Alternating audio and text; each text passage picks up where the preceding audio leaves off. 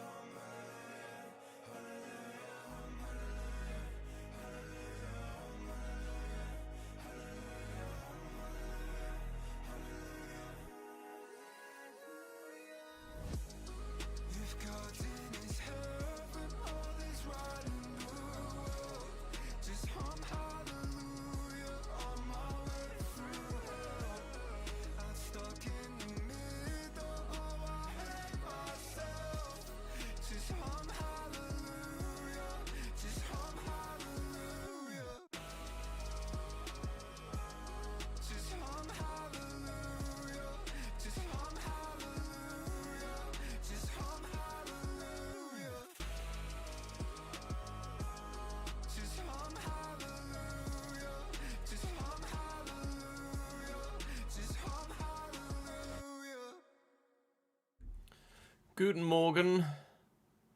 Guten Morgen indeed. Or guten Abend.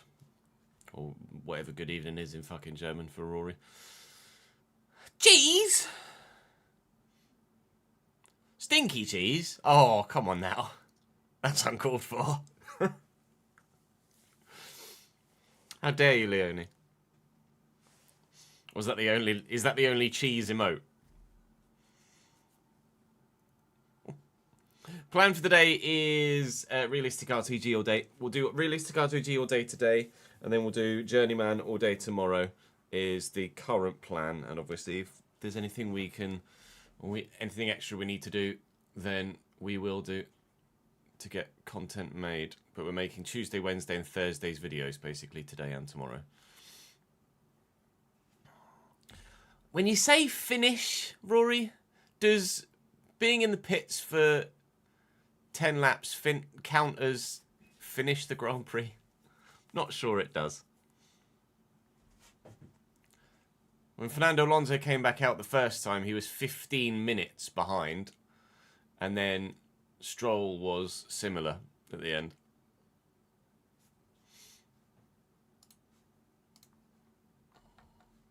So, yeah, plan for the day is new season in RTG, basically.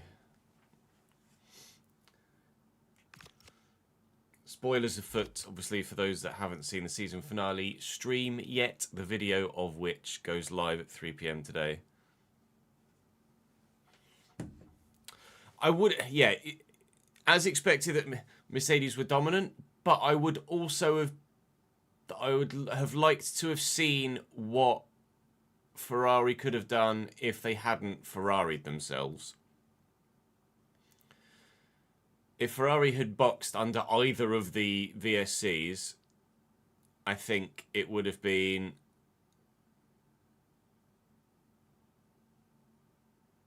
more of a fight.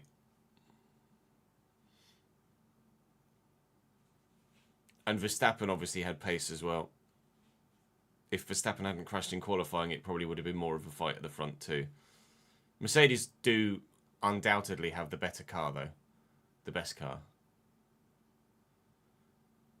And as much as there's all the talk about Merc breaking compression rate laws, etc., or bending compression rate laws, they are correct when they say, well, McLaren have the same engine, and Williams have the same engine, and Alpine have the same engine. Mercedes have the best chassis as well.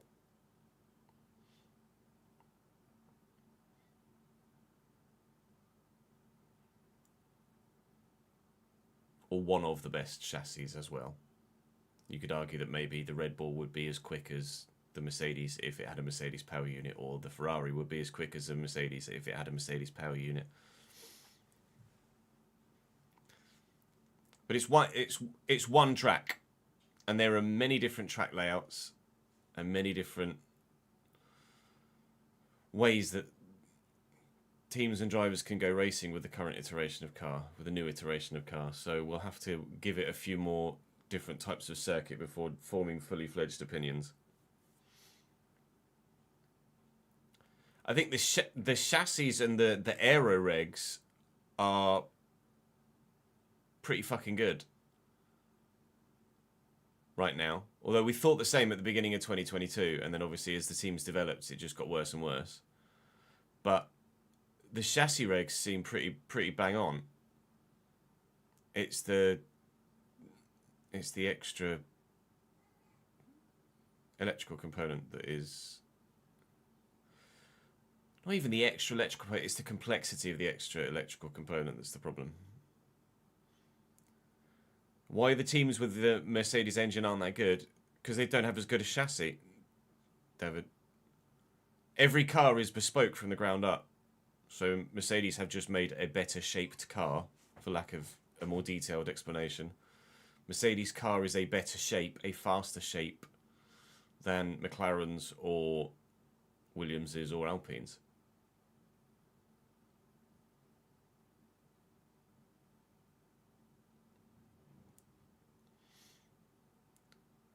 But it was an entertaining race. I saw a lot of people saying that like the first 10 laps were good and then the rest after that was a bit mid. I disagree with that. I do think it was an entertaining Grand Prix.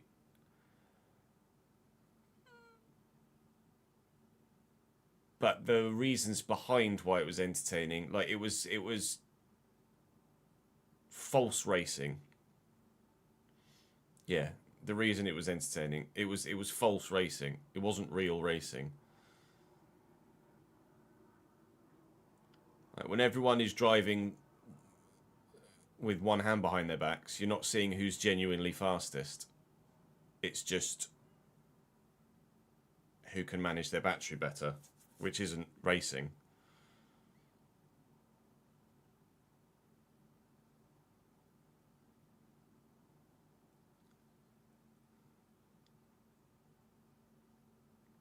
I haven't updated my gameplay, Babsy, no.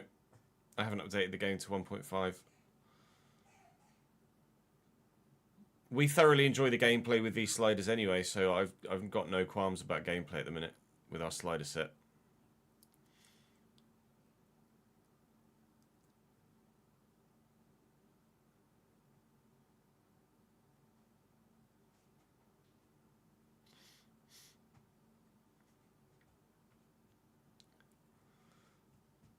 I think Ferrari stood a great chance of winning the race if they'd have pit under the VSC. Yeah, I agree.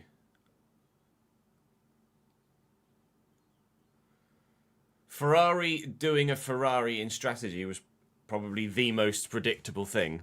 Ferrari fucking themselves on strategy was probably the most predictable thing amongst everything else. All the chat about Mercedes dominance, etc.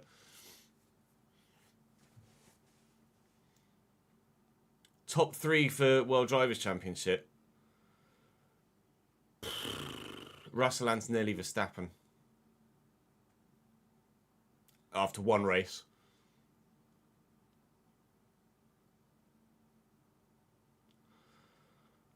Although, all you need to do is look at McLaren at the start of 2024 and McLaren at the end of 2024 to know exactly how much a team's performance can change with updates throughout the course of a Grand Prix. McLaren were 19th and 20th in Bahrain in 24, and by the end of the season, Lando was challenging for the championship. All fucking changes. It can all change. We also don't know how fast Piastri would have been in race pace, in race spec. And Lando, at the end of the race, was matching the pace of those at the front. So he'd obviously figured something out with harvesting and deployment, etc. The most frustrating thing is that nobody's talking about racing. Everyone's just talking about batteries.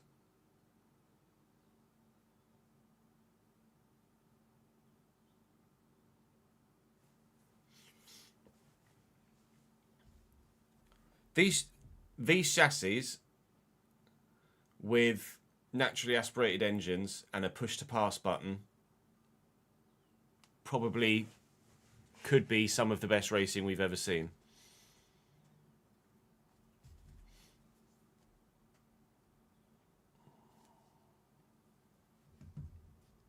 At this stage, until obviously they overdevelop the cars.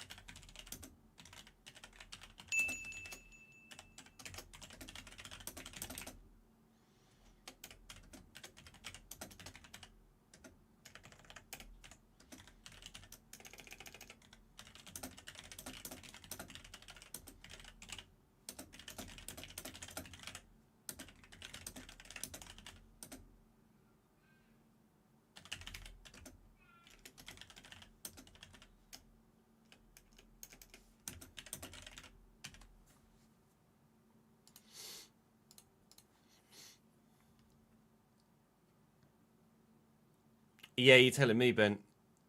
Really frustrated by the result at Accrington, but it is what it is. I have no idea how Colapinto didn't run into the back of Lawson. It's not quite as dramatic as Isaac Hadjar in the tunnel at Monaco, but it's not far off. And there's footage from, I'm not sure who it is behind, someone behind, where you see him swing, and then the back end like basically skirt against the wall whilst the rear tyres are spinning like crazy.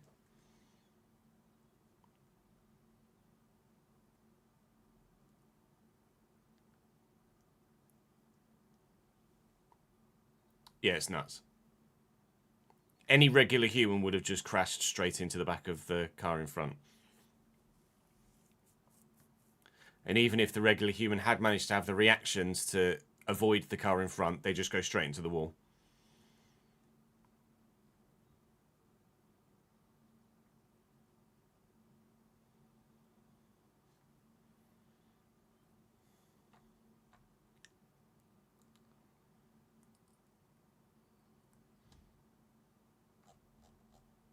I don't think Melbourne is cursed for Aussies because Mark Webber. But then you could argue that that Melbourne is cursed for Aussies because Mark Webber. And Oscar. Oscar is just 100% curse, if it exists. Webber is like 90% curse.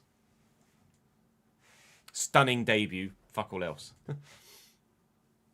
And Daddy Rick is curse.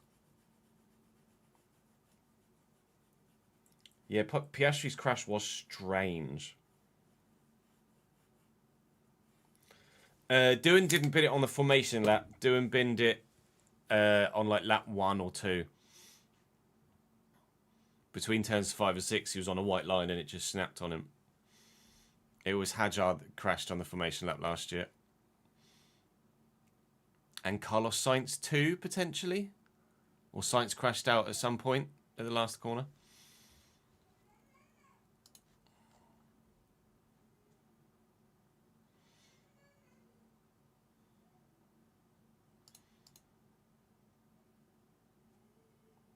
Yeah, it might well have been lap 1 for Sainz as well.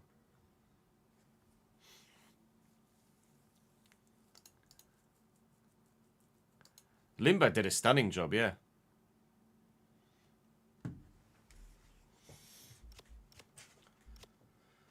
So we've got names on the shortlist, don't we, for positions we're looking to fill. We're thinking Mayer for centre-back. Kovar for goalkeeper. Left-back, either Savannah or Perez-Vinlev, sorry, depending on finances.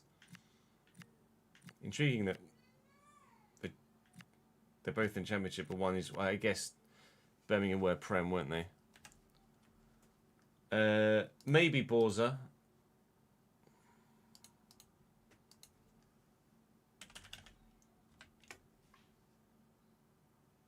Yeah, searching Perez is probably not the great way to go about it, is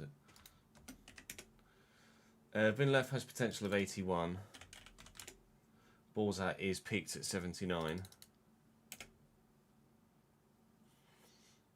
And who was the other one? Savannah, I presume he's peaked at 80. I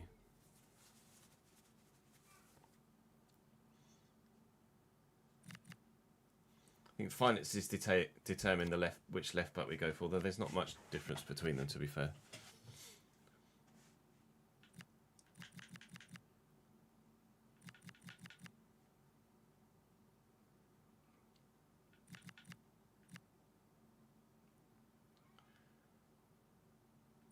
We're going to get Sean Stour, and then we'll loan Ethan Wheatley if we can. There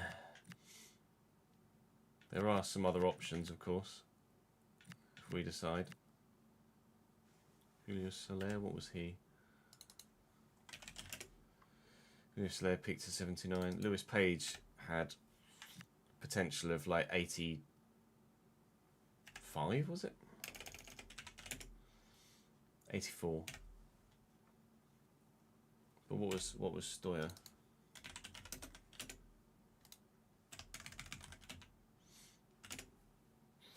Stoyer's potential of 83. And I like the look of Stoyer just as much as I like the look of Page. We could maybe get Page if we need a winger, to be honest.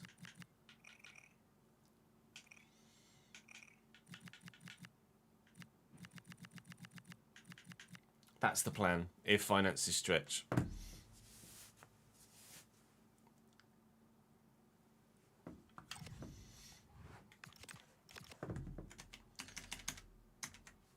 And we are here financially.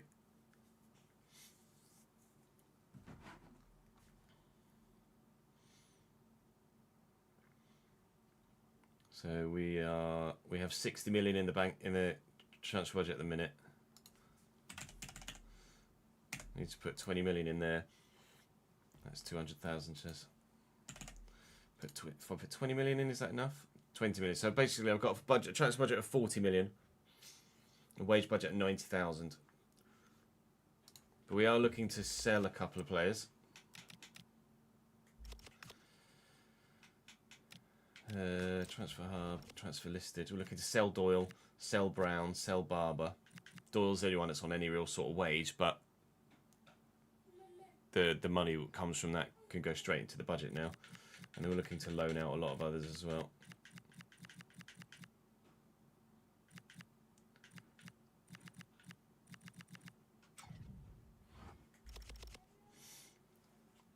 Is the current plan. So I'm going to start recording. I haven't, Sam, no. A Benny bit.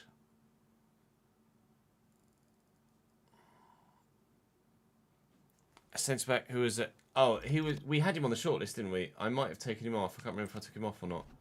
It was like 77. He was 77 rated. Let's have a look at 77s. Is he still here? No, 77 is just not high enough, I'm afraid. Run!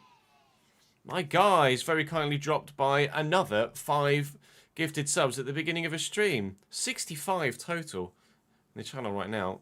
The majority of which have all come in the last couple of months, which is very generous of you. Thank you, Ron. How are you, friend? Royal Nate, Shrews, Bobson, Forbes JF, and Juve's left back. Welcome to the channel, guys. Ronald has a big pee-pee.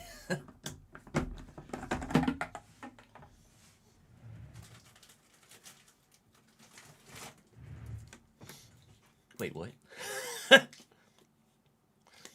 Don't ask me, ask Curtis. Not Curtis, Christian.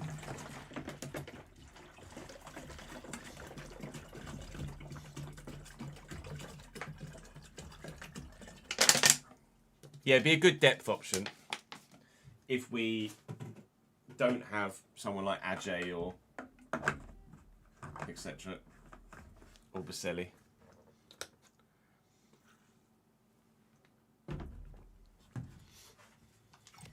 Okay, that is very weird. Welcome to the internet, Saints.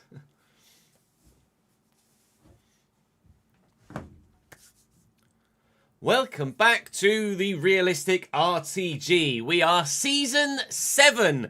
Spoilers afoot for yesterday's season finale with a relegation battle. We stayed up. We are a Premier League side for a second year in a row, and as such, we need to improve the squad as best we can with relatively limited finances, grand scheme of things, to try and ensure that we're not involved in a second back-to-back relegation scrap. I fear we might be, but we will do what we can to avoid such a scenario. We have improved the ground. We have doubled our capacity. We've spent £13 million investing in the ground to double it from 11,000 to 22,000. So we will be earning effectively twice as much money from season ticket sales and from match revenue this season. That will help offset our growing wage costs, which totaled for staff and players are like £1.1 million a week, of which we are not earning that back. We made a loss of over £50 million in pure operating costs last season. We're trying to offset that, although of course as we look to increase the quality in the squad and increase our league position, wage rises are going to happen as well. So we might even, despite bringing more money in, be spending even more money in the first place. So we're going to have to take that one as it comes and financially try and deal with what we can, but we had to invest in the infrastructure and improve the size of the stadium. That was a non-discussion. It just had to happen. So in terms of improving the squad, we're going to be looking for a left back because we had someone in on loan last year. We're going to be looking for a starting goalkeeper as well. McGinty is going to become our second goalkeeper now. We're also going to look for an improvement at centre-back as well. We're looking to sell Doyle and improve at Cam, and I'm going to need a backup striker too.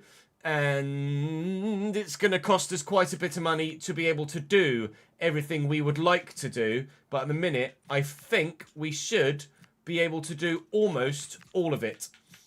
I am probably going to need to loan in someone else as well in a deeper midfield position like we did with Georgie Kochishvili last season. But again, finances will dictate that. We need a left back. We need a goalkeeper. And I would very much like a centre-back as well to replace Ajay. And the Cam could be improved upon as well. We've got a number of youngsters that are going to go out on loan this year. We've got a couple of players that are listed for transfer too, as we mentioned. I'll show you what we've got currently on the transfer list. So Doyle, Brown and Barber are transfer listed. Brown, if he'd have grown well and maximised his potential, he could have been my first team goalkeeper. He's just not maximised his potential. That is on him. Then on the loan list, lots on the loan list. And we may well look to loan out Michael Noonan as well if the opportunity arises to be able to do so. So what money do I have to improve the squad is the question you're asking. And that question is answered by £40 million. £13 million of the budget is already gone. That was spent on Michael Noonan's loan to buy clause of us surviving the relegation drop. And then I've had to move £20 million of the budget into wages to not be 300 grand over wage budget. But of course, we're looking to sell some players and that will raise funds. Kamari Doyle is on nearly 30 grand a week. That will absolutely help in the wage budget. And then all of his transfer budget can go straight into the straight into all of his transfer fee can go straight into the transfer budget. We keep 70% of every sale that we make goes straight into the current season's transfer budget. So there is money to be made. There are players to be signed, and those players, we think, we've isolated who we want to get. So let me show you. We'll go through position by position. So in goal, we're going to go with a free agent signing of Mate Kovar, former Bayer Leverkusen goalkeeper. His most recent club was, my brain is going to tell me PSV, but I might be off, might be thinking of someone different. But at 80 rated, that's a significant upgrade on McGinty, whilst also not being massively OP. So I think that's a solid deal there for Mate Kovar. We do have the potential of buying Mads Hermansen from Leeds, who were relegated last year from the Premier League, but obviously any money we can save on a sale or signing permanently is really needed to be taken, and there are very minimal options with the free agents this season. There are a couple that were just too highly rated, a couple of 82s and 83s that are out of our reach with the rules of the save to kind of curve the steep progression that you get sometimes in career mode. So Kovar will come in on a free is the plan. With regards to the left back, my options are, and now I'll just sort by, this is going to be easier to do, sort by rating. So we are going to look at Savona from Bristol City or Perez Vinlov from Birmingham, both in the Championship, both 80 rated, obviously one slightly younger than the other. Savona is peaked at 80. Perez Vinlov can only grow to 81. Everyone's kind of about where they are. We had someone else called Borza, I think his name was, from Sheffield United on the shortlist last season. He's 79 and peaked at 79. They're all about the same valuation. So we should be able to bring someone in at left back. With regards the centre-back role, we're actually going with someone who's down as a left back. Bjorn Mayer is at Norwich. He's an 81 rated left back, but he definitely looks suited to centre back. 84 jumping, not massively fast, not great agility or balance wise. Doesn't scream left back, but absolutely shouts top centre back with good ball playing attributes as well, with short pass, ball control, etc. Crossing's 84 as well, so if he does find himself forward in a wide area, he can pop the ball into the middle as well. He's going to be the go-to at centre-back, although there is the option of Jan Bissek as well from relegated Leicester City. Now, with regards to the cam role, we are looking at, there's a couple of other alternate options, as you can see further down for left-back and centre-back. With regards to cam, options are Isaac Price, although physically he doesn't impress massively. He's not great. Technically he's decent, but I think there are better options elsewhere. We are also looking at young Lewis Page, who is 79 rated, but with potential to get into the early 80s. He's quick and agile, but not that strong, and his stamina's not great. And technically, the passing stats are obviously outrageous, but the rest of them, whilst decent, aren't amazing. He's not the most well-rounded cam. Then you look at Sean Stoyer from Stoke. Stoyer at Stoke. We've already signed Egbring from Stoke previously in the save, of course. Valued about the same. Wages are similar as well. He isn't as agile, but he's more well-rounded physically. Good acceleration, whilst not sensational. And good stamina as well, importantly. Good vision too. Passing stats is still decent at 85. And then ball control, dribbling, crossing, finishing, all, and long passing, all of an acceptable standard. I like the look of Sean Stoyer. He too can grow very well, and that 4-star weak foot will come in handy too. So Stoyer is going to be a go-to. And then Ethan Wheatley on loan from Manchester United would be an absolutely stunning backup to Louis Appere. And they would probably dovetail. That's just a really obvious option as a loanee to save some money on permanent transfers as well. So they are my current targets, and I'm going to get the bloody free agent in straight away. Mate Kovar in on a free is going to be very, very important indeed. He's going to want Crucial. Of course he is. He is going to have Crucial. Of course he is. 3-year deal suits us down to the ground. That will probably give us the best of his remaining years as a professional footballer. And wage-wise, it recommends 52. But I think we can probably get him for less than that. And we'll offer him a £400,000 signing on fee as well. And hopefully he'll either take it or negotiate it. And he will just quite simply take it. Mate Kovar comes in as our new starting goalkeeper. And that alone will significantly strengthen our backline. I love McGinty. And I will back McGinty to the hilt. But if we are to move forward as a club, then we do need a new goalkeeper. McGinty can keep us in the division, but McGinty can't get us to the top half. Kovar could.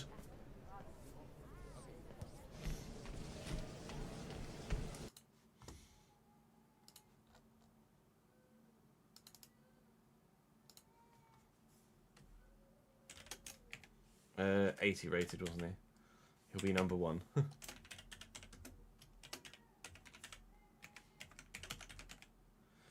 £42,000 a week.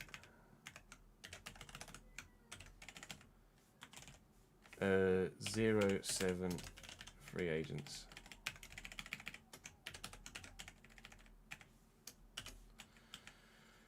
Uh, 30 06 20 34. Wow, you believe we're that far into a save already? And when's his birthday? I knew Sam would have it for me. Thank you. 1705 2000. My guy.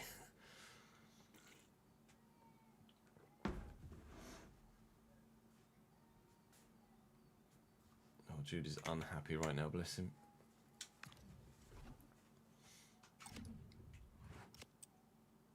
Oh, signing on fee.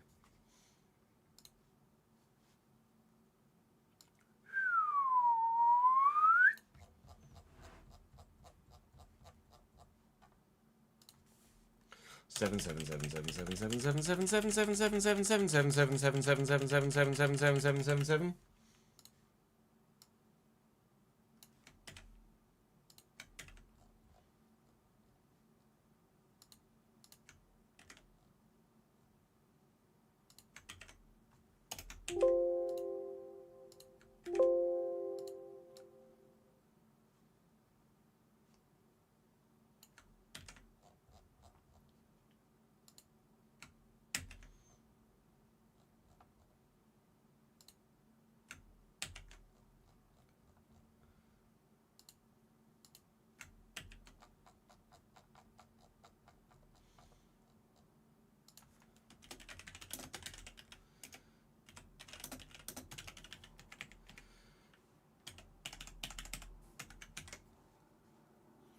$400,000.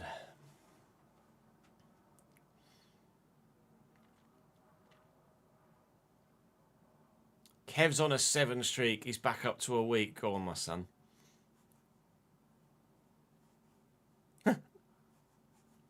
I'm sure the dog has dragged you to Costa. It's not you going for a bacon roll at all, Kev.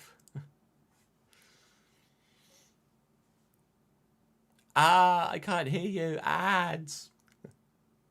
Marcus.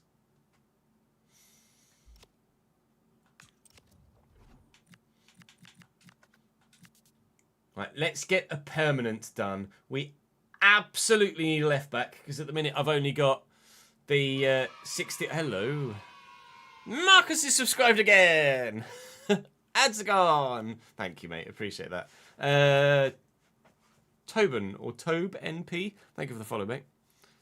Started a new save and sim at United, sim through it month by month to the end of the season. Maguire was to be a free agent at the end of the season, and once during the season did he pop up at City? Did or didn't want it?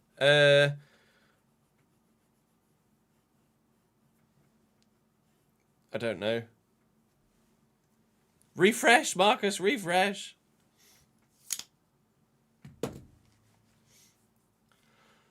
Next port of call has to be left back. We currently only have 69 potential wonder kid, but 69 rated. Oh God, his name was quite long, was it? It's Kujovic. Now I could maybe, a la Crystal Palace save, put some faith in the young man and start him in the Premier League. I would be sorely tempted. Because fullback is not a position where you desperately need a lot of quality. But at the same time, are we going to stay up with a 69 rated left back? I don't know. I will sign at centre back, and then I will gauge live chat response as to the idea of keeping Kujovic at left back, considering he's got massive potential. It might be an opportunity we shouldn't overlook, something we shouldn't just completely disregard. Now, Savona is cheaper. 21 million, 12 million. Their asking price is 16.6, but Savona is potentially available slightly under his value. I am torn here between height and experience and pace. And to be fair, tackling stats aren't too dissimilar either. Savona, and defensive awareness is pretty decent as well. I think it has to be Perez Vinler, really. Although it's going to cost me more to do it. But he's going to give us a longer time. Actually, you know what? You know what? Let me just offer nothing, and then they can laugh at me out the door. I'm going to make the decision myself in real time. I'm going to sign the older Savona so that we can send the youngster out on loan for a season, and then he comes in and replaces Savona in a shorter term than he would do the younger left back. I'm going to go for experience over anything else, and then to give the youngster the experience of full first-team football elsewhere, and to try and avoid a potential relegation fight. If we were a more established Premier League team, I could probably commit to the younger left-back. But we're not an established Premier League side at the moment. We don't know if we're going to get dragged into a relegation battle, and the experience of someone like Savona is going to be massively important. And actually, considering we're a club with more stature, being in the Premier League, although he might just, because I'm in the Premier League, he might be like, I want big wages. We'll see what he says.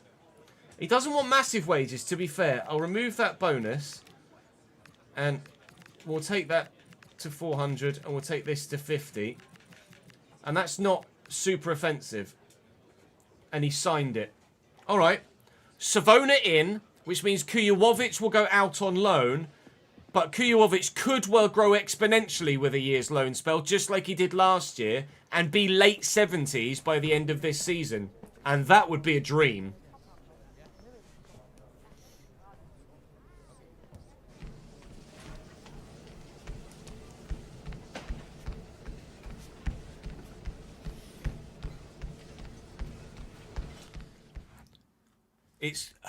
I guess it's kind of cheating.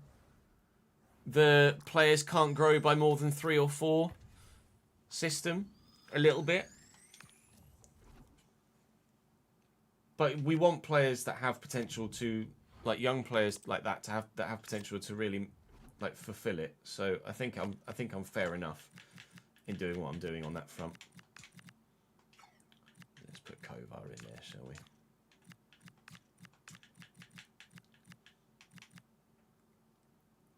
I think I'm justified enough in doing what I'm doing.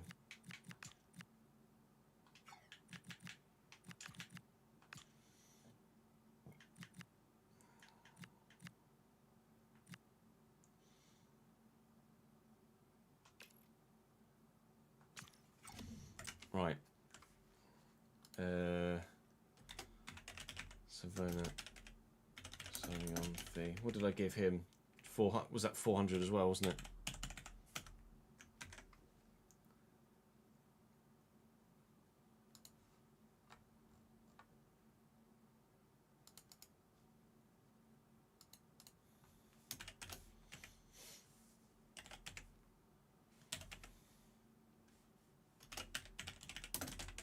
Nicolo, isn't it? Nicolo Savona.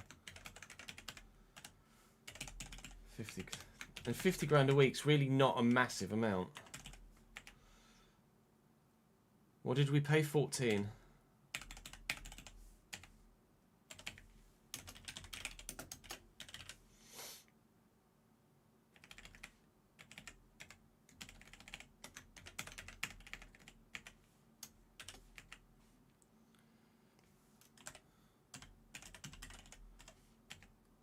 And it was a 3-year deal for him as well.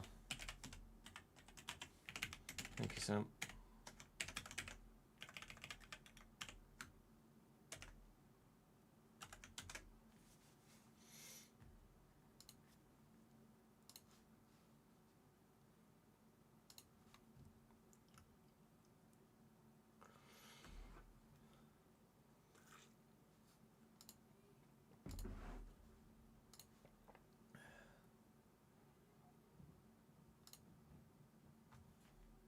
I'll put 31, not 34. There we go.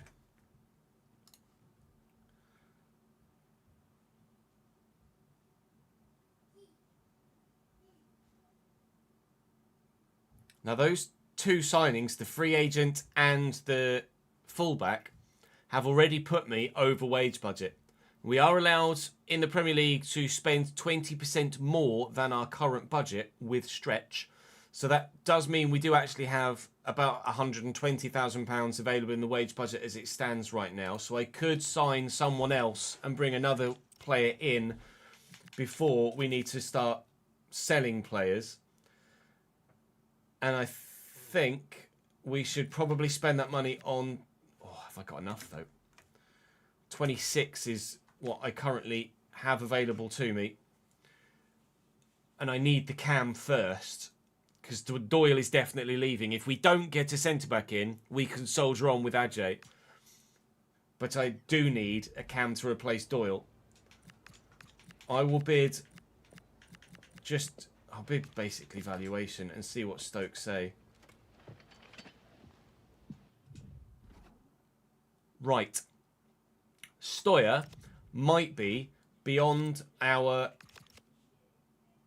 Stoy might be beyond our financial reach right now.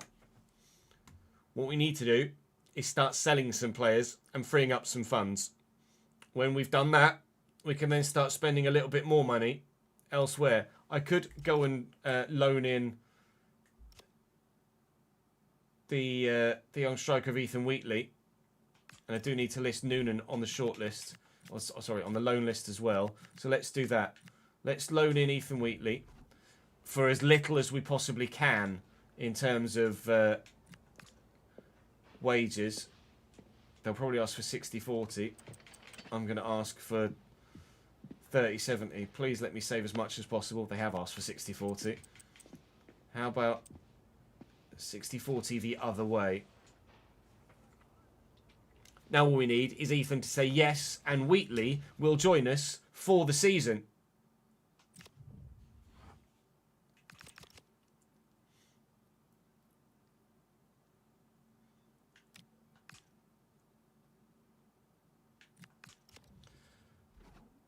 Of course.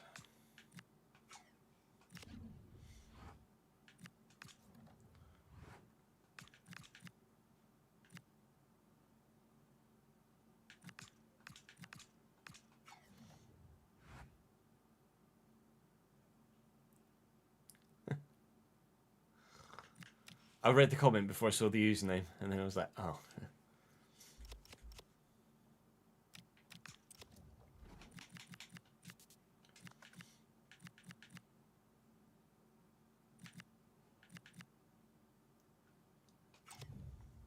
It's not that much cheaper, to be fair. But it might be cheap enough.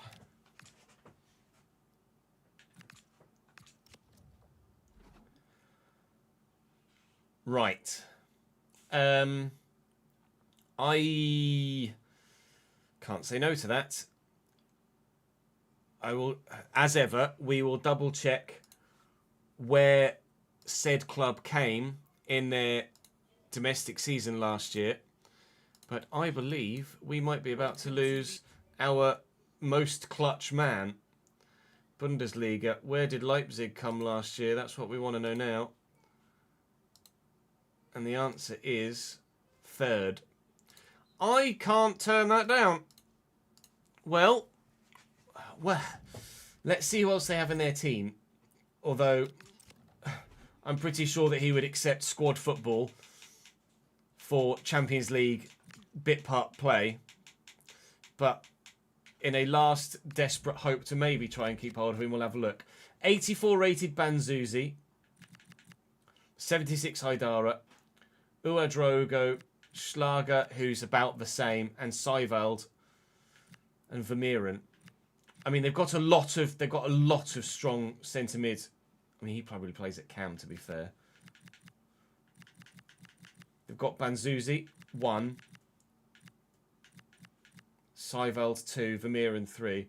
I probably still think he'd go.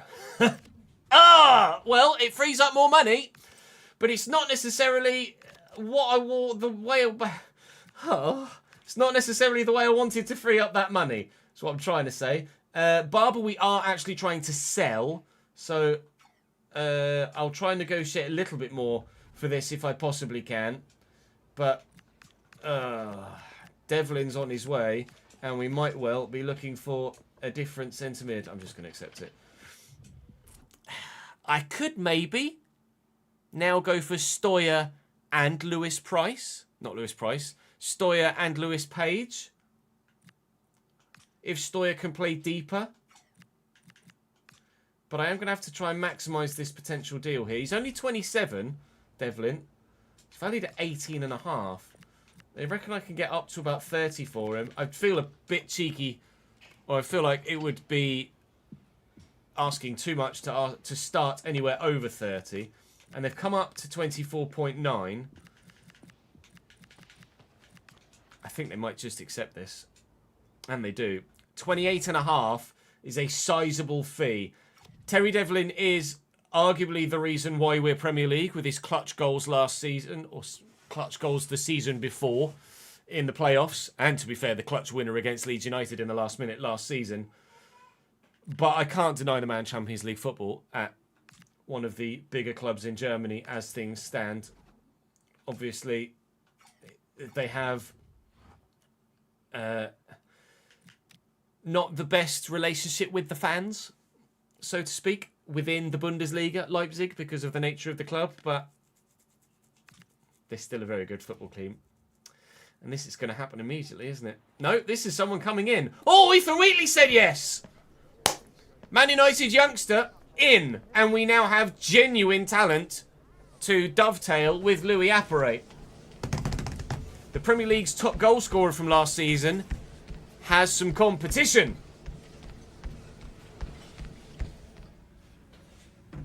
You already had that one loaded up, didn't you, Sam? I'm ready to go.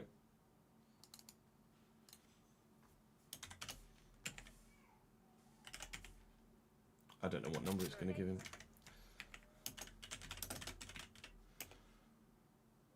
Had it since I put the bid in, yeah. Oh,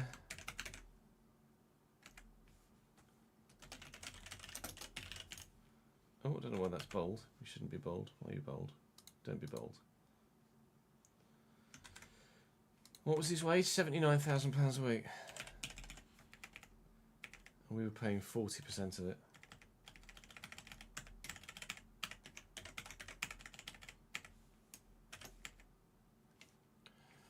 /20/01/2006.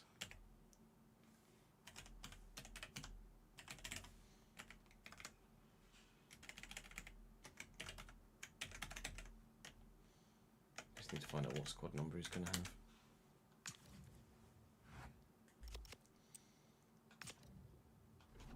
Wrong lunches.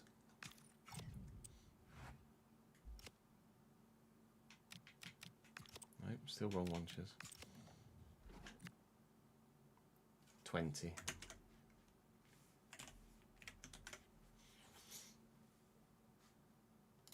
I'm over budget, I'm over budget. We now loan Noonan, right? We have to.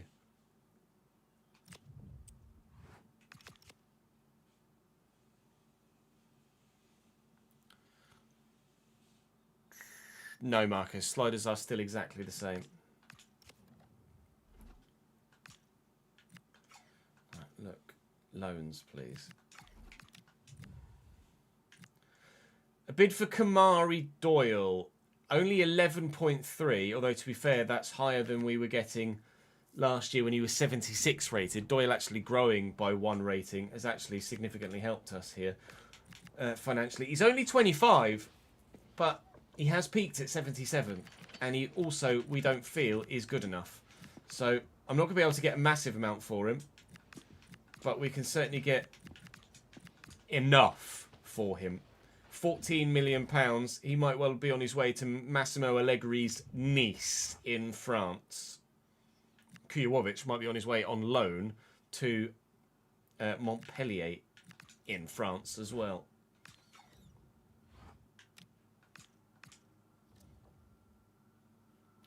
Uh-oh. Vitel. Terry Devlin says goodbye to Cambridge United after 2 fantastic years in our midfield position. We now need to find an alternative. It's definitely doable, but it does suck. Thank you, Terry. Very much indeed. Thank you, Pablaku, as well, for the raid. Cheers, mate. Cheers, mate. Right, where are you? Oh, Terry. Terry, Devlin. Oh, 10% of it's going to fucking Portsmouth as well. That's annoying. What was it? What are we selling for? 28.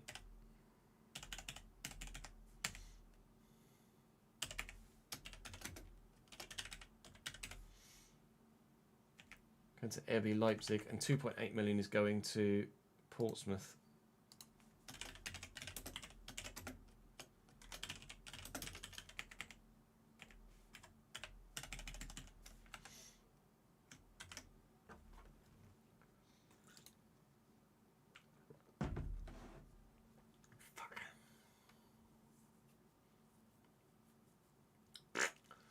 Okay. It is what it is. Oh, 28.5.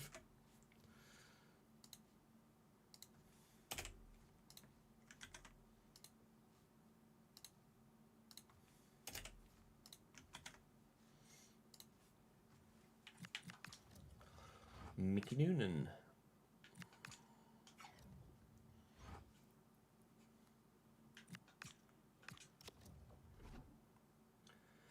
Bidford from Bologna. We can definitely try and negotiate that to a similar sort of range to the other one.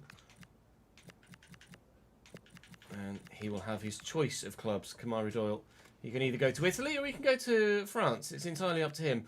2-year loan bid for Louis Ford from Sunderland. I will negotiate that to just a 1-year deal, because Louis Ford may well be absolutely top draw for us. I would rather pay less of his wages, and they'll accept paying 60%. He's on £2 a week, but at the minute I'm probably going to need every £1,000 I can save, aren't I? Transfer bid for Babbage, which I'm going to reject from West Ham. We're wanting to loan him only at this stage, please. Devlin sold £28.5 million to Leipzig, 10% of which is going to Portsmouth as a sell-on fee, which is annoying. But that doesn't mean that we don't get the 70% into our transfer budget. It just means that the bank balance is a little bit lower. So we will still be able to reinvest the maximum amount from that Devlin deal.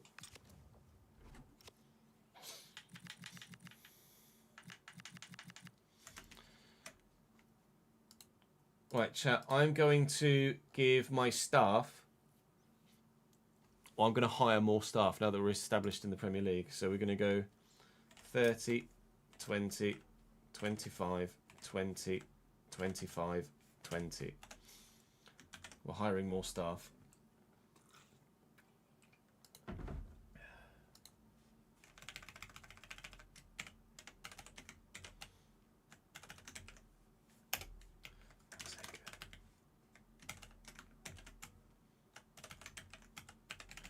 Staff wages are now going to be 602,717.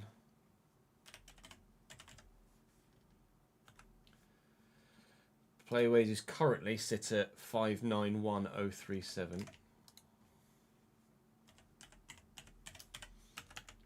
And shirt sales 1.23 million, which is 650,000, half of which we'll very gladly take.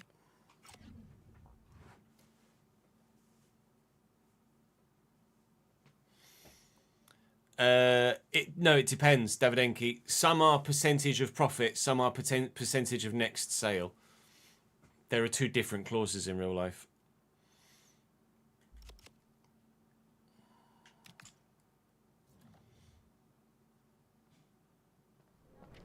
That's going to be young Louis Ford leaving, or is that Jay Barber? It's Jay Barber going to Paris FC for 3 million, but I'll take the 3 million. That's going to come in handy. That can all go into wages. That Jay Barber sale is actually going to significantly help here. Let me just do that immediately here so you can have a live visual see of what that's going to do. I'm going to put that 3 million all into the wages, and that's going to give me an extra £58,000 a week.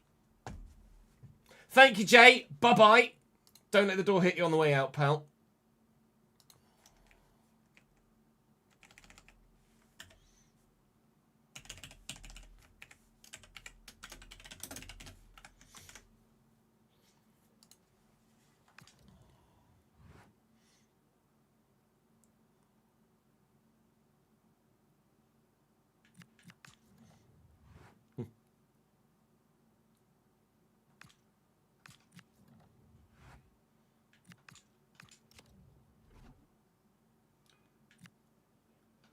Just a loan, please.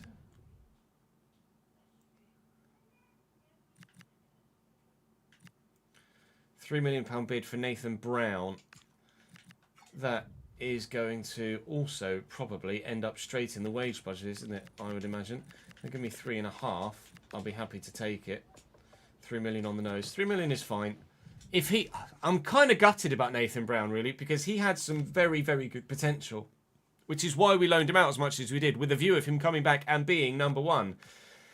Just ultimately didn't grow enough to become our number one, which is a real shame.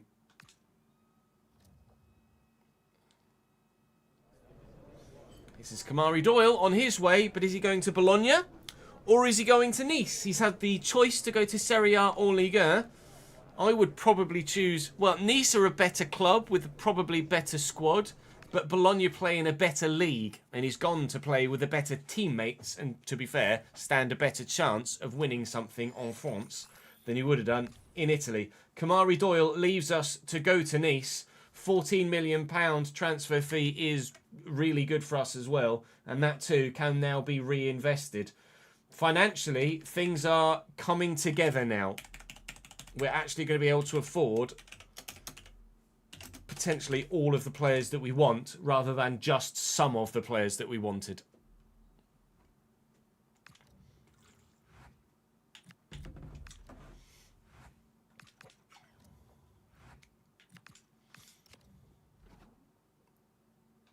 No.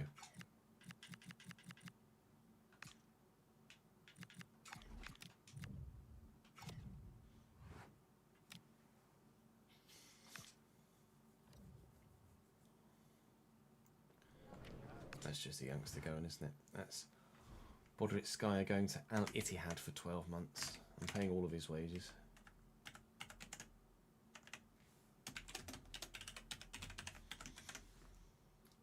Have fun out there, mate. To be fair, it's much closer to home for the Kazakhstani playing in Saudi than it is to the UK, so he'll be very pleased with that. And we're not selling him, thank you. But we can accept the Montpellier bid. We can accept the Platense bid for Carvalho. And Babic, a 2-year loan to Sparta Rotterdam. I will delegate that to just a 1-year loan, please. But that could be good news for him too. Hey Blip, thank you for the follow, mate. Thank you, Pab, for the follow as well after the raid of 3. Appreciate it, mate. I haven't seen it, Leonie. No, Sam has linked me on either Discord or Twitter, I think. But I haven't watched it yet. This is going to be just another youngster going. That's Louis Ford out on loan to Sunderland for 12 months. We were paying just 40% of his wages as well. Louis Ford could very much be part of our first team football next season. Louis Ford might now have the opportunity, and thank you, Nathan Brown, Silkerball, for 3 million. Louis Brown might now also replace Ethan Wheatley in the squad next year. 7, Silkerball, IF.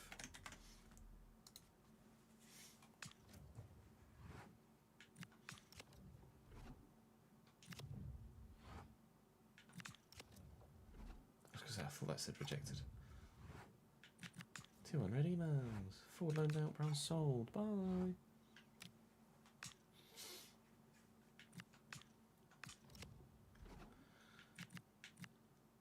Simon, just a loan, please. De Carvalho can go to Czestochowa if he wants. I'm sure he'd rather go back to Brazil, though. And they will do a 1-year loan deal there. You're not buying him, go away. We were going to look at Alex Roberts as well, weren't we?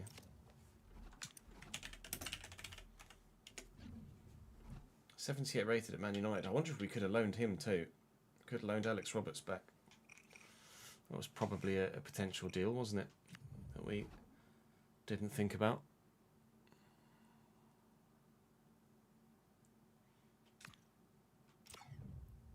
Oh well, we've signed Savannah now.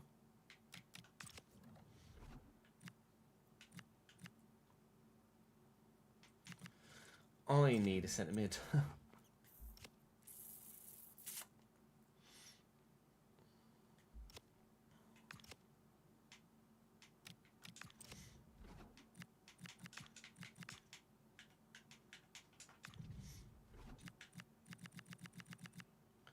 Nobody that's any good on the transfer list yet. Good, yay. Still Haidara for a year.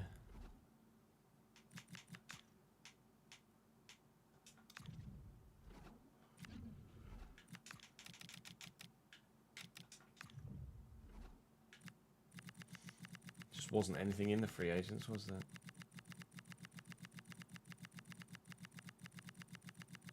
If there was, they'd have gone by now. Nothing that we could have gone. This is where the 82 rated guy, the Italian guy, would have been unreal, but Sag.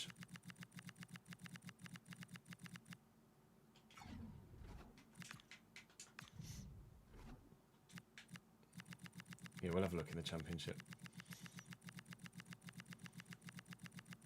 We've raided the Championship in both promoted seasons, haven't we? Or both seasons since being in the Premier League now, haven't we? Seems like the obvious thing to do. I don't know how good Bozanovsky is now. 78 still.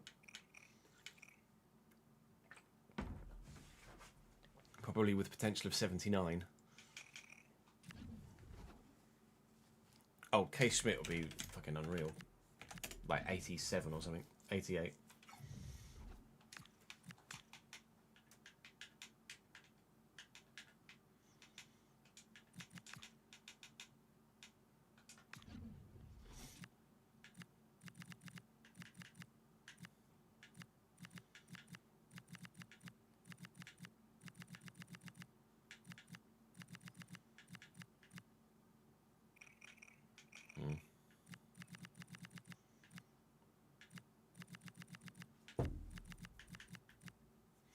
There's a young 20-something that's only 79 rated, then that would be intriguing. Someone like Jacob Wright, perhaps. What's his potential? Don't be 79. Or sorry, don't be just 80. It's just 80.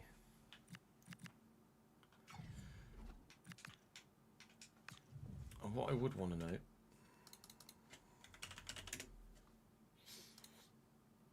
75 rated CDM, annoyingly.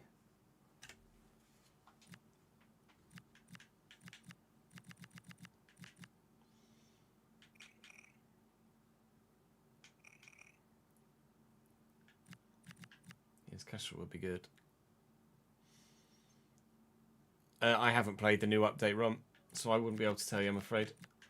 I would very confidently say that the ultimate difficulty being easier than legendary won't change all year.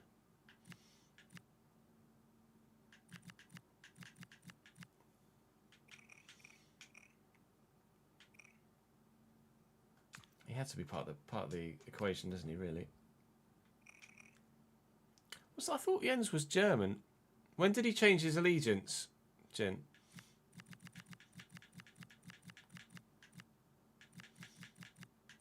That's Mike.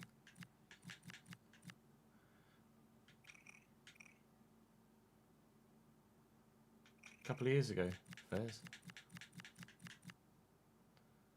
Alex Matos. 87 stand tackle.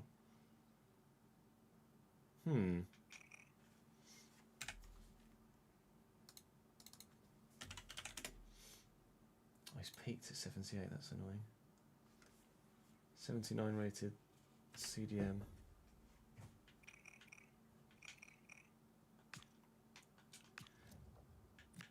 He's good though, he just won't grow.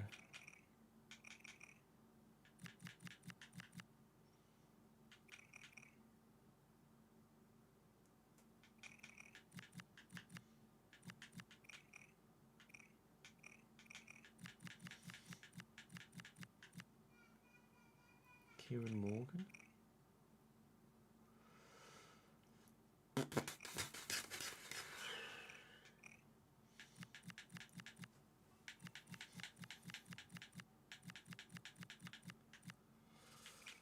Yeah.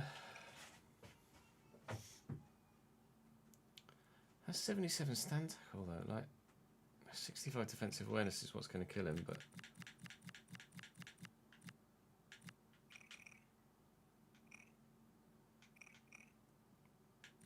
maybe Alcuye?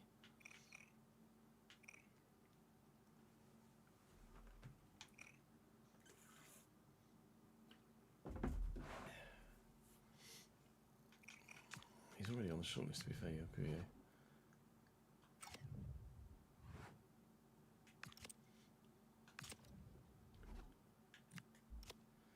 I could move Garner to the deep line playmaker.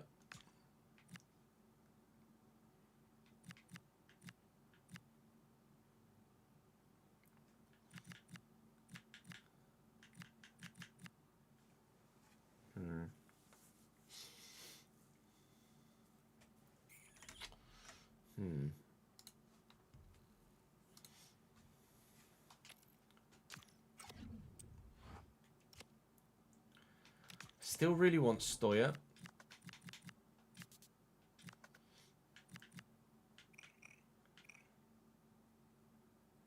Do we bring Charlie Webster back?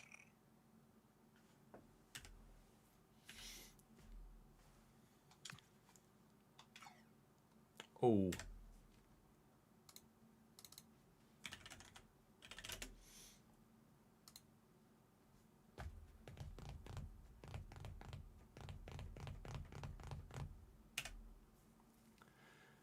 Do we bring Webster back and play him deeper? Potentially. You do have a name, Davideki. It's David Enki.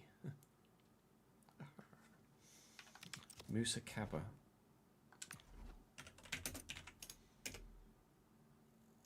Two SSs. Nope.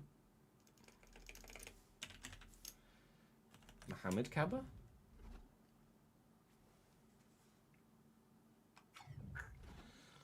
Not in my save. Yeah, it must have been added later. Valente, presumably Gabriel. No. Luciano? Too good. Oh, he's 16 in real life, is he? Maybe we look to loan a Premier League CDM.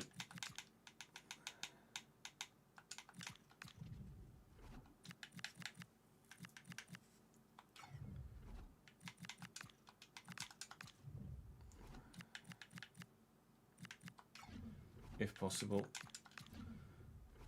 to then be able to buy someone later down the line.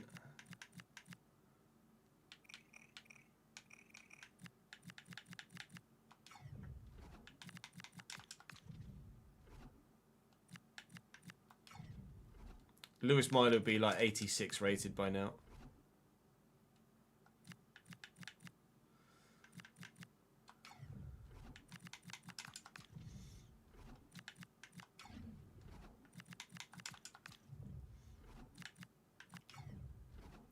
Hackney's too highly rated, unfortunately, AJ.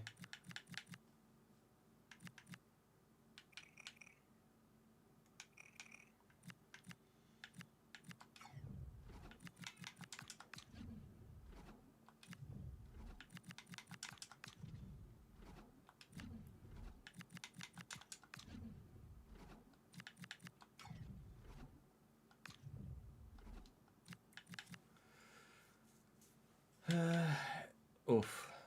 No.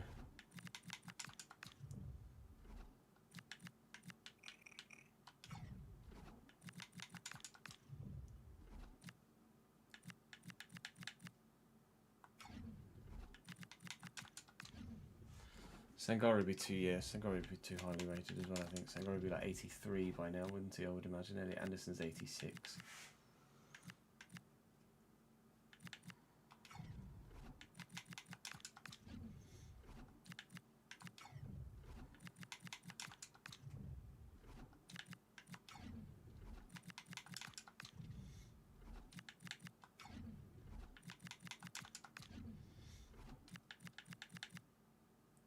Yes, this plan hasn't worked out, has it?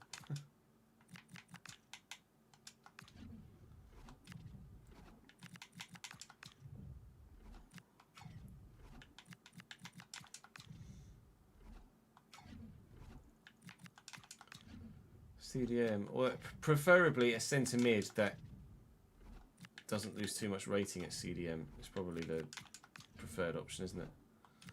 Oh, one rating away from getting Diego Gomez. That would have been all over.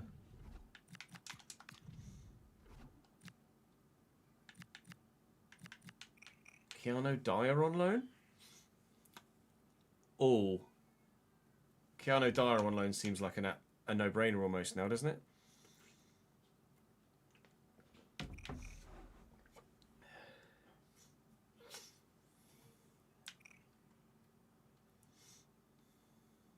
He looks like a player that would suit me down to the ground.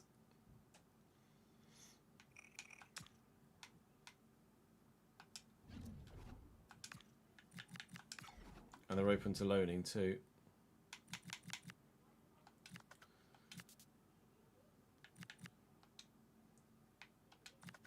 I'll start taking people off the shortlist now.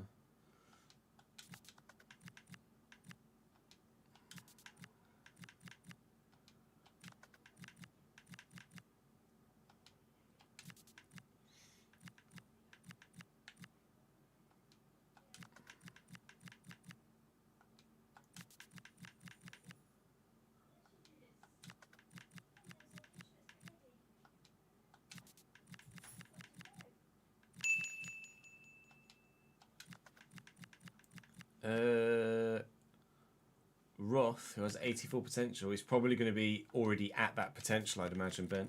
But we can look. Lewis Page has gone up 1 to 80 rated already. That's him more expensive now.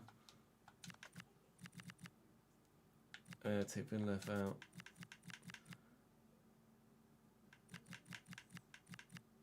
Take Balls off as well.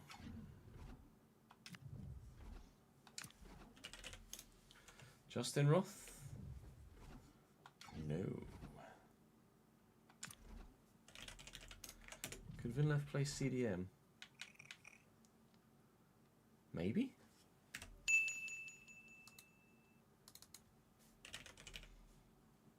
Oh, Toth, not Roth. No. Alex Toth. 84. Yeah, he's peaked. Wow. Wow. That's a special player technically.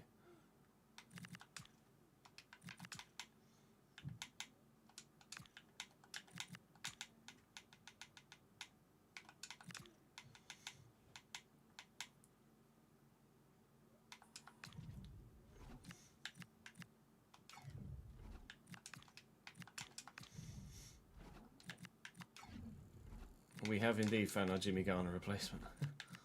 Potentially. If he's still at Ferenc Feroci.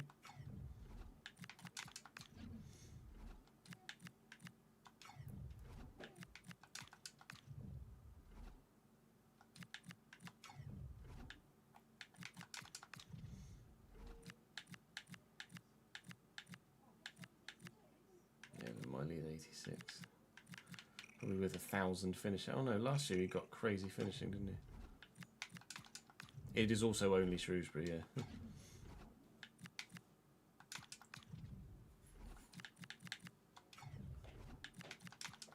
yeah. Ron is Bristol Rovers, Marcos. I don't know, I called you Marcos.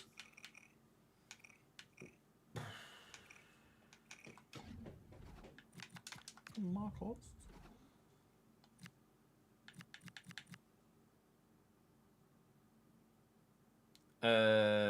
No, Marcus, that was earlier in the season. We beat them most recently. But nice try.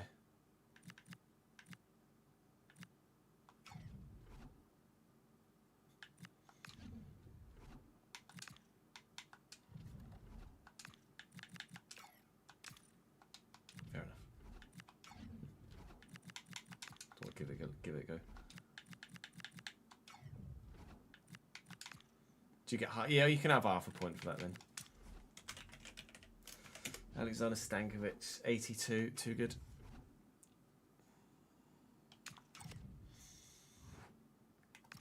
I mean, Keanu Dyer just looks too good to say no to, doesn't he, really? Considering we want to sign other players in other positions permanently. I think Keanu Dyer in that deeper midfield role as a Terry Devlin replacement on a short term before we find ourselves hopefully next season in a position to start pumping some money into things. I think that's a no-brainer. We can get Dyer on loan. That would then free up the opportunity to buy Mayer and buy Stoya.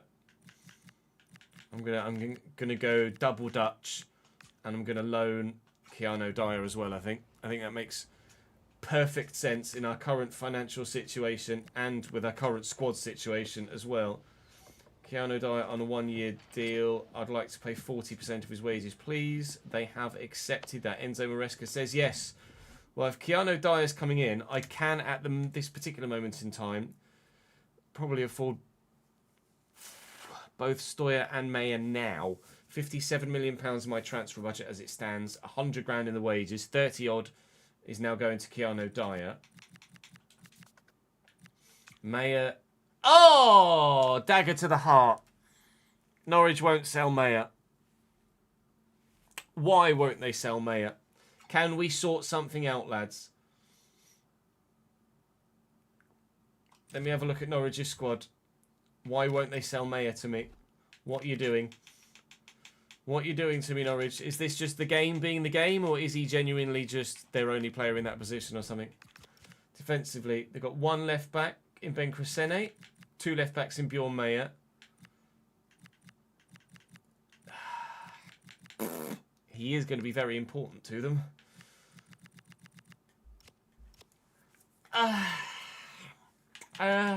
Okay. Okay. All right. All right. I'll look elsewhere then. Let's go and get Bissek from a relegated Leicester City instead. Not my first choice, but cheaper. Older, but cheaper. Again, we'll bid slightly undervaluation. They want more than. That's fine. That's still cheaper than we would have paid for May. 17? No, they're adamant they want 19.1. Well, I'm adamant I don't want to pay 19.1. 18. Okay, Bissek potentially coming in then. Let's agree the fee for Stoya first. Now they just... You see, it says I could get him for about 25. I offered 24, and they basically told me where to go last time. What's to make them negotiate from here? So you turned down 24 and embarrassed me out of the room, but for just £1.8 million more and a 10% sell-on clause, you'd let me have him. You are weird people in Stoke, I tell you that much. Very, very weird people. I'll take it, though. Right. Wages. Please don't ask for the world, gentlemen. I cannot afford to give you the world, but I can afford to give you something competitive and more than what you're currently on-ish. If you could give me an idea of what you want, that'd be great. Bisek, 40 and 300. Say yes. Oh, he did. Thank you. Bisek's in. Lovely.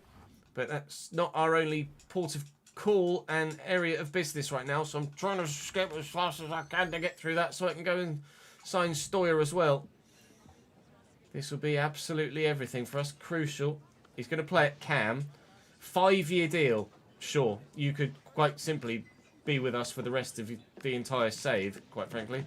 I'll offer him 45 and 400 as a signing on fee. The team's coming together! The team is coming together.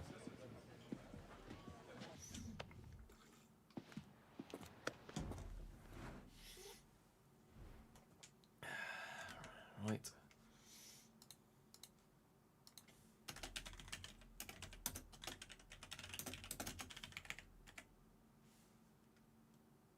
Was Bisek 300 or 400? I think it was 3, wasn't it?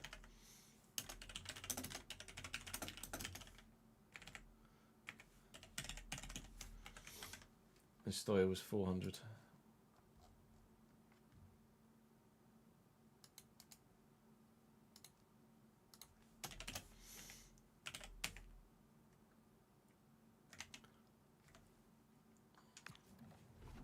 What squad number has Bisek got?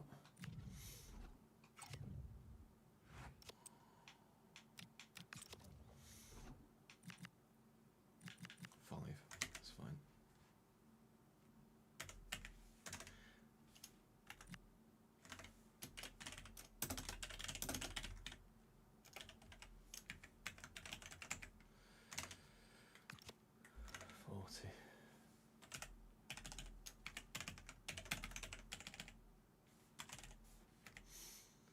Uh, 18. Was it 18 and a half or 18? 18, wasn't it?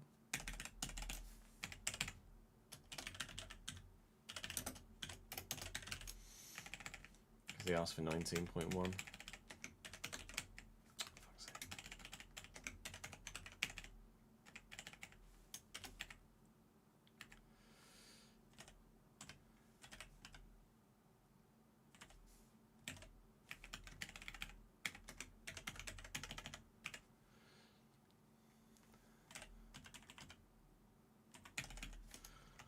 Go. Then Stoyer.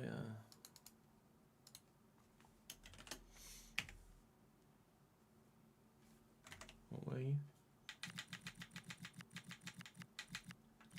80. It's got number 21. No. I don't know. It definitely might have been number 5, to be fair.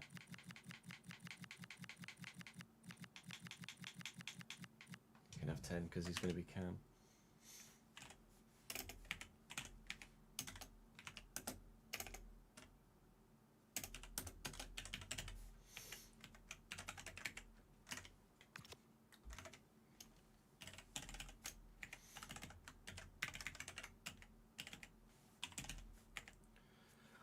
What did I pay for him in the end? 25. 5. Was it 25.5 and a 15%? 25.5 and a 10%. He doesn't go up at Cam, no, but he stays at 80.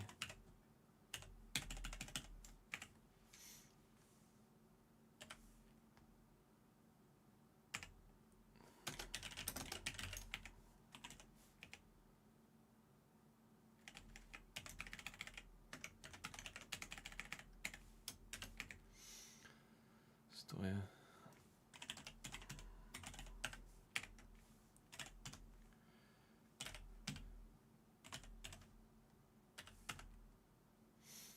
Five-year deal. That's really quite unheard of. You so very rarely end up with players that ask for that sort of deal.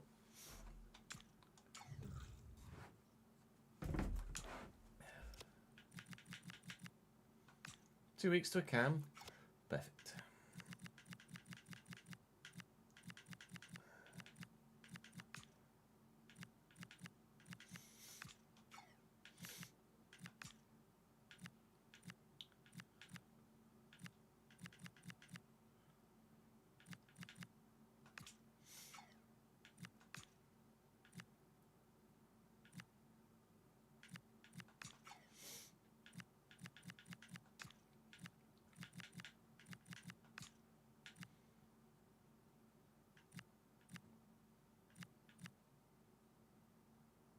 That's annoying.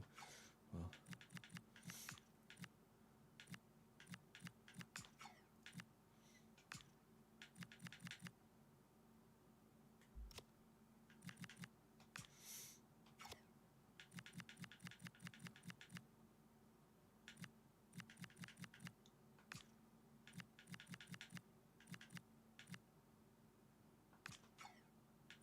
He was 6'6", wasn't he? 18 weeks to a centre back. Change him to a centre back.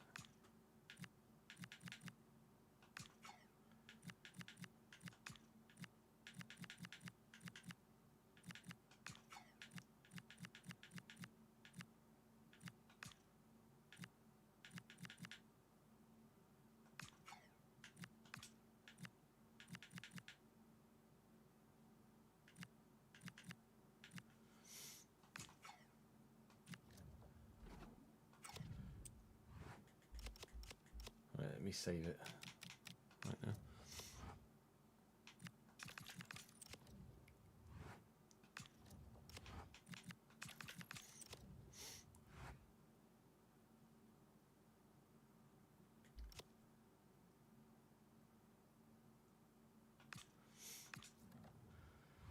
Scout port again.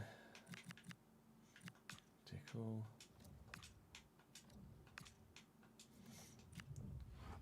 Nigeria. Nothing in Trinidad and Tobago. I have no luck in the Caribbean so far, have we? We will look in Jamaica next. Jamaica me crazy.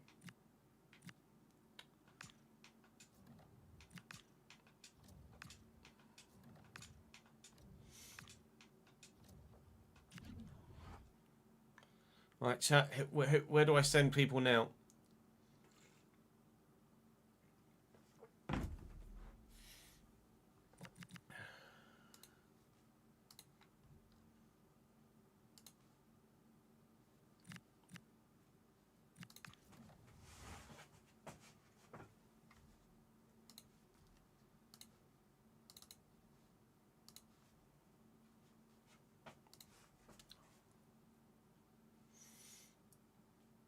Paraguay for the next Roque Santa Cruz or Miguel? I'll take that.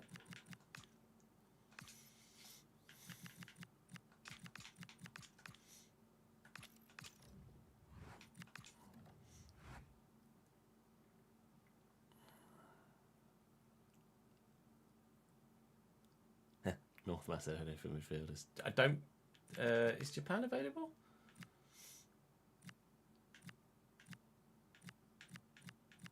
Yeah, Japan's available. Japan for what?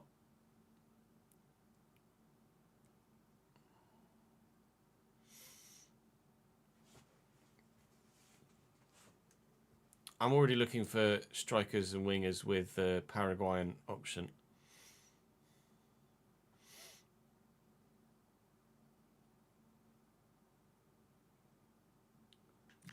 Oh, the next Keisuke Honda could be banging.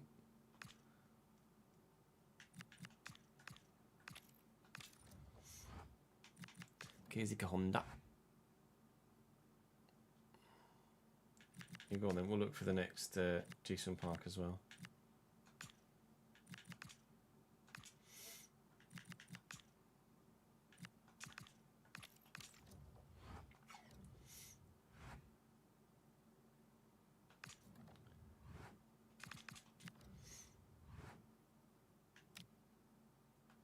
Park Ji-sung, should I say more accurately, probably.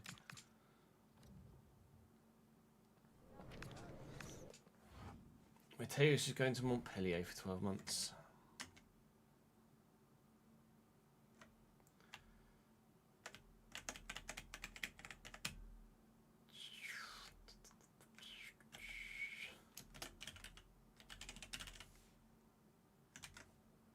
Is Montpellier SSC?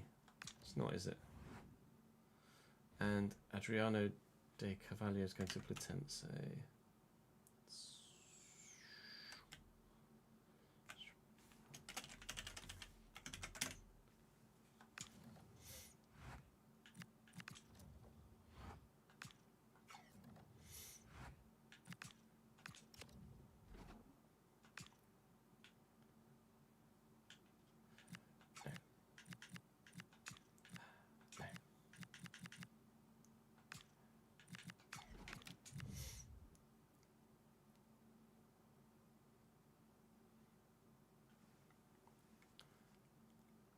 That's what I've put, isn't it? Sean Stoyer. Oh, I put Sam, you're right. I'm thinking of Sam Stain there, aren't I? The guy from the Eredivisie that destroyed me in the Journeyman.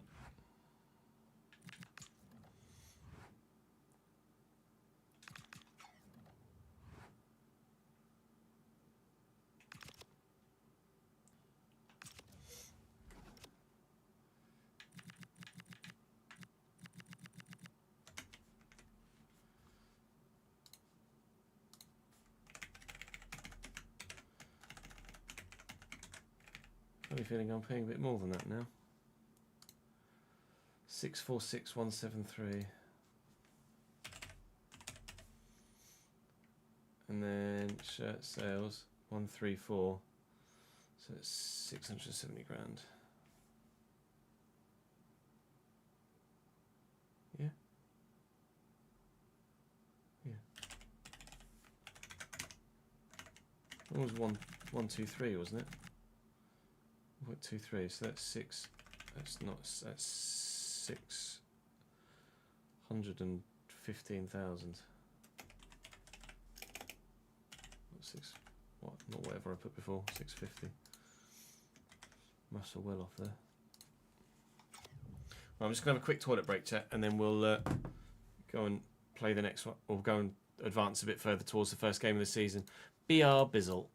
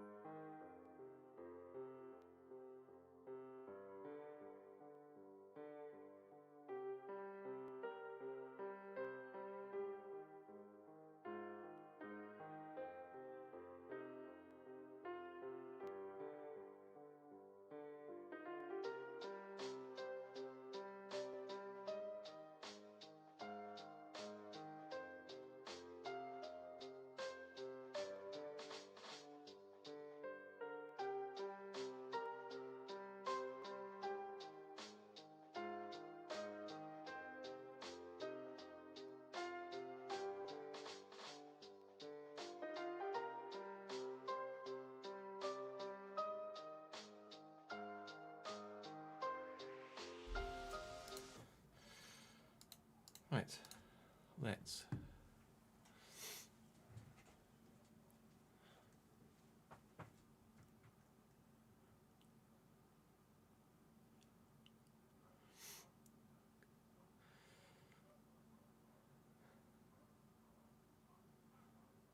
Yeah, that happens. That happens, right? You can, Shane. Of course you can. You also need to re-gift your sub by the looks of things as well.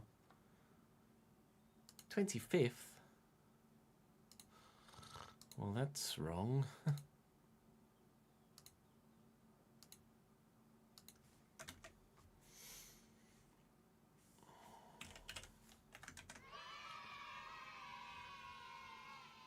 Oh, Jordan says the 10th. Oh no, today's the 9th. I only put 10th there because of thingy. Because we're an extra day ahead. Actually, Jordan's might be doing because February. Let's try.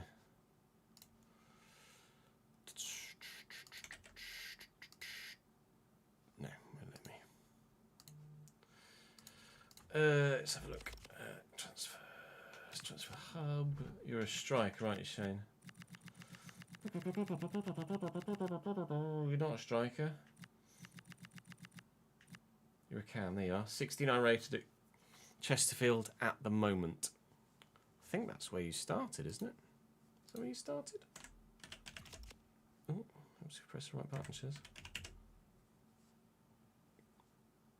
Player careers, RTG.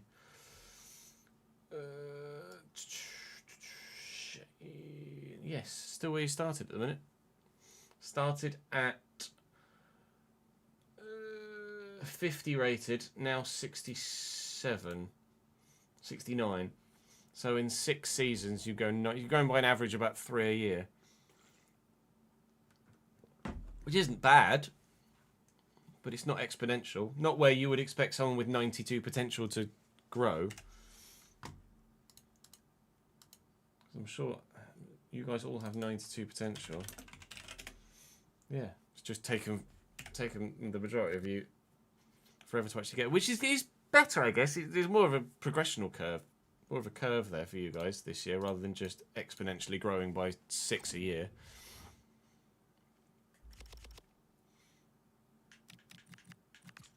Want me two bids? I've done those already.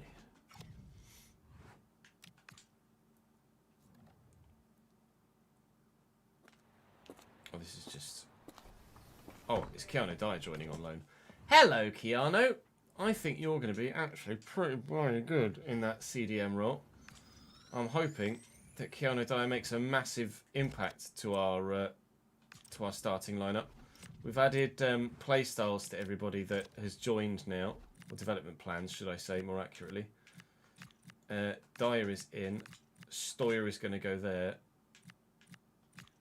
Bissek is going to go there. And that is a much better looking team. Yeah.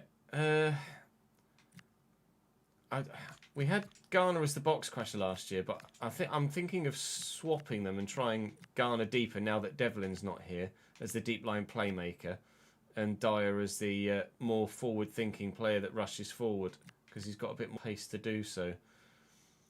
That's a stronger. It's not a big jump, but 80 there now, 81 and 80 there now, and 80 there now. It is a step on for this team, certainly.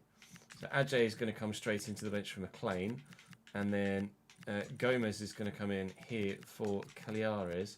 We do still need another deeper midfielder, don't we, really?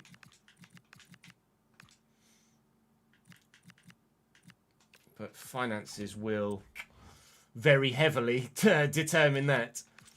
First game of the league season is against Brentford, which is definitely winnable. That'll be on the way very soon.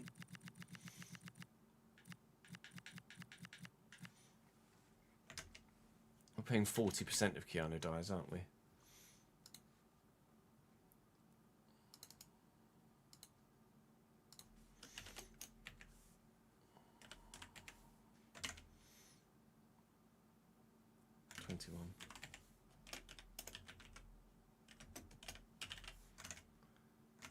What a just fucking idiot. I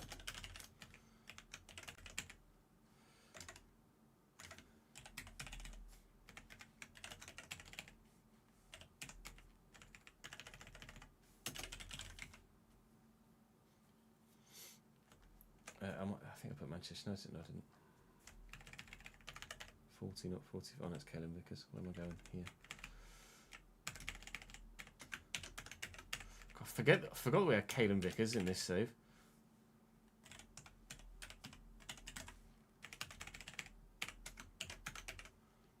Thank you, Sam. That's what I was just about to go and look for.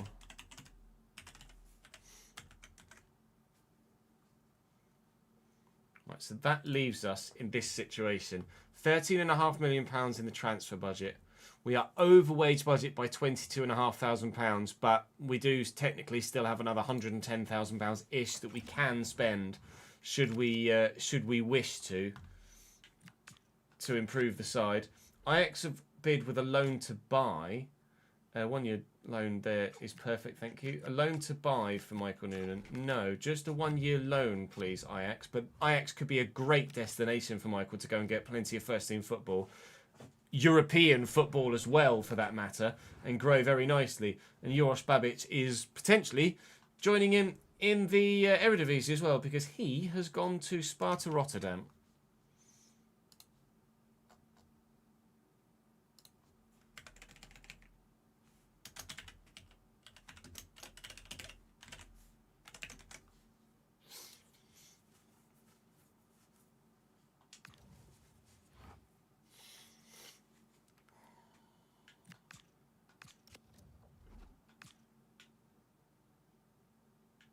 Some of them have asked to loan to buy as well. Intriguing. No, I want me on red emails, please. Bye-bye.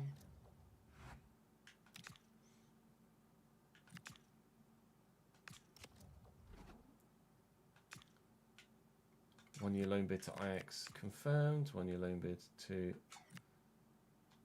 I should have negotiated that, shouldn't I? With Ajax. Fuck. Wages. If that goes through, we'll just do it for 50%. It's just me forgetting to do it. Dylan Simon. Going to... Is it AS Saint-Etienne? It is, isn't it?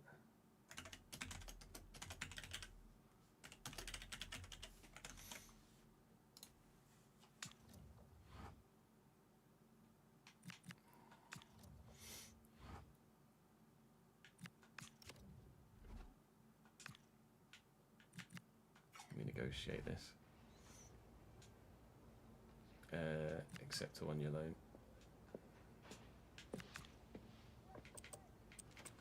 Will you pay 60%? You heroes, thank you.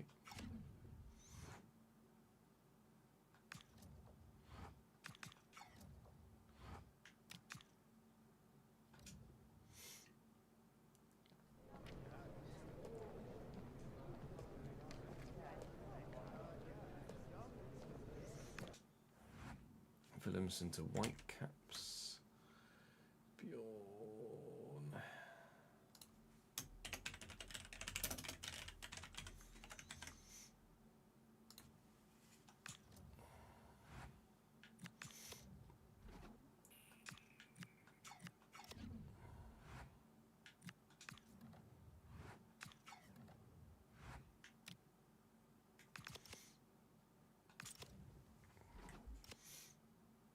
$1.5 from shirt sales this time. Let's go.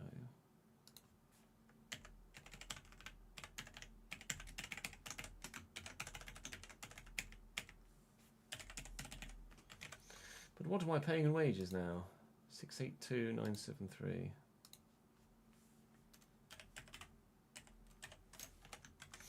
Lots. That's the answer. Serrano, let's have a look. Which Serrano was it? I want to say Franco.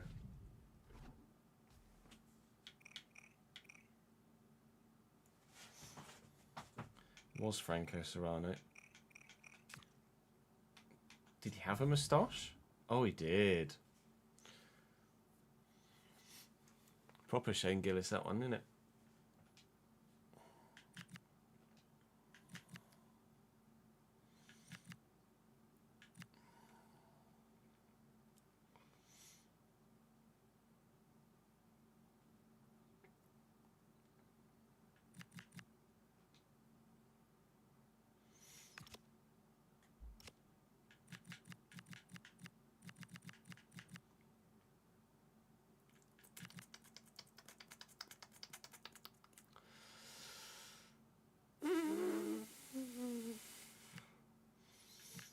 still do with another deeper player, couldn't I?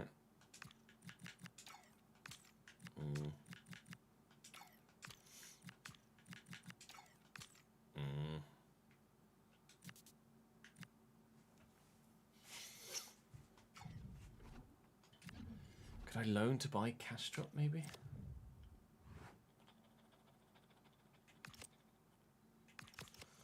Don't know.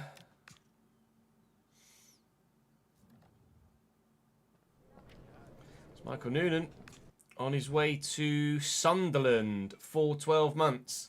That hopefully will see him grow quite well. They're going to cover 60% of his wages as well, which is good news for me with my current financial situation. We do feel like we need still another deeper midfielder. So hopefully we can find someone. Again, probably a loan more so than anything else at this stage. Not really wanting to commit to buying someone, considering when we do look to properly improve in that area, hopefully we'll have taken a step on both financially and on the field as well. But I do need more depth here. Norton is 67 rated, so Norton could definitely do a job, and so could Smith, to be fair. So maybe we just have the youngsters as backup, and Stoyer can drop. He can. He's going to give him like a -5, but he can play there. I'm gonna leave Norton and Neil in my squad, and Gomez. And I think that with Smith, I'm retraining as a centre back. To be fair, oh, I'm torn. I don't know what to do there. But quite frankly, financially, there's not much I can do without going significantly over wage budget. I can move more transfer budget into wage budget. That's fine. But I'm already spending £672,000 a week on wages. I don't really want to spend much more if I can avoid it. Not until we know exactly which way our finances are going to go, spending that much on wages and having hired more staff now that we're a second season Premier League side as well. That's gone up too. So that's a yikes. I'm spending a lot of money and I'm not making much at the minute. So we'll see how things develop financially before we do anything else. We should comfortably be able to get to Brentford want Jimmy Garner. Now this would be us. It would be us definitely downgrading in that area, because Jimmy Garner was our marquee signing from promotion from the Championship. I would then only be able to sign an 81 rated player there. I'm going to reject this on a number of grounds, mainly because I need more depth in that area anyway, and I don't have enough. That's going to be Savona changing to a left back, which is fine. That's what we want for him. Sorry, I'm going full back, not wing back. I know you hate me for that, a number of you do.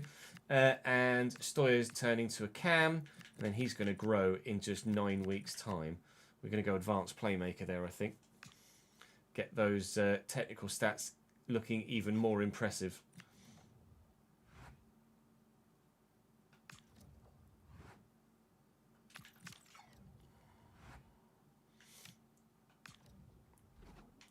First match day as well with the new look side is in defeats to Fiorentina and a red card for Savona. Oh, great. That's gone well.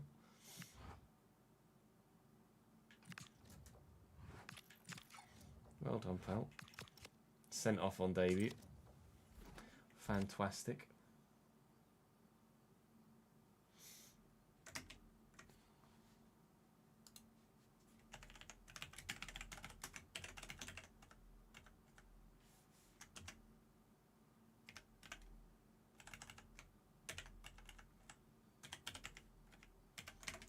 $1.42 is 710.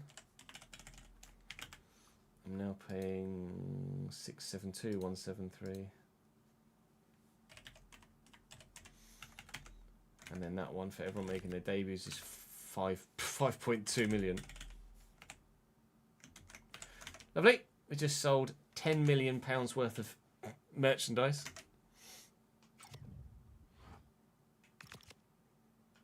That'll come in handy. Sano's 82. Savage isn't going to be good enough. 75. No, he's technical. His physicals are absolutely dead. He's not Premier League standard. Who was the lad who scored, Studders? I didn't see who it was that scored their goal.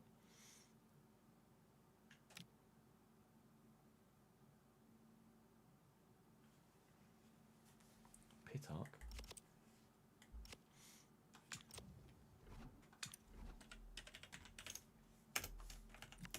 Thiago Pitark. Oh, no, wasn't him.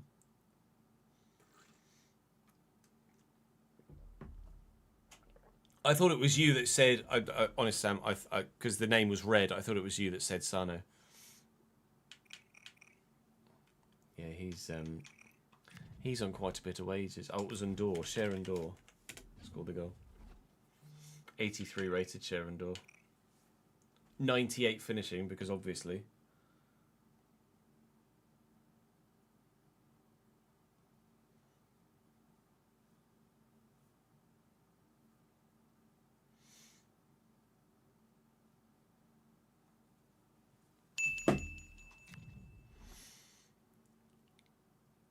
I think we're done for now, Ben. I think we're done for now.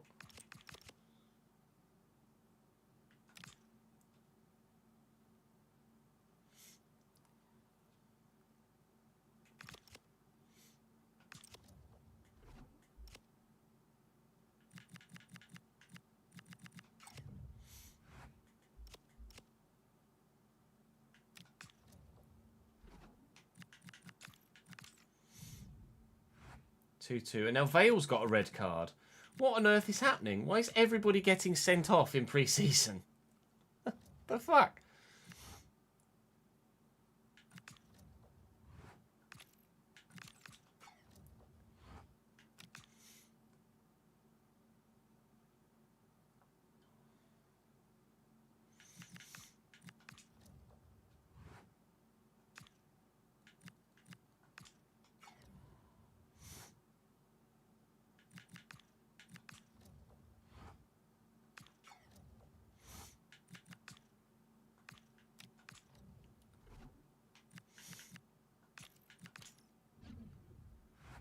Two undefeated Como. Well, that's a fantastic pre-season, that one, isn't it? Burnley have bid for Brodie Spencer, Dylan Leonard, plus some money. Get out of it. Not a chance in hell, Burnley. Are you getting Brodie Spencer off me? Thank you very much. Never in a million years is that deal going through. Freiburg wants him as well. Is he somehow now on the transfer list accidentally, or is he just suddenly getting lots of interest in him? I don't think he's unhappy with contract or any such thing. He's not told me about anything anyway. Are you just getting loads of interest? Just getting loads of interest. All right, fair enough. He's not going anywhere, not unless someone of significant influence comes in for him. We sold season tickets yet? We haven't, have we? No.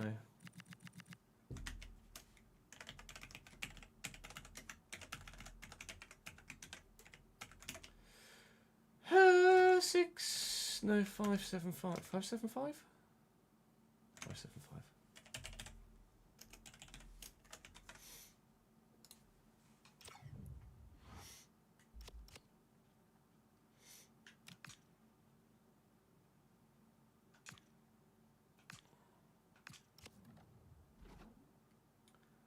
Stade Rennais, no.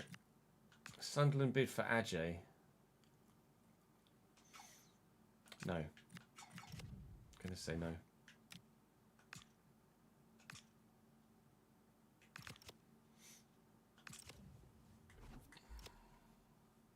Aha, season ticket money.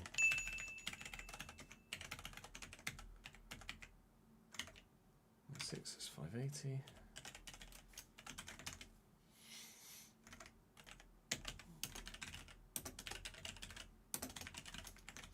Season ticket sales. Now, what is that in our new ground? Oh, 7.8 million. Thank you very much.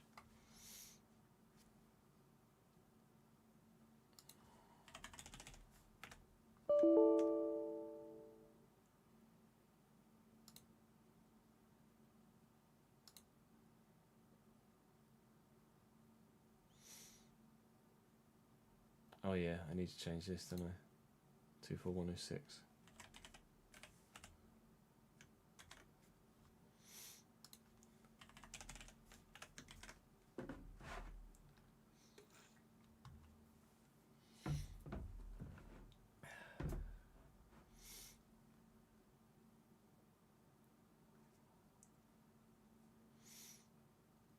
$7,887,550. 7,887,550. That'll do nicely. We still made a loss of £16 million this season, but it's not horrendous yet. It's manageable for now.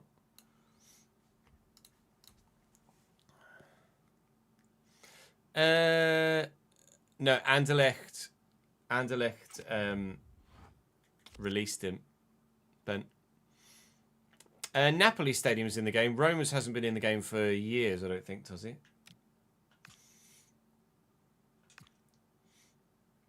Ah, that's a bit different. Interesting, Brodie Spencer has spiked, and I have been comfortably able to turn down Stade Rennais and Freiburg and Burnley. Spurs, on the other hand, I think they had a decent season last year as well, didn't they? Finishing in like 5th. I don't know who they've got a right back at the moment. It's currently Jeremy Frimpong. Frimpong and Alphonso Davies are their go-to fullbacks at the moment, but yeah, I think there's much I can do about that, is there? Again, we will double check and see exactly where Tottenham finished last season, but I'm pretty sure Spurs were top end of the Premier League last season, weren't they? They were like 5th, were they in the end? Yeah, 5th. Bye, Brodie. It has been wonderful having you at the club. Absolutely wonderful.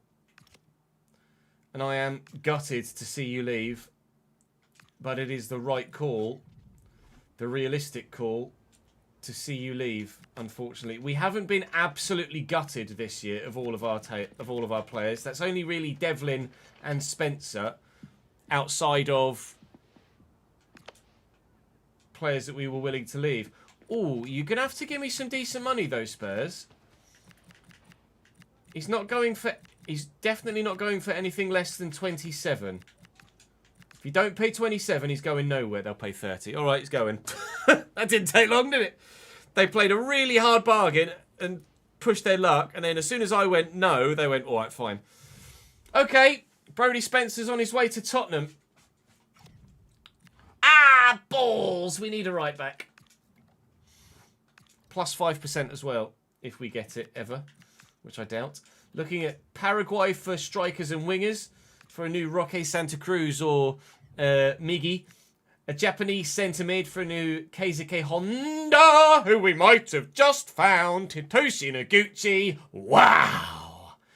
Welcome to my youth setup, and I can't sign you yet, but I have a funny feeling you might be getting called up at some point in the not too distant future.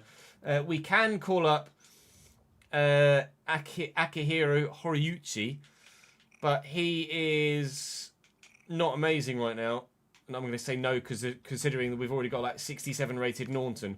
Anything in South Korea? No, not really, unfortunately, at this moment in time. We do have, however, a significant option there with the young 16-year-old Japanese man. But until anybody in my first team squad grows to 83, I can't call up any of these 93 potential players into my first team. Unfortunately, I could call Nikiao Ali up, as well as Montero, but I don't think at this moment in time I have a need to. Oof, it's gone well in I was going to say Japan. It's gone well in Japan. Well in Japan. I think Brodie Spencer might just be with us, though, for the first game of the season here, potentially. It's 4 days against Brentford. Potentially. I know you want a new contract, Jackson. Calm your tits. I think we might need to sign a new right back before we get there. Louis Apre is again continually telling me that he doesn't think that we're signing enough players or enough players of quality. I admire his ambition, but we are bringing in a number of players and a number of players of quality, but we're also losing a couple of players of quality as well. That's Terry Devlin, gone, and Brodie Spencer is also out, and we need a new right back. Shit.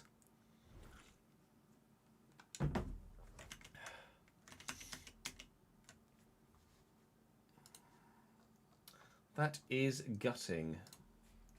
Paid 2 point. Oh, how annoying is that? 20% sell-on clause with Oxford. So they're going to get 6 million quid from that. So they sold him for 2.8, and they're actually going to make more than twice what they sold him for. Ah, just in the sell-on fee. Fair play, Oxford. Well negotiated. Done themselves a wonder there. That's basically all of my season ticket money gone immediately. Oh well, 24 million we still get, 70% of which will go into the budget. So there's enough there to sign another right back.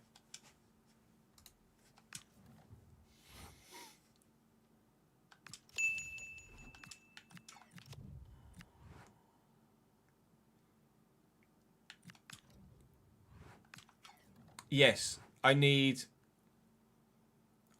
quality at right back, Ben. Ben Owen, Egbring aren't good enough for first team.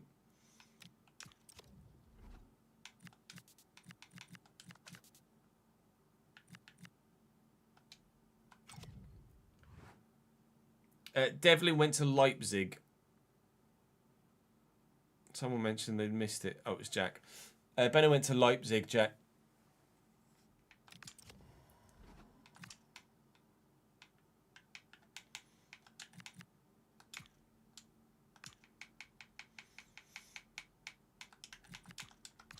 For 28-ish. An 77 rated Ola Aina on the declining transfer list. Anybody for loan? No, nobody at all. Okay. Well, let's have a look at the Championship. Because we seem to like to sign from the Championship at the minute.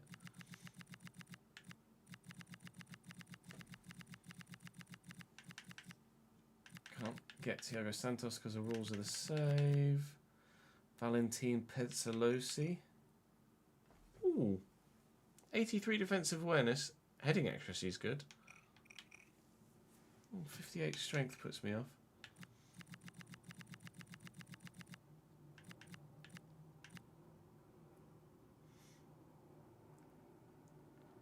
We could move Savona to right back and sign the other left back we were looking at.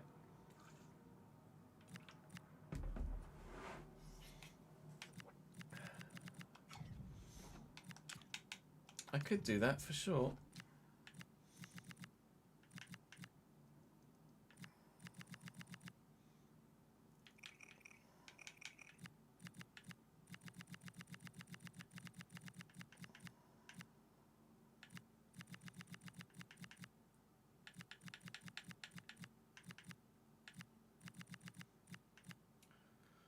There is Vinlerf. Go on then, let's do that. Ah, can I afford him? That's the question as well, though. 20 million value. I reckon I could get it for 21. Yeah, we can absolutely afford that. All right, let's go. Let's sign the original left back we were thinking about getting, and then Savona can move to right back. Oh, have a word with yourselves, you dickheads. All right, fair enough. We will go for him again.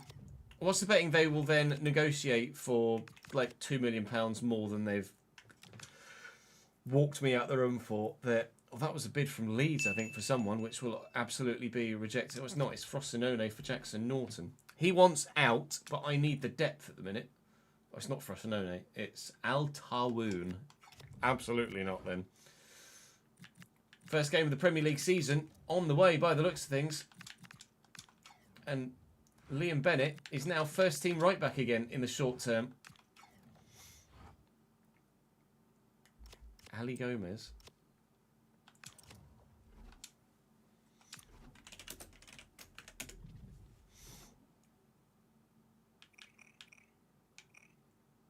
73 acceleration isn't great, but he does look very good. Looks much better at centre-back than full-back. But it doesn't look bad at full-back.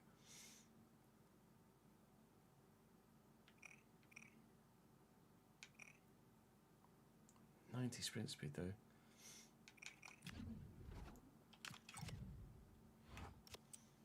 I mean, we could give Bennett the first half of the season and see if we can cope with him at right back.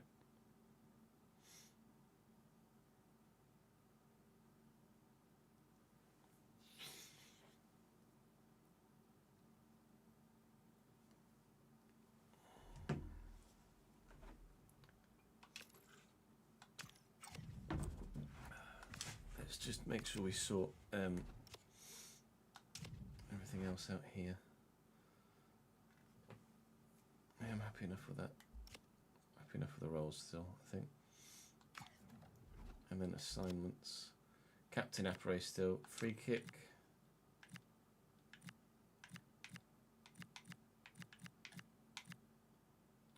To put Garner on free kicks. I think I'm happy still with Apre, you know. Long free kicks, Garner, pens.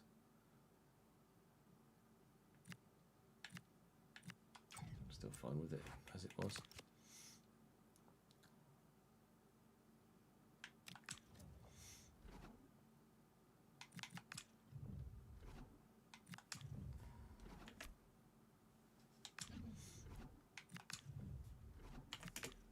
No, not a long way to do it all.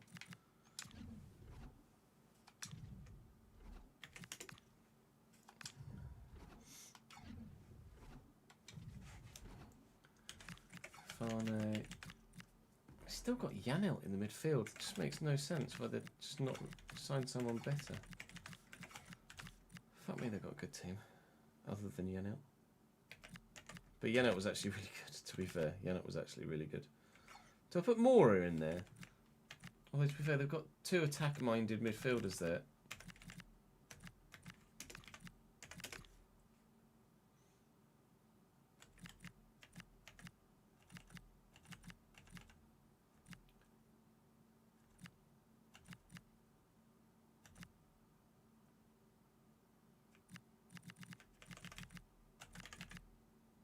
Yeah, but I think Shard is still fine.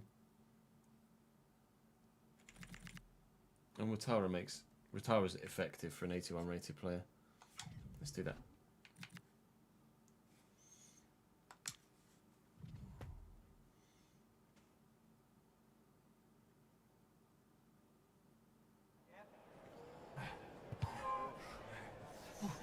First impression of Caserta as brand new Brentford boss this season.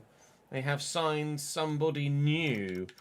I'm not sure who was Brentford boss previous to him, whether it was still Keith Andrews or whether they'd moved someone else in the meantime. This is their team, since as I'm with you now. Montoya at 80 rated, Reece James, Teata, Vandenberg, Carreras, Ouattara, Damsgaard, Milambo, Mora, Sharda, Kafane. That's very good. Decent options on the bench too that are in the main better than anything I have at my disposal. But we have 1, 2, 3, 4, 5 new names in our starting lineup. So hopefully we can perform. I'm looking forward to Stoya. Dyer should be brilliant. We have Apre's dropped to 78. That's not good. That's not good at all. If Louis Apre is now in decline, I mean it's pretty harsh. I might tweak his potential there because it would be more realistic for a man that was the Premier League top goal scorer last season to still be at the peak of his powers and not start declining.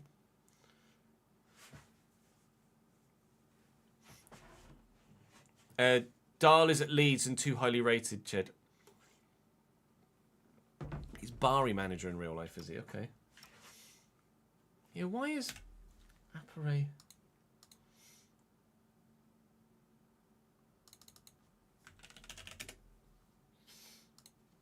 Like, Apre in decline is just not right, is it?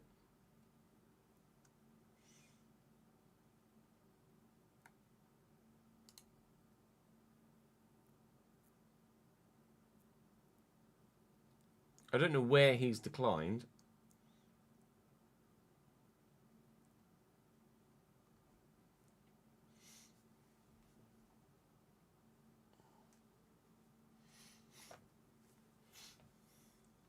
Sorry, Jack. Jack's devastated. Dirty mentality. So I don't make him too overpowered.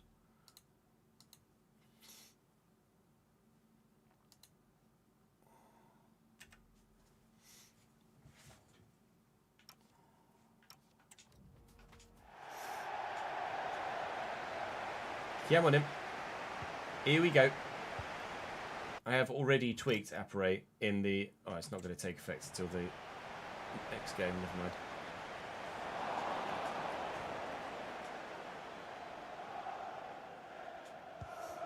Ah, good. Never mind then. Garner. Great run, great ball, and great run, to be fair, from Stoyer. And good strength. And that's great football. And Vale into the middle. And at the back post, it's Keanu Dyer on debut. What a goal for Cambridge United to start the new season. New signing Stoyer involved. Loney Dyer involved. Goal for the... Well, I was going to say yellows, but we're playing in black and gold today. But that is all about, as quite rightly said in chat, all about Stoyer there. Sean Stoyer with brilliant movement, ball control, vision, and then the cross is top draw as well from Vale on his weak foot. And our most creative player from last season gets an assist with our first goal of the year. And a fresh man at Box Crasher channels his inner Pelly Rudder Companzu.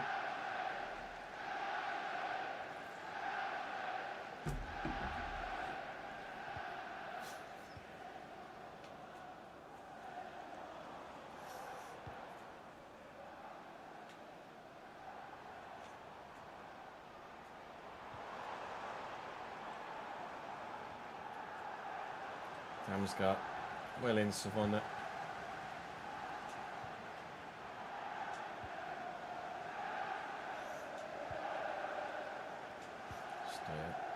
Dyer, to be honest, thought the referee was my player there, very nearly played it into him. Man Hoof looking for Stoyer. Oh, a little bit overhit, but it's fine. Garner, Stoyer. And we'll work it out wide. Ah, I've definitely overhit that one.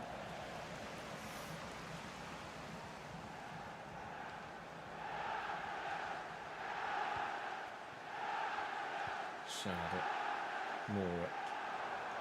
He's aggressive. Straight into the space. Moore still coming.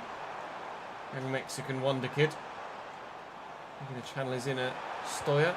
Oh, it's a dangerous ball. Look at all the Cambridge fans that... I don't know what they're doing at the minute, but they're doing this. I don't know what song they're singing. Their arms are going to start to hurt in a minute. Oh, they're down now. Their arms were up until the ball went out of shot, and then they went... Oh no, they put their arms up again. They were all just frozen a little bit. I love that. I've not noticed that. They're all going, United, United, United. Which isn't necessarily how we do it at Cambridge, but still.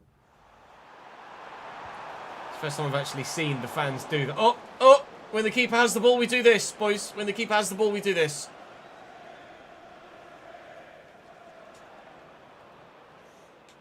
I wonder if that happens every time. Keep an eye on those away fans every time that the keeper gets the ball.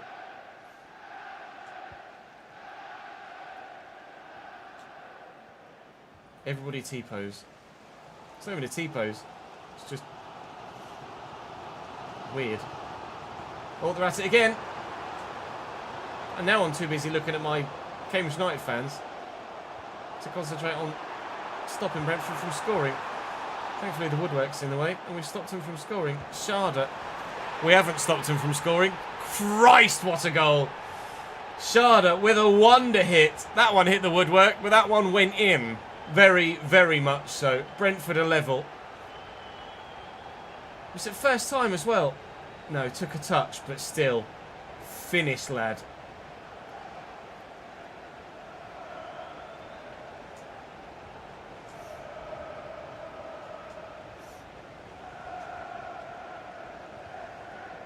quite so jubilant now with the Cambridge fans, are they? Dyer. Savona. I'm not sure it's Savona or Savona. I'm not sure how exactly to pronounce his name. Jimmy Garner. I can get that into Stoyer, and Stoyer will look for Vale, but it's not a very good ball.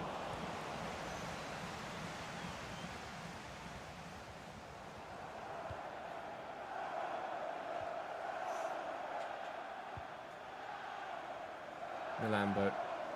Early in Vale. Again, he's not playing as... I'm not got him set as a half-winger, Stoyer, but he does drift. Of course.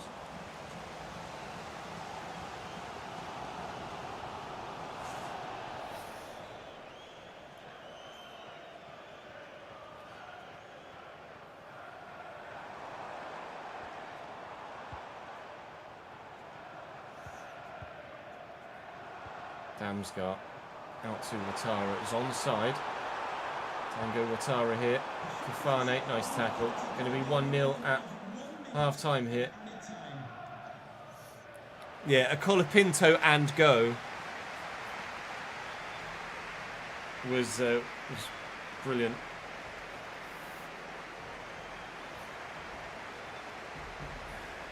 Oh, did I say 1-0 at half time? Yeah.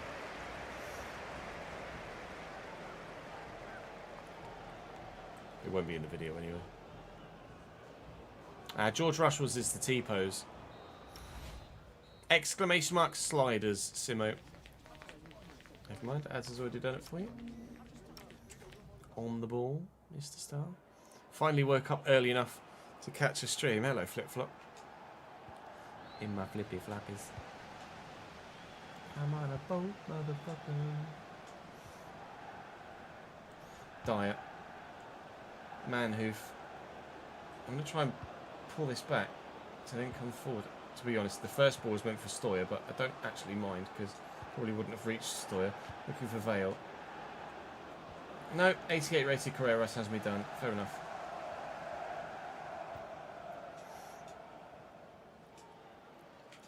Vale. Nice. I was actually very surprised by the quality of Vale's right-footed cross earlier. Prothero to Burnbit. Was he came through our youth system, didn't he? Prothero. Isn't he a Welsh? He's a Welsh player. I'm pretty sure he came through our youth system. We've seen a few of our youth players when looking for pre-gens to mud before we start each given season. That's a decent effort by Manhoof. Garner will deliver. He will look for Bissett before. We found him this time, but unfortunately the ball has gone wide.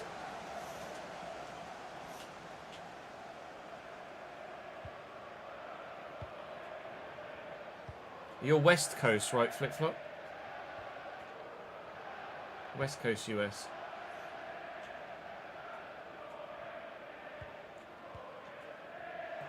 Mora. Nice ball through. There's Kafane. Well in, Baselli. Brilliantly done. Manhoof. Stoyer. Can we feed it through that gap? Very nearly. Very nearly. Sharda. Into Mora. Uh-oh. Yeah, that's the uh-oh. Kevin Sharda in the box. Got option at the back post and Kovar makes the save. No clean sheet on debut, unfortunately, but nobody was stopping Kevin Sharda's effort. McGinty might well have made that save himself last season, but Kovar definitely has. No ifs, buts and maybes. It's a very good stop. We've held our own, though, against the side that are, on paper, definitely better than us. Although we have to factor in that we now, in the main, have 80 or very close to 80 plus rated players, I think. With 80 rated goalkeeper, an 80 rated centre-back, 2 80 plus rated central midfielders. Oh, still can't cope with that, though. Still can't cope with that, though. 2-1 Brentford. You're in Vancouver. So, yeah, West Coast, that counts. I was thinking West Coast US, though, to be fair. That was a very good move. That's annoying.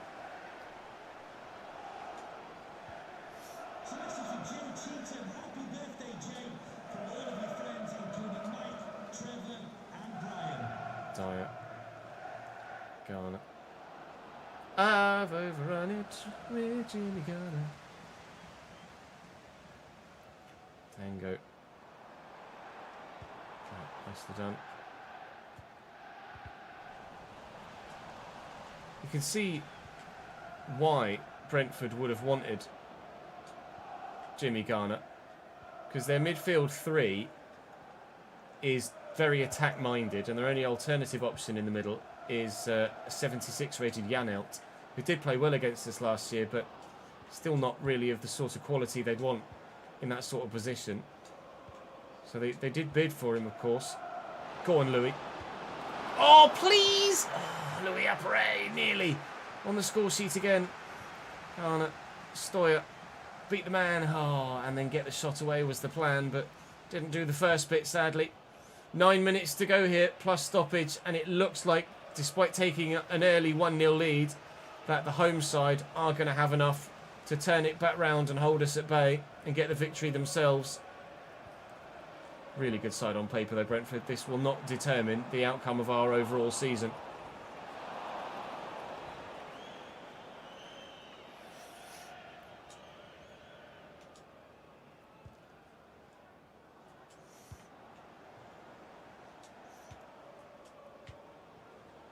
Harry dinking it to Manhoof.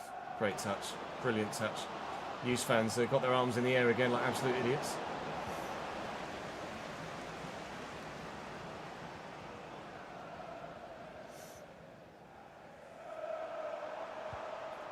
Well in, Jimmy. We've got to get it forward. We've got to get it forward quickly. No Dyer. Into the space. Space that's running out. Stoyer. Vale's going. Vale's gone. Vale's in. Vale hasn't got the ball anymore. Well done, Carreras. He read the move onto the left foot.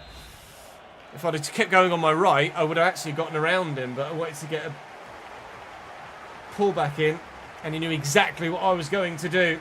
We lose on opening day to Brentford, unfortunately, but it wasn't a bad performance. It wasn't a horrendous result overall, really, if we're completely honest. We've got 2 more bids now. Ajay is probably saying, I wanted to start. Yeah, I know. Sorry, mate. But we signed Bissek now. Now Brentford want Manhoof.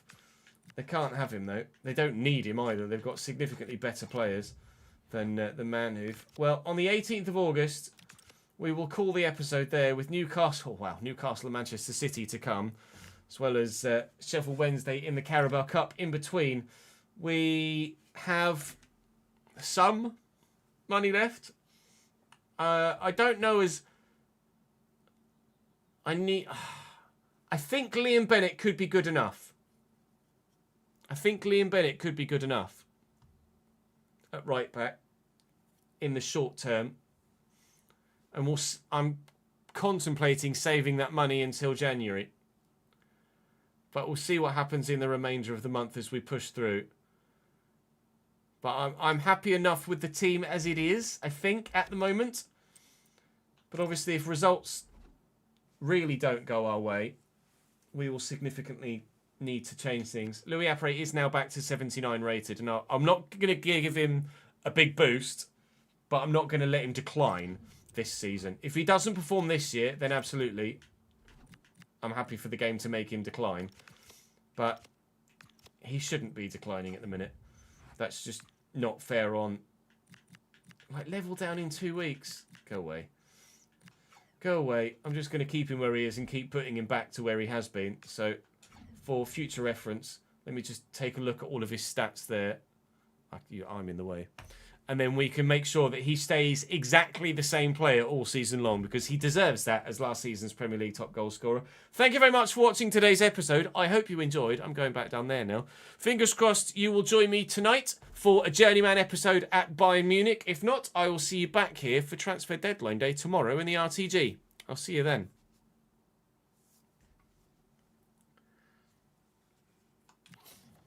Annoyingly, I forgot to hit record. Noonan has grown out on loan already. Willemsen's up 7. This is going well. 1-0. 1-0. 1. 7. 3. 3. 1.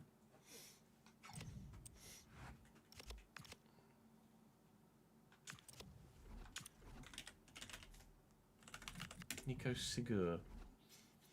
No. Sorry, mate. Admire the effort to try and get a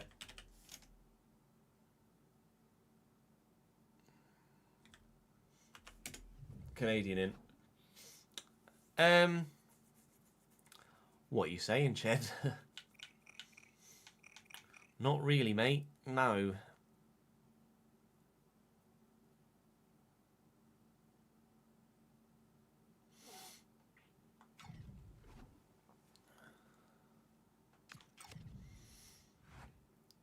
Yeah, birthday announcements mid-game are odd, aren't they?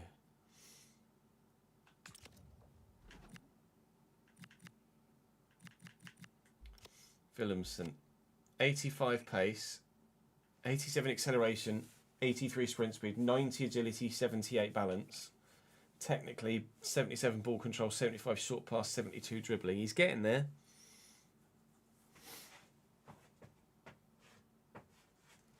But not yet.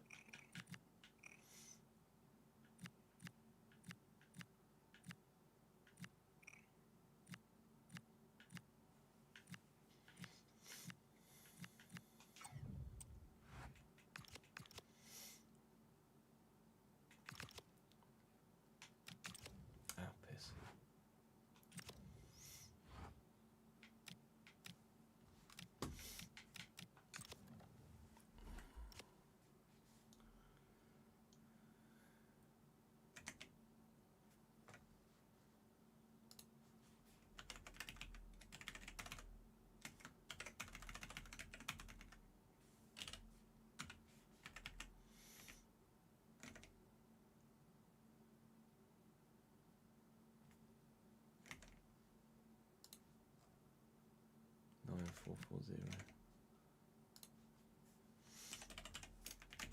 Shirt sales was 106, so that's 520,000. No, 530,000.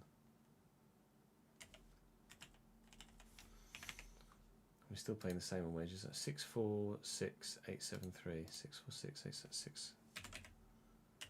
Oh, we lost Brody Spencer, didn't we? So no, not paying Brody's wages.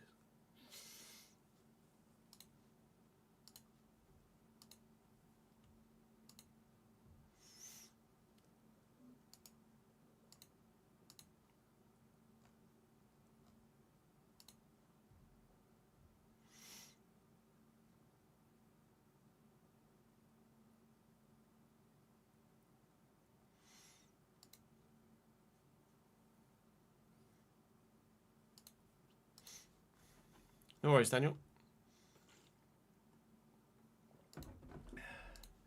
I mean, maybe loaning Alex Roberts back now is a good idea. That could be a great shout. And then Savona to right back.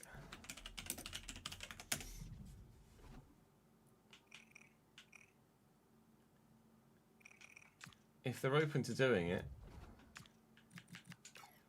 which they're not, supposedly, then it could have been doable. Let's see who else Man United have in their defensive options. So Yankuto, Wakar Faraj at 76, who, if he had any sort of defensive awareness, could actually be very good. Milos Kerkez, Hegi Boganai, and Alex Roberts.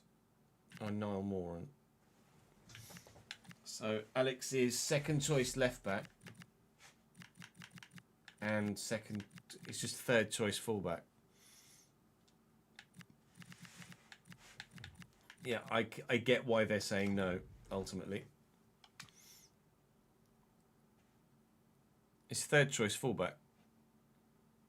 They're absolutely going to say no to that. Kiriani Sabez is going to be way too good. 85 at Dortmund. Alex Murphy. I always thought Alex Murphy was a centre-back. He's not very good.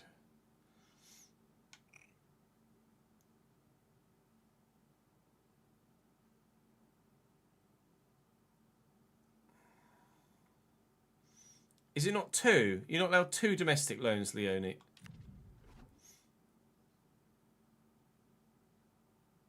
Oh, from any single other Premier League club, one player. Yeah, we've already got. I see what you mean. Sorry, yeah. Well, you're allowed 2 domestic loans, but only 1 per club. And obviously, we've got Ethan Wheatley from Man United. Okay. That solves that conundrum then. Fresneda we used in the RTG last year, didn't we? Or the one with Cambridge the year before.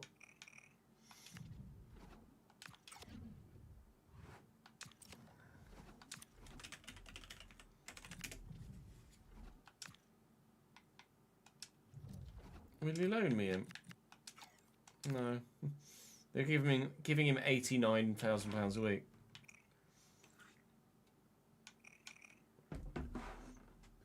He's going to be so hard to replace. God damn. We cannot replace him. We cannot.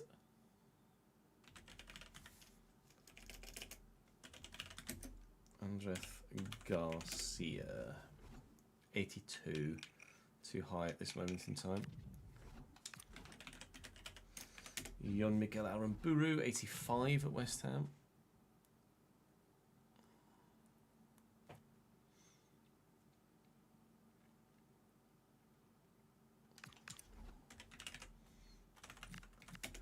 Elias Baum, 84 at Frankfurt. Diego Leon was like 78? Oh, 82, and now at Barcelona.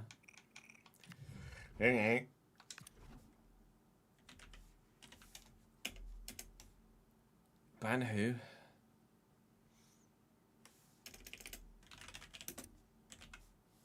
Doesn't exist. Might have been added since I started the save. Joaquin says to be way too good. Hugh, thank you for the follow, mate. 87 at Real Madrid. Diogo Dallo at 32's 80 rated at Ajax. I don't mind that, actually.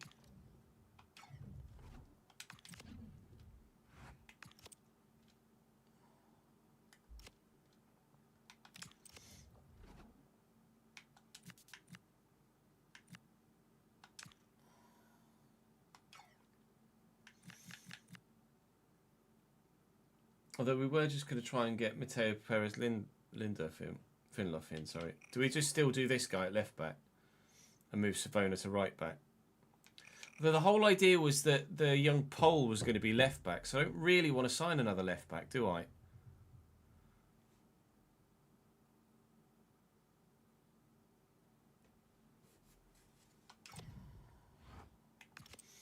I don't really want to sign another left back. That's the whole reason we didn't sign another left back in the first place, because this guy's going to hopefully become... He's got 5-star weak foot, to be fair, so I could move him to right back.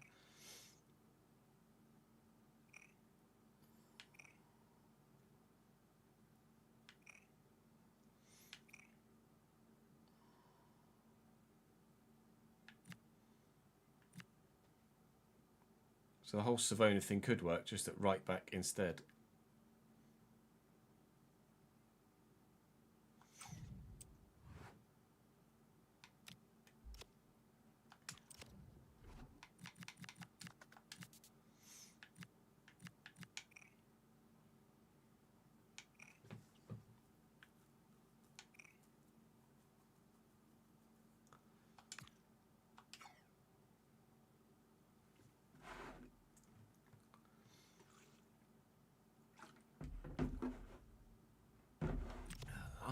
I'm gonna give Benno a go. I'm gonna give Benno a go in the Prem.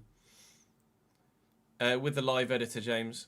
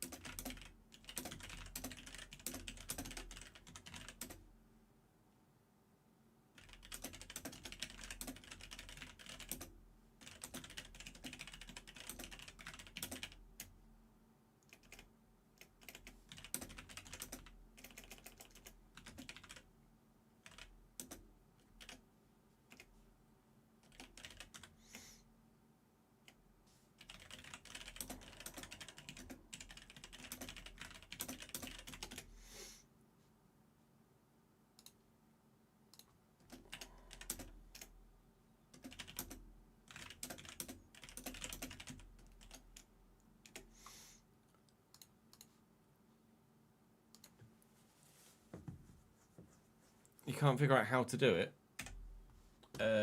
Features. Is it miscellaneous?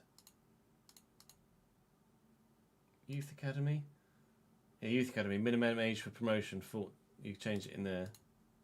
So miscellaneous, career mode, and then here.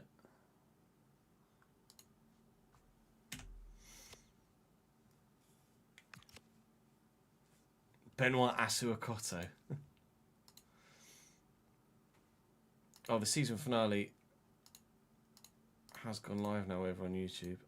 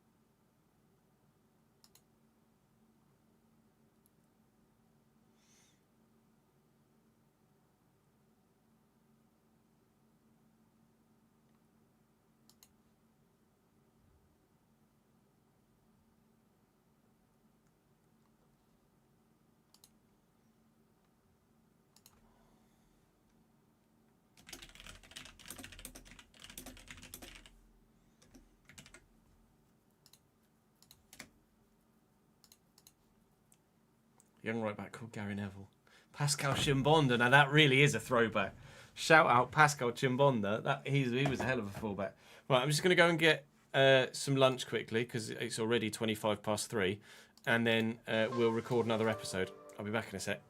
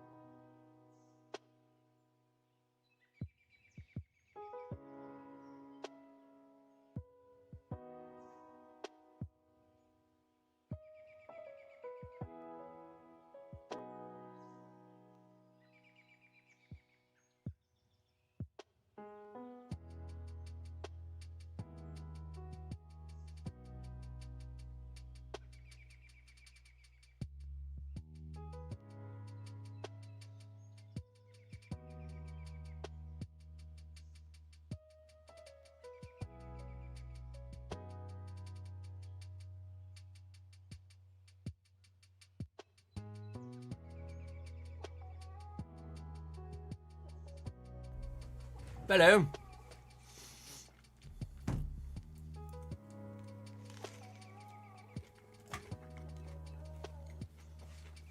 Right. Any other Barclays Premier League throwbacks you want to put out there?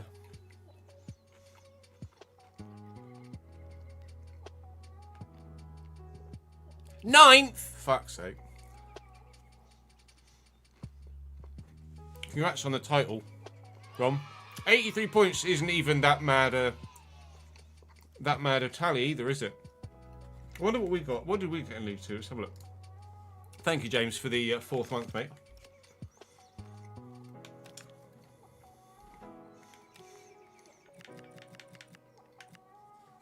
Oh, I can't tell. Good. Let's have a look at the season finale video from season 1.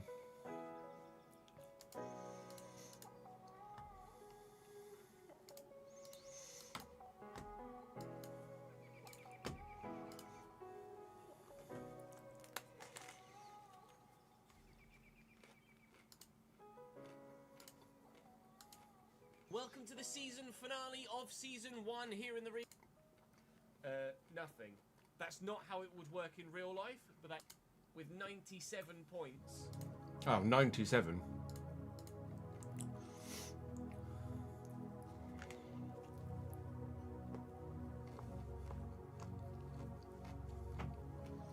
Have I gotten fatter between then and now?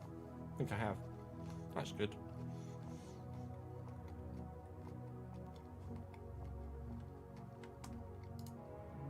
11th of December to 9th of March and I put weight on. That's fantastic. I mean, having a shorter haircut makes a difference, I guess.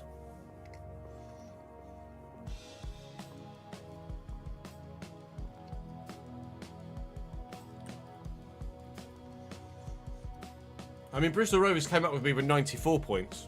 So, actually, you're underperforming, Rom.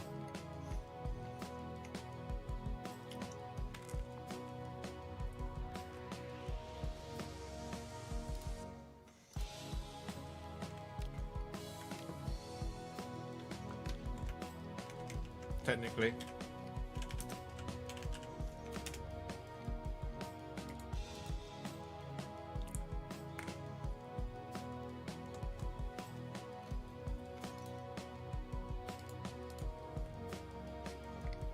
Oh, you won League 1 with Blackburn. No surprise, really.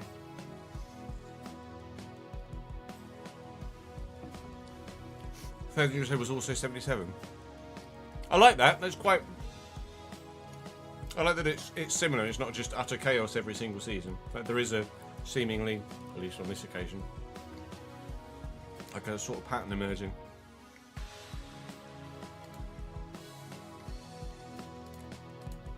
With the season 1s.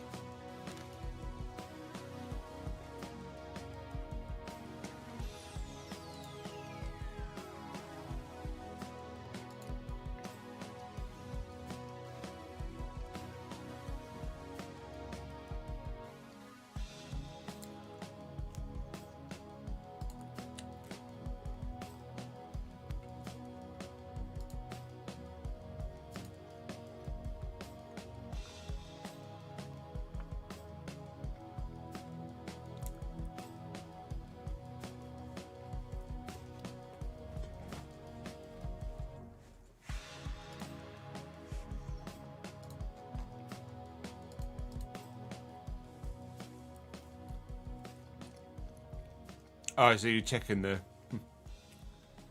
That's fair enough. 10th? Oh my god.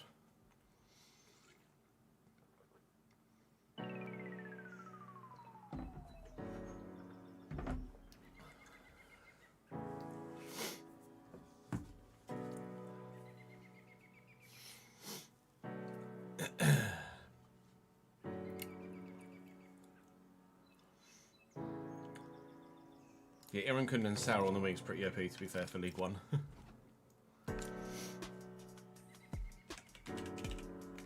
Oscar Luigi Fraulo, 80 rated. Looks alright.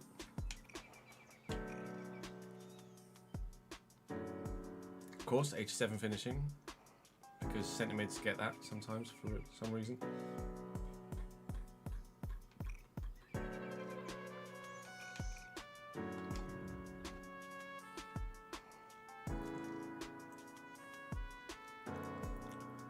Because it's a mod, James, you can't...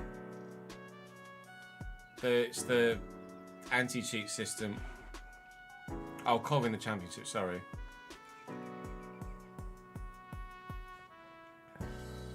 Oh yeah, I missed the bit that said got to October and decided wants to take Cov to glory, so move there.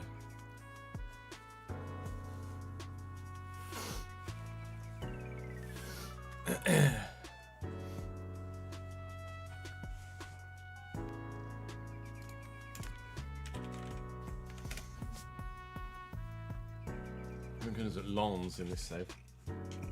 My God. Damn, son.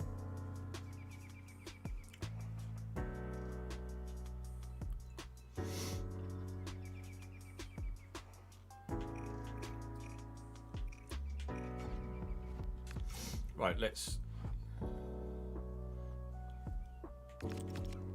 Yeah, that's mental.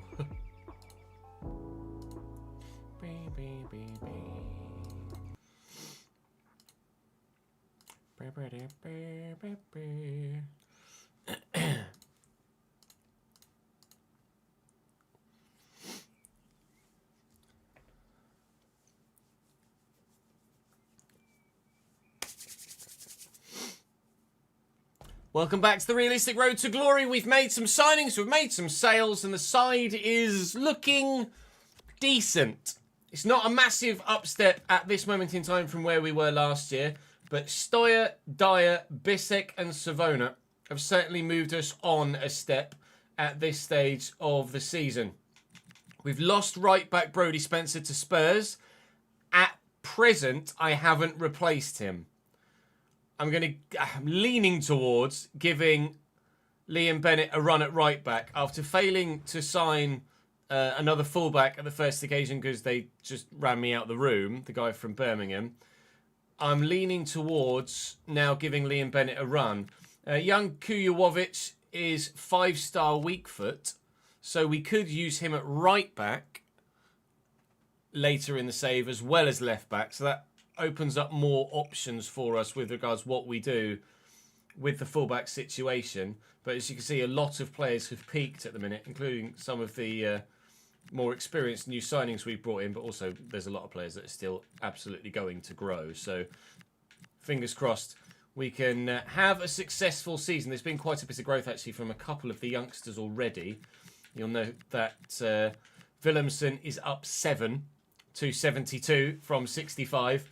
And Noonan has grown by 3 as well so far out at Sunderland, although he didn't play in their first match day.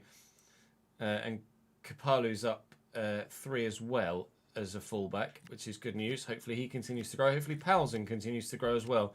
We have options in the youth system fullback-wise, but no one that's actually worth using yet.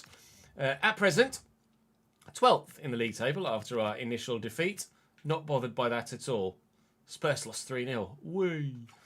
Enjoy that, Brodie Spencer. I feel bad, actually. Shit-talking Brodie Spencer. He was unbelievable for us over a number of seasons. We start with Newcastle. Then got Sheffield Wednesday in the Carabao Cup. And then Manchester City after that. So, there's probably not too many more points coming our way in the Premier League in today's episode. We'll wait and see what happens with regards to the transfer window. I'm not wanting to let Norton go. I want him to be a squad player for me. In the short term, maybe I should just offer him the new contract that he wants. I'm pretty sure he wants a new deal. The only thing is, I don't know how much of a jump he's going to want from his current £465,000. He's probably going to want about 10 grand, and I'd rather not give him that, quite frankly. If I just go delegate, yeah, he's not having that. I'm sorry, he's not having that. So he's just going to have to suck it up, I think. Sorry, I'm not giving someone that just isn't good enough 20 grand a week just because we're Premier League. That's not how that works. You get money based on what you're worth, not what division your club is in. Thank you very much. Mr. Video Game. Newcastle obviously didn't have a great start to the season themselves. They're in 16th now as we're in 13th. So they too lost on match day 1. But you imagine they're probably going to be too good for me. Ajay is going to continually say, I want first team football. But we signed Bissek to start ahead of you, mate. I apologise. It would be better if you acknowledge a step down in your importance to the squad. You're not as influential as you were. If it were FM, I could ask him to accept the one lower squad role. In FC, you can't. But we'll just have to deal with it. He's probably going to put himself on the transfer list in the not too distant future if he continues to be unhappy. But maybe, well, he'll definitely play in the Cup against Sheffield Wednesday, that's for sure. But he's not going to play against Newcastle. We're going to start with the same side that came close to getting a result against Brentford, but didn't in the end. Do drop the video a like if you're enjoying. Subscribe to the channel to make sure you don't miss out on any more, of course. We've got Journeyman stuff later today at Bayern Munich, but right now, Newcastle is the forefront of our focus.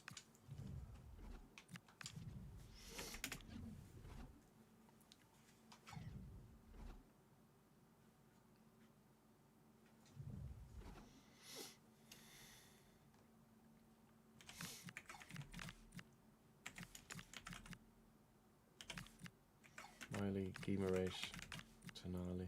That's fine. Their side's a bit good, isn't it? Hot diggity damn, they have some good players.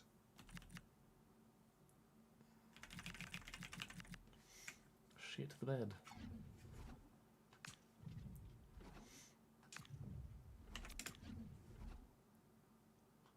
CPA, Sam. Sorry.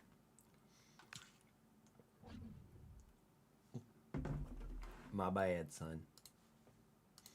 I'm sorry. B-dee-dee-dee. Dee-dee.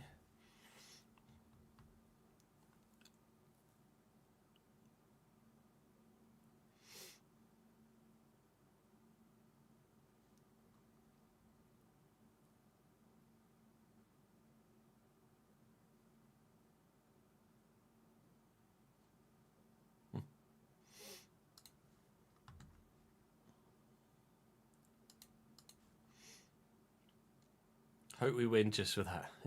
Fuck you.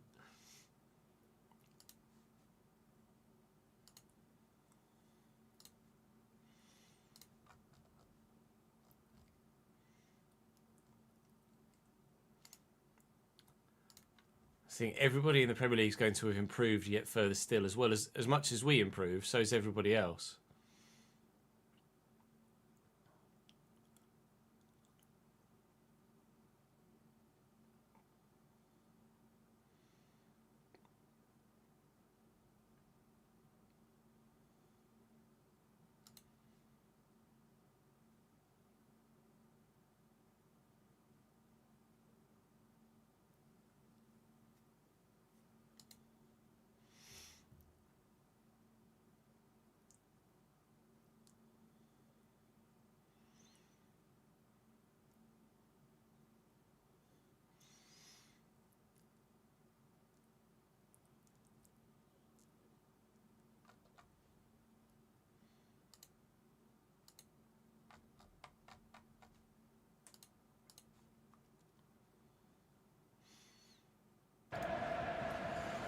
(4-3-3) for Newcastle.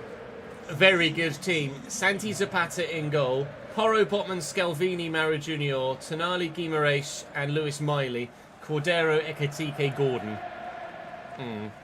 Average rating there of about 85, with a couple of 88 rated players thrown in there for good measure. We've got some options on the bench as well that are just as good. An 87 rated Enzo Fernandez doesn't even make it into the starting lineup. Our first game at our new ground. We are 22,000 capacity now. I've tried to get a stadium that looks very similar to the previous one. So there is still one open end with no roof behind one of the goals. But we are twice as big as we were. And I think for the first time, potentially ever, playing with the circle pitch, which is already kind of weirding me out a little bit, but I'm sure we'll adapt over time. It's going to be hard to determine those offside calls with the naked eye, but the the technology's there, thankfully, to save me and the linesman's sanity. I got to that, but it didn't go in. It didn't go close either.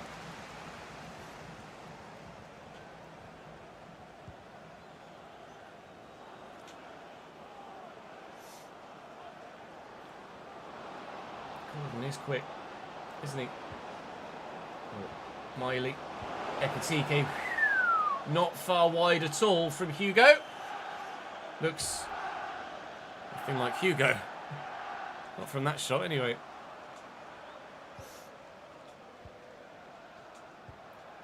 Turns out Ekatike did make it to Newcastle in the end. Stoya. Oh, what a ball. And Manhoof. And Apparay. Oh, Scalvini's too good. Oh, the ball's still free. Balls. Could have been in there. Lewis Miley. Gordon, great touch. Pace is too much for Liam Bennett. I'm going to miss the extra rapidness of Brodie Spencer, that's for sure. But Benno gets the better of his man second time around, and we do get the ball away. I see the run of Manhoof on the far side. I'm never going to be able to get it to him properly anyway. Can't thread that through. But we could still do something here. First time. Stoya. Can't get it under control. Newcastle doing well so far.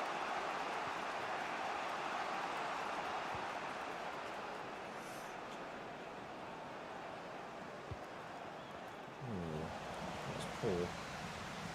Really comfortably intercepted. Manu's got the pace. Porro's not dealing with it here. Hit an arm. Should be a free kick rather than a corner. And is indeed. Let's not put Louis Apparay on it, because he's not going to be shooting from there or scoring.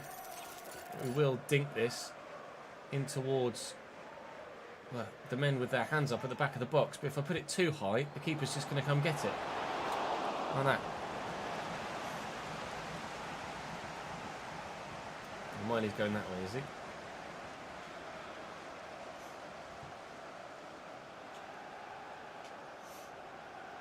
Smiley with no options out wide, so I don't know why he's continually trying to go that way. Here's Hugo Ekatike. Back to Tonali. Out to Cordero. Hit his hand.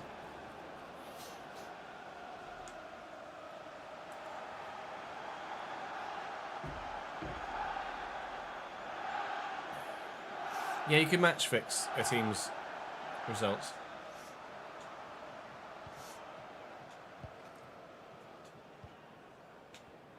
Manhoof. Stoya. Nicely to Manhoof again. Good football until Sven Botman read that. Oh, Jimmy Garner's pushed a little bit too far forward there. Anthony Gordon has been their go-to in this first half. They've barely looked to the right-hand side at all. They've definitely isolated Liam Bennett as a weak point in my defence, but so far he's done okay. That's a great ball. And it's a superb finish from Hugo Ekatike. Newcastle United lead by a goal to nil here. And it's looks nothing like Hugo Ekatike, does it? Definitely now. Lovely little ball though. And the first time finish was yeah, annoyingly good. Fair play. An 88 rated Hugo Ekatike gives Newcastle the lead. Shock.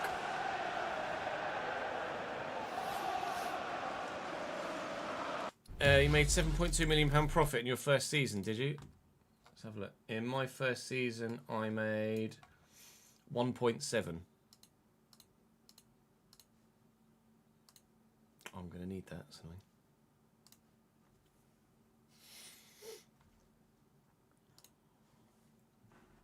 Did you make sales though?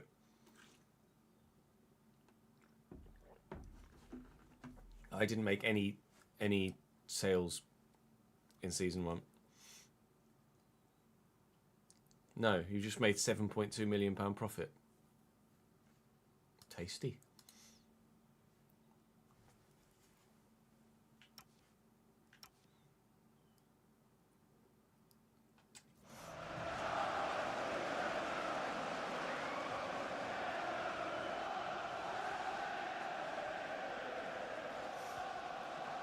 Dyer.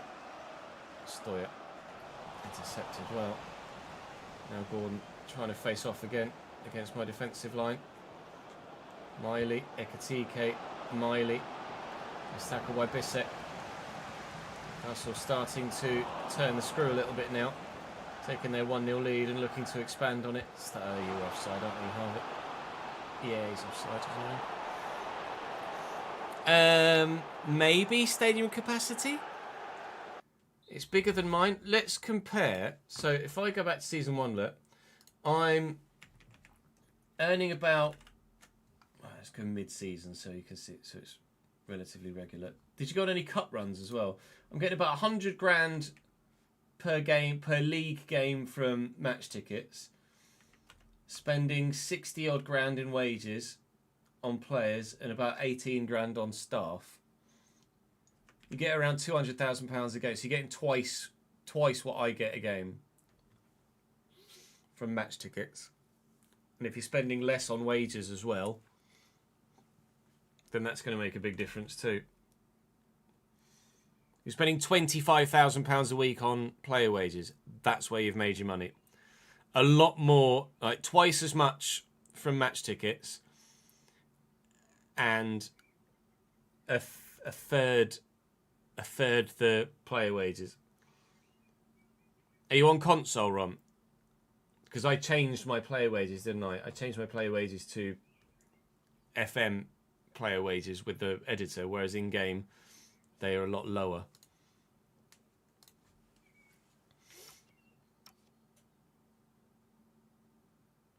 That'll be where you made your money. But eventually you'll end up paying bigger wages anyway, so it will level itself out.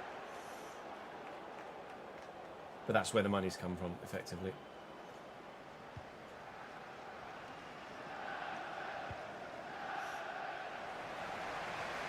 Yeah, so you filled everything out correctly. By the looks of things.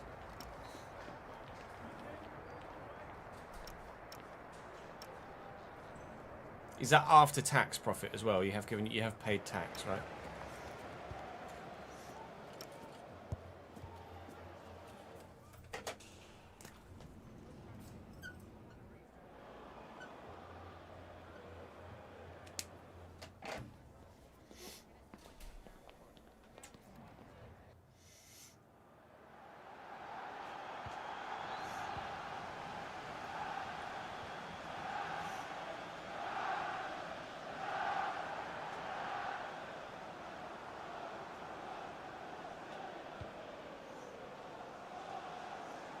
Tonito Cordero. It's tackled by Keanu Dyer. Into Stoya. It's a man who go to feet and then back again. That's worked quite well, actually. Apre's making the run into the channel, and he might have the legs to get there ahead of the defender. He does. Keanu Dyer. And arriving here is Jimmy Garner. It's blocked well. Stoya could win that header. He hasn't, unfortunately. Very nearly opened up for us. I was hoping that Dyer might have the chance to get a shot away from the edge of the box before the defender closed him down, but no such luck. Try and get Harvey Vale in around the corner here, which we've done well. But then in attempting to try and find a teammate, I've ended up losing the ball. Starting the second half brightly and forcing the Newcastle defence into some hurried, rushed, mistaken passing, but now here comes 87 rated Enzo Fernandez to try and help solidify their defensive line. It's not going to help me at all, is it? But Vale in the box, looking for Apparate, and again Mauro Junior just has enough. We've been decent again, but decent wasn't quite good enough against Brentford, and it's looking like it's not quite going to be a good enough against Newcastle either. But there is still time for things to change. I.e. time for Newcastle to score more goals. Probably.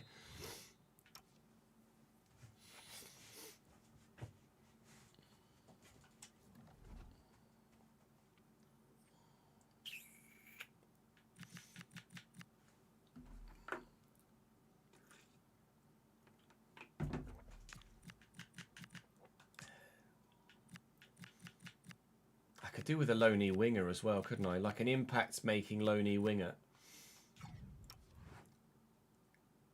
I don't have anyone for wide areas at the minute, do I? It's another area of the squad that's lacking.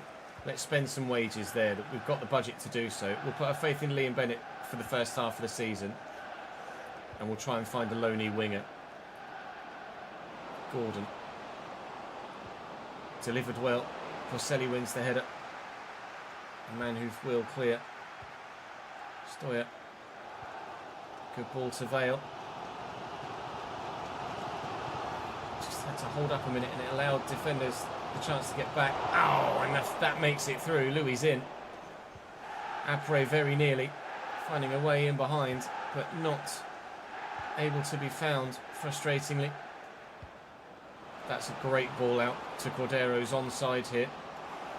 And Savona has done brilliantly to ensure that he doesn't cause us any problems.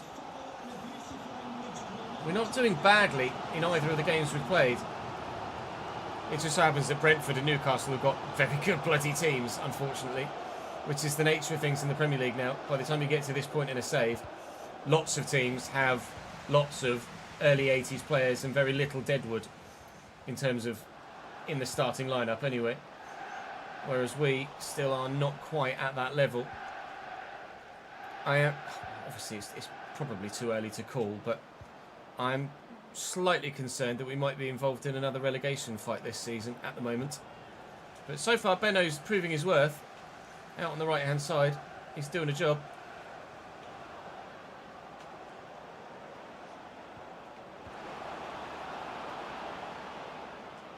Well in.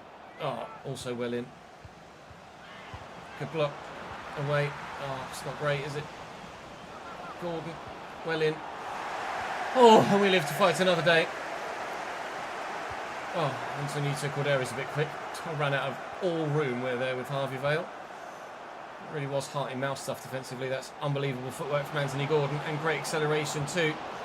And Kovar does enough at the near post to stop them from extending their lead, but it really does look more like 2-0 Newcastle than 1-1, doesn't it, at the minute?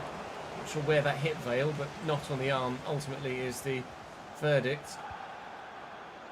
Botman, I was going to say, if Sven Botman swivels and buries it in the top bins, I really am done. But what is done is the time, unfortunately, and any chances of us finding an equaliser, you would have thought, unless Manhoef can set Ethan Wheatley away here with his first touch of the ball as a Cambridge United player, he could turn and find Sean Stoyer, which he can't do. It is to be a 1-0 defeat at home in our first game at our expanded stadium.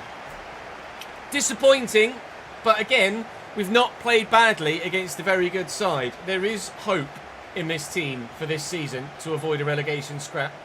We're just starting with a difficult fixture list. Very difficult fixture list, unfortunately. A very good Brentford, a very good Newcastle, and a very good, I'm sure, Manchester City.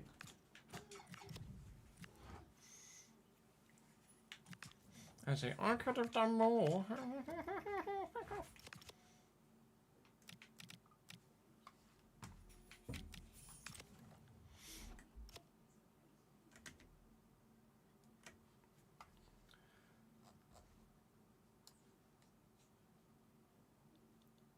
There.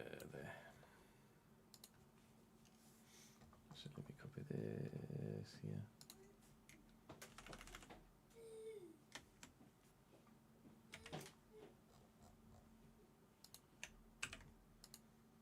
So stadium maintenance last year was 3220.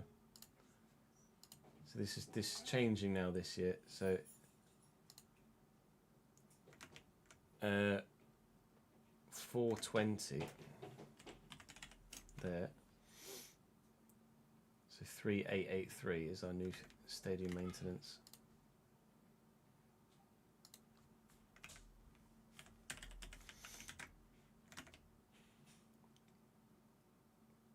Shirt sales 1.1 million.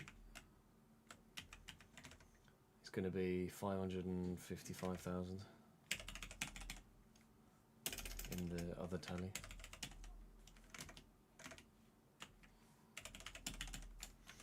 Hey Kitten, thank you for the follow. Welcome to the channel.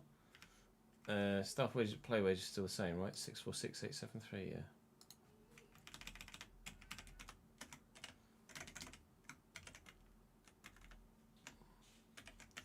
Right, what are we making from match tickets now? 7961. So it's not changed the attendance in the thing, unfortunately.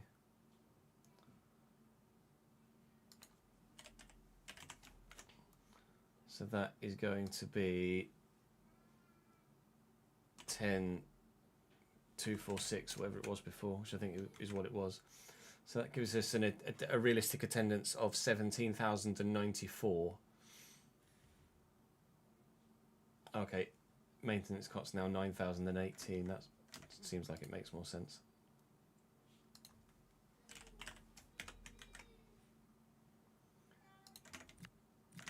And what was it?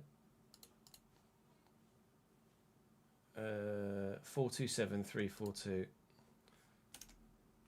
427,342 in match tickets.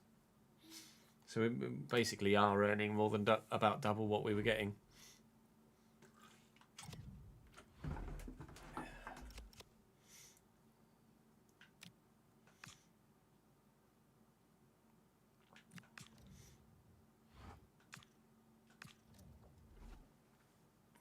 What your potential is, though, mate. You're going to want 20 grand and all, aren't you? All the youngsters are just going to want massive increases in wages, annoyingly.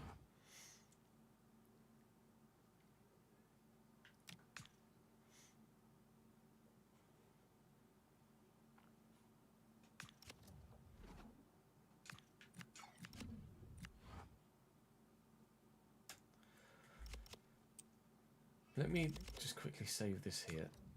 I wonder if I might have to manually just give these youngsters new contracts, because there's no way in hell that I would give them 20 grand a week.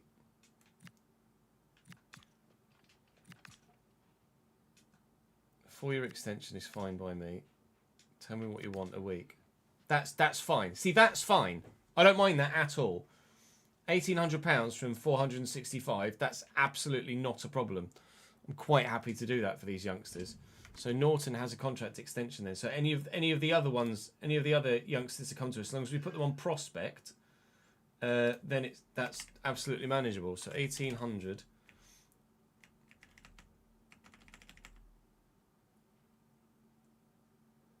Oh, weirdly, I've got his contract information in wrong in terms of the length of it. Because it says he's running out. He's got signed a 4-year extension, so that's going to go to 2035 now. But now he's on £1,800 a week, and he signed a signing on fee there, didn't he, of 15.5.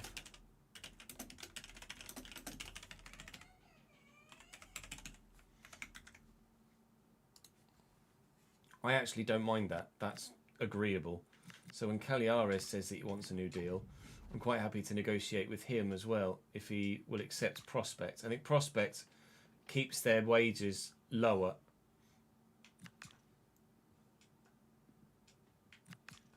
He wants exactly the same. Done. Not a problem. Not a problem.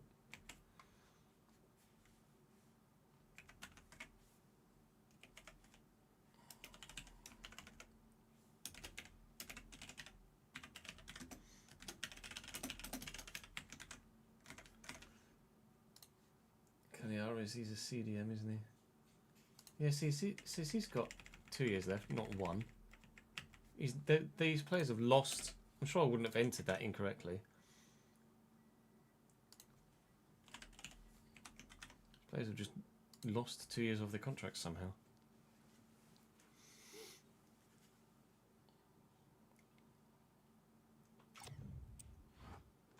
I could do the same for Hermansen then, couldn't I?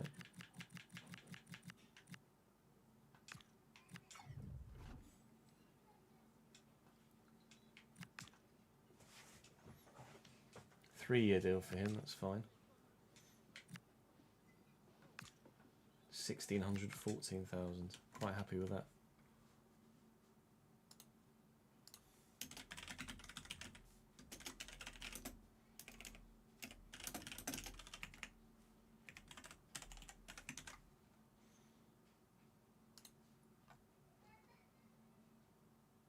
So did I put Sen in there?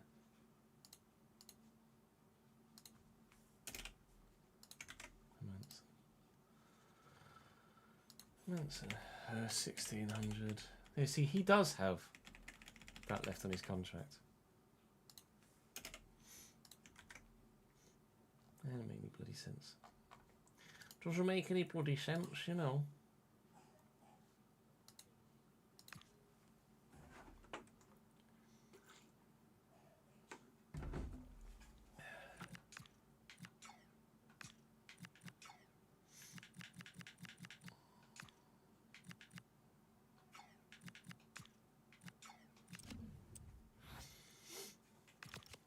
Thank you, Willem. Right, match day against Sheffield Wednesday. Do we play in the Cup? I think we play in the Cup. Is there any reason why not to play in the Cup? Playing the black and white kit again.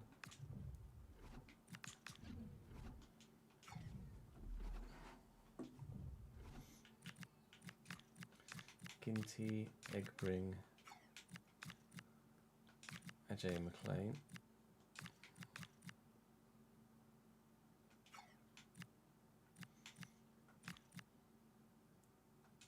Gomez, Smith and Caliares, Wheatley. I need wingers. I need a winger. I really, really need a loney winger. Man who's up to 80. Need a loney winger, chat. Desperately.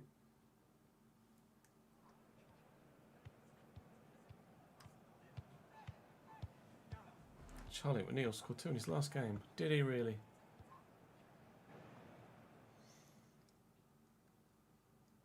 That's nice. Thank you, Eric.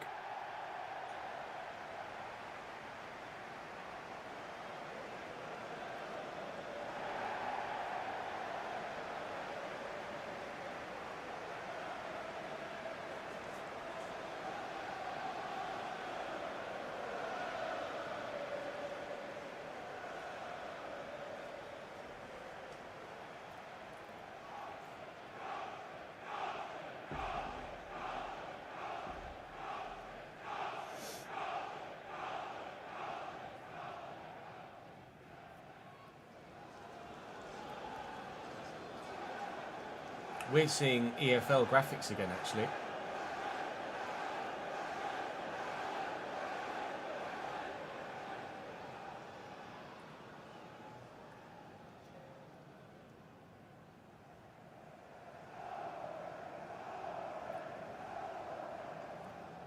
I should have started Norton.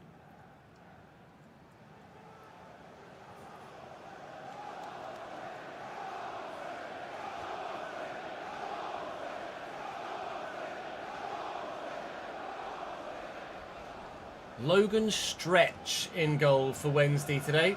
Weaver, Otegbayo, Arnold. What formation is that? Oh, it's a 3-back.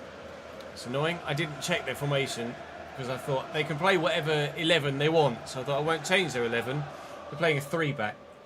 We might romp to a rather straightforward victory here. I'm playing a heavily rotated side, so it might not be that straightforward, but... okay, fair enough. Smith and Caliares in the deeper roles are certainly going to be difficult to get a lot out of. And we've discovered that we need absolutely a loney winger. Oh, that looked painful for both involved.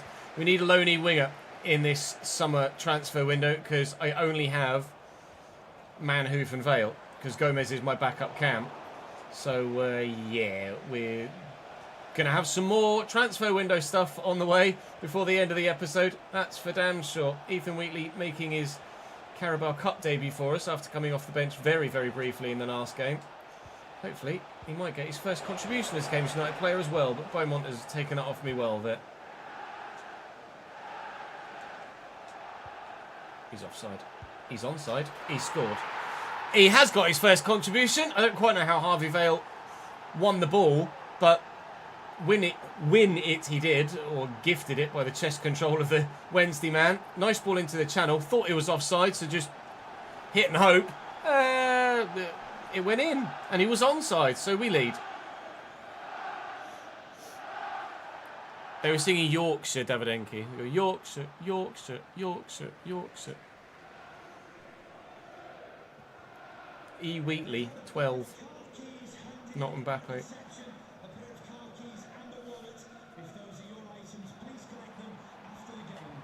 Oh, nice little ball around the corner. McNeil to Bruno Fernandes. Here's Alvarez. This little drop of the shoulder, but Smith's in the way. Ooh, nearly. Ooh, nearly. Brown. Oh, that's great football. McGinty with a save. McGinty with a double save to deny Sheffield Wednesday an equaliser very quickly. Beaumont will take the corner for them. Might not be first team in the Premier League anymore, Ed McGinty, but still knows how to keep a clean sheet and make a save. Well, that's for sure. William Manhoof. Go on then. From Ed at the back to Ethan up top. You're a bit quick, aren't you, mate? Can't stop that, though. Oh, that didn't need stopping.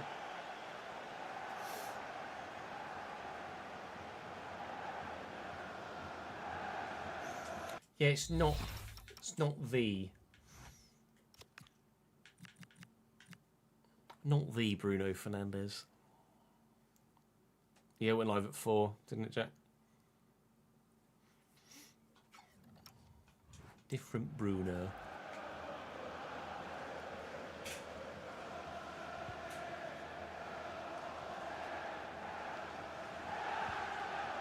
Okay, Wednesday fans are singing Leicester's song. Champions of England, you'll never sing that. Vale. Gomez. Why will Sheffield Wednesday fans singing Vichai Had a Dream?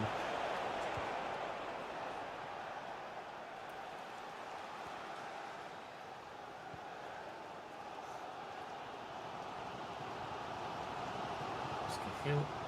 Beaumont. Fernandes. And intercepted. It's deflected free. Thornton. Yeah. Smith doesn't really run anywhere anytime soon at all, does he? He's a big boy. He's old Ellis Smith, or young Ellis Smith, but with 50-odd acceleration and 50-odd sprint speed, he is a bit of a slug. Ethan Wheatley is not a slug. Oh, but he should have buried that. He really should have buried that. I've got a lot of low drivens for me are doing that, getting pulled past the post. Starting to put me off low drivens in some scenarios. Maybe I just need to not do that whole cross goal shot with low drivens and it will actually be fine for me. Man who's trying to twist and turn and get away from the defenders, and Gomez is in, and that's 2-0 Cambridge, and we're storming to the next round of the Carabao Cup.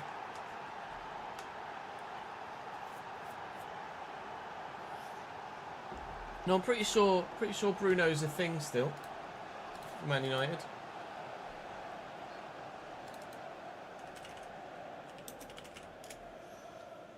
Yeah, 36, still 78 rated.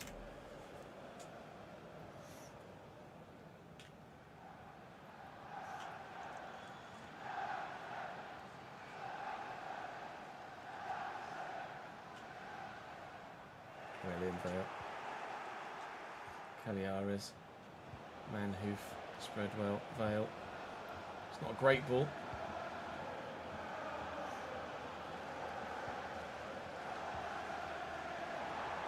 Alvarez. McNeil.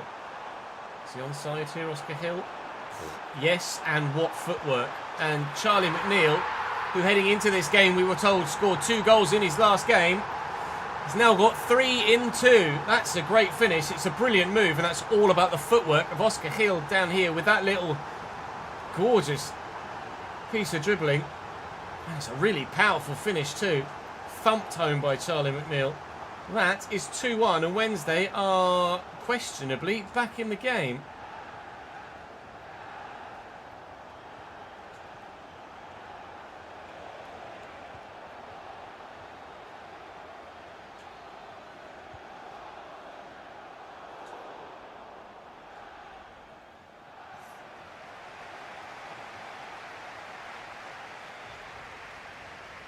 Just be where his birthday lies, Rory. He will have been 30 at the beginning of this real-life season. So will be 36 at the beginning of Season 7 to turn 37. Can you get some sweets from the shops? If you want. Are you okay?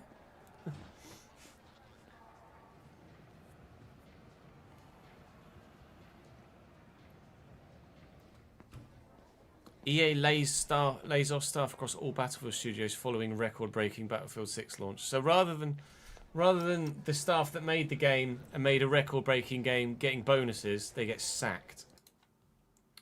That's good.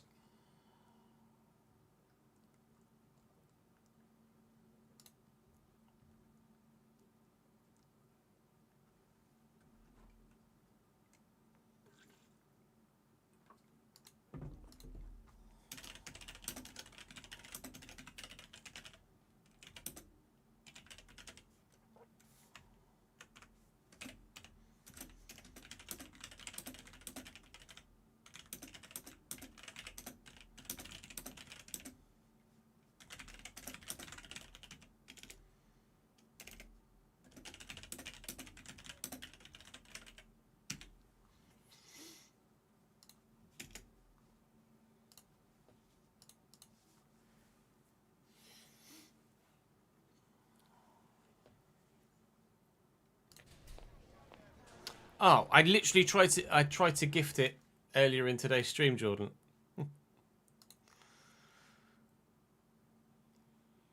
It also isn't letting me gift you one. Let me refresh. Maybe I just needed to refresh all along. Yeah, now it'll let me gift you one. That's weird.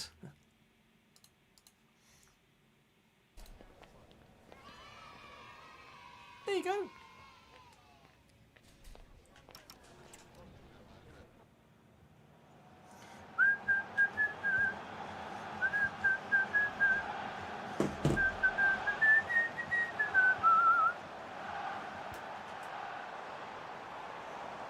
Tackle by Ajay. Paliades, Savona, Manhoof. A good start to the second half here. Manhoof looking to get away. Finds not the man that he was looking for. Neil, Brown. Lene Brink. Oh, there was the through ball to Vale. It would have completely split their entire defence in half.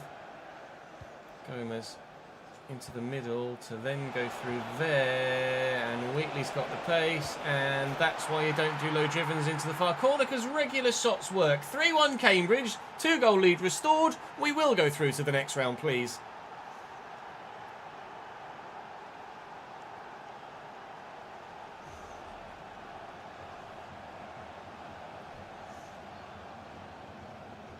Ethan Whitney's a bit good, isn't he? Against Sheffield Wednesday, anyway. I don't want Ethan Wheatley to be my Louis Apre replacement, though. It's just such an obvious signing for a career mode save. William Manhoof, he literally just run straight at me there, lads. And Wheatley in behind. And this is why 3-backs don't work. Hat-trick! Oh, good save, missed the stretch. Fair enough, not hat-trick. But that's why 3-backs don't work. Up we go. Okay. Oh, pen. No VAR in the Carabao Cup either. So unfortunately, regardless of whether this was or wasn't a pen, I mean, it's hit someone's hand somewhere. We'll have a look. But I'm pretty sure that unfortunately it did hit an arm. And it will be given as a penalty in game. Oh, it's one of those. It's hit his hand through someone else's head. Or has it? It might actually just genuinely hit the arm there. I think it has genuinely just hit the arm. But no, why is he jumping for a header like this? What are you doing, mate? Okay, Ethan Wheatley hat-trick from the spot instead then. I think he's actually on it, isn't he? Yeah, he's on it already. Go on, pal. Put it top right. Lebos!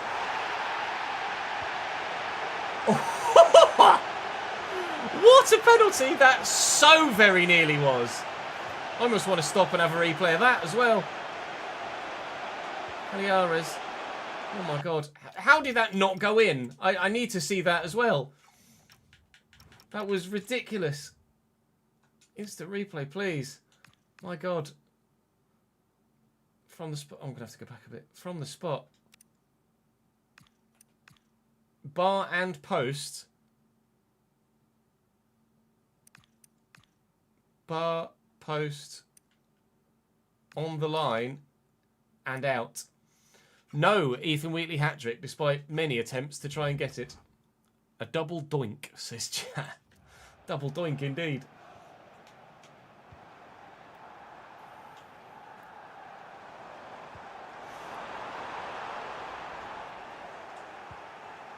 Ah, shit. Oh, Norton is on the bench. Let's bring Norton on anyway. There you go.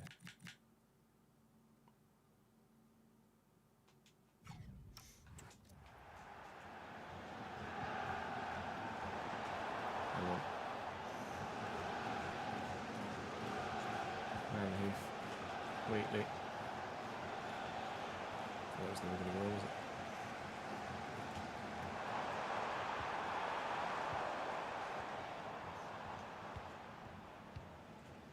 Alright, Sheffield Wednesday turned into prime Barcelona. Shipston. Good block.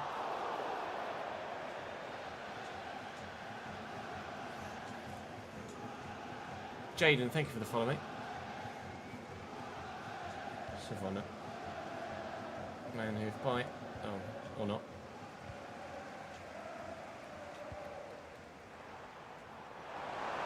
Ball to Alvarez. Good cross by Alvarez. Good header by McLean.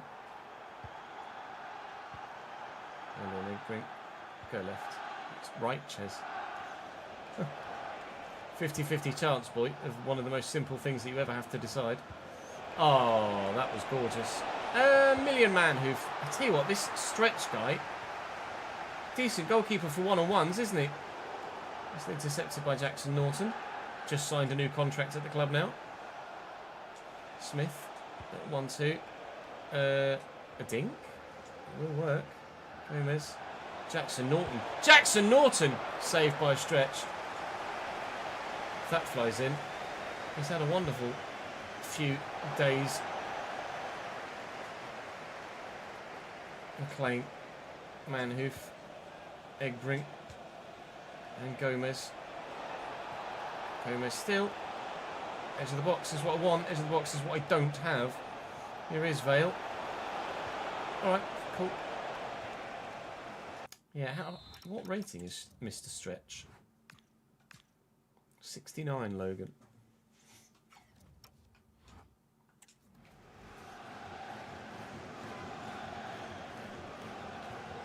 Well in, Manhoof. He's kicked it straight at me, so it's less well in, more just thank you.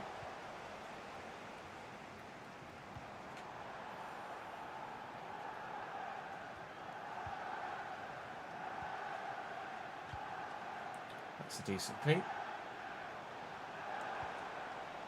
And Savona. It's a lovely turn. Shipston is away. Never mind. That'll be game. Thank you very much for the game, Sheffield Wednesday. We breezed past you in our league football, and we've breezed past you in the Carabao Cup. Through to the next round. I think that earns us about £7,000 for a win in the second round of the Carabao Cup. That might pay one player for 5 days. Oh, good. FA Cup run would be better.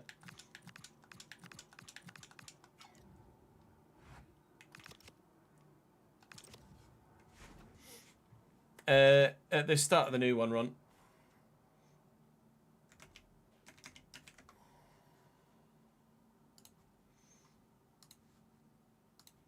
Not that it matters, because they don't change from the last day of one season to the first day of the next. You could do it whenever you like, really.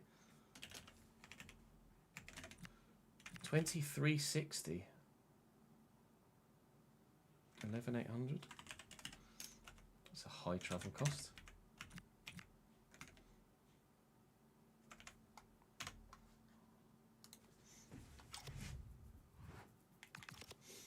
Right, lonely wingers, boys. Let's have a look, shall we?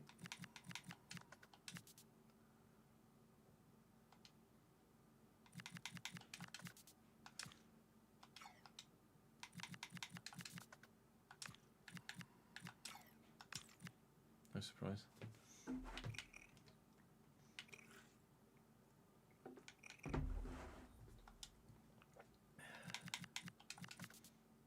Sorry. Tom Watson's too good. Cardoso Varela. 81 at Dinamo Zagreb. That's... Whoa! That's not really low knee material, is it? That's more first team. Aryon Ibrahimovic, 79 at Preston. Technically, he's very good. Physically, there's not much there.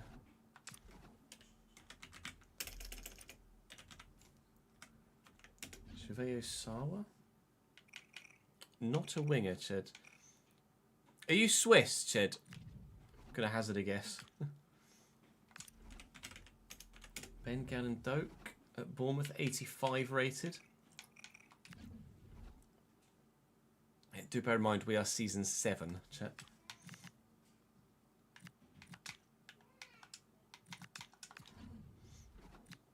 One transfer listed left winger in the world.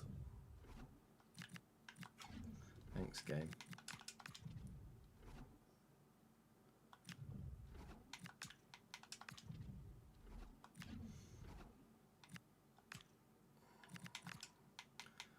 Let's have a look in the Prem.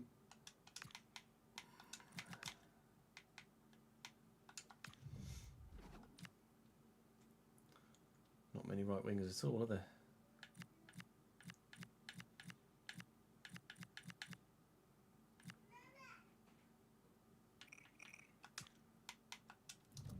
Probably too good to loan.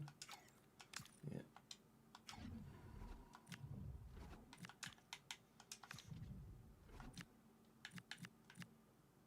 Can't get Adrian Blake.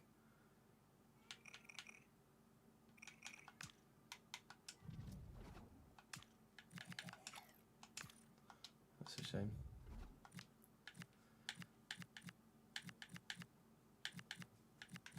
Mundle. Roman Mundle on loan could be very good.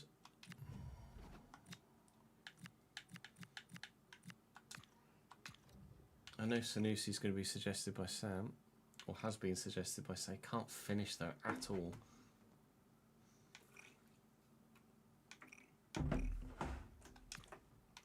Could make an impact though. We're not interested in loaning him. Okay.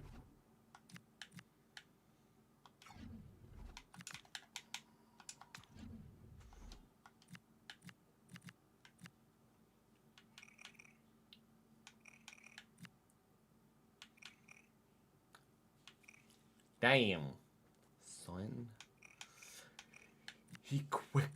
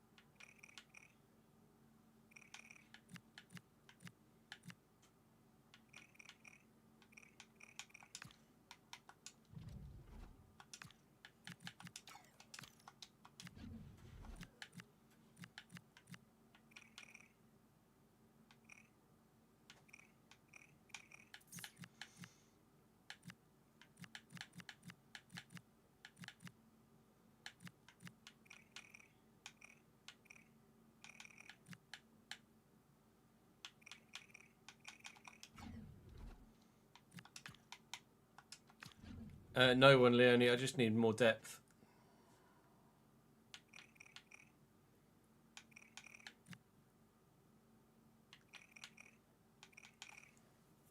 Oh, Wineri would be way too good by now. He's like 88 or 89 rated.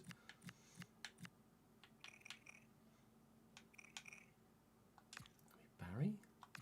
It's probably not good enough.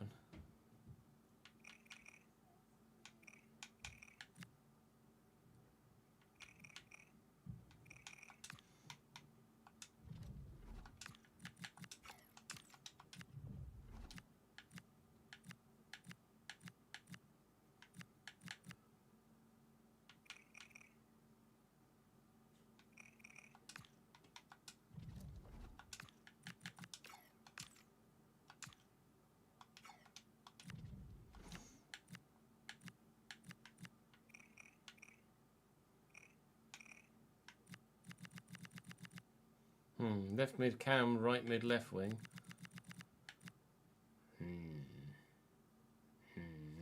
Dwight McNeil pre-gen maybe, Mr. Rowland?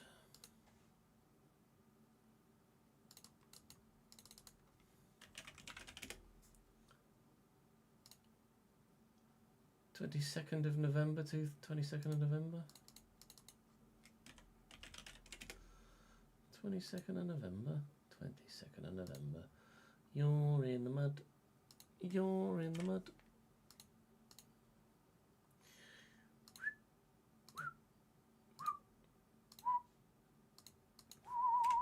All right.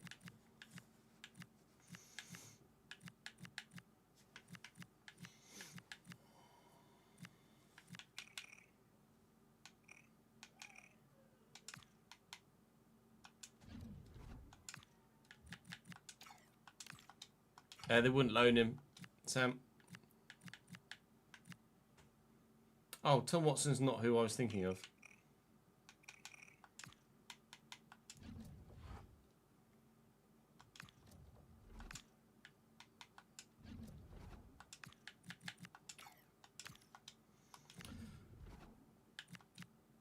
So from the Prem, Mundell's the only loanable option. Let's just look at big boys and see who they've got, shall we?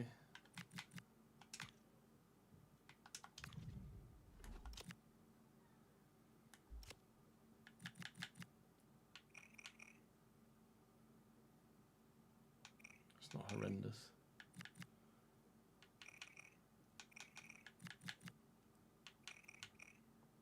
That's better. Fuck.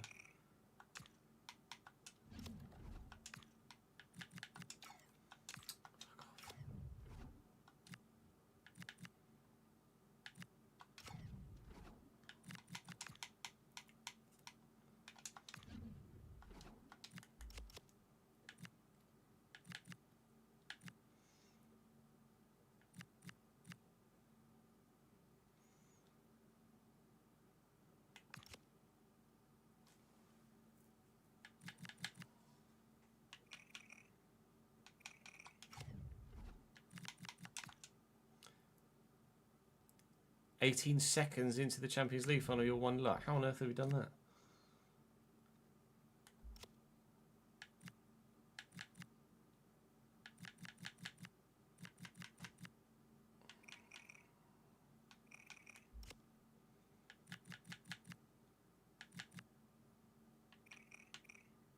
He's definitely centre mid.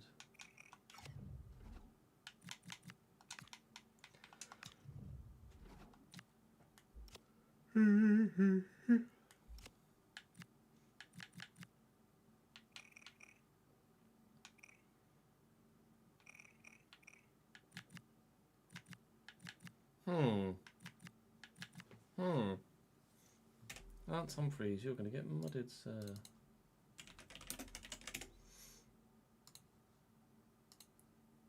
Dee dee dee dee. Dee dee dee dee. You're in the mud. You're in the mud.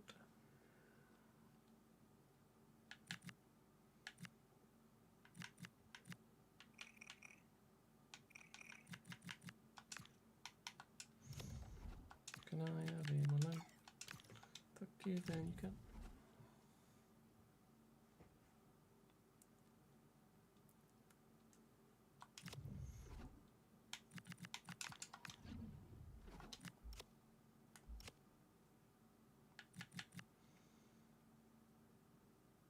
Let's let himself go.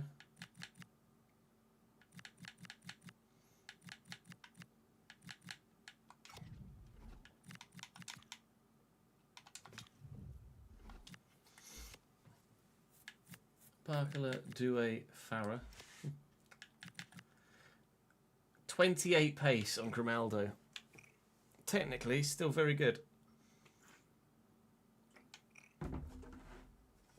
How can you still have all of your agility, but no pace or strength? 28 acceleration and sprint speed, 20 strength, 38 jumping.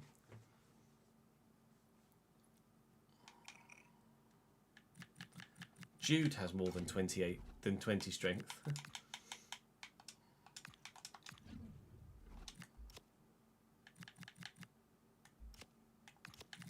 Who are you? Subiabra? Ian Subiabra. Oh, he was very good against me in the RTG, wasn't he? Look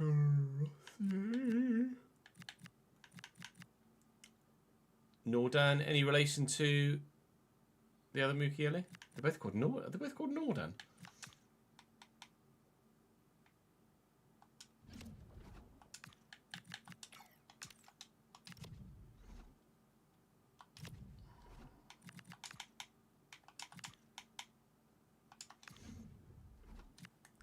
It's his brother, is it?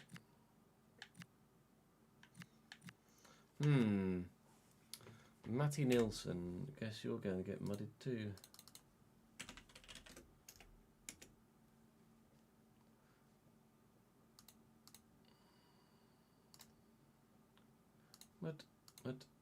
Muddly. Alright.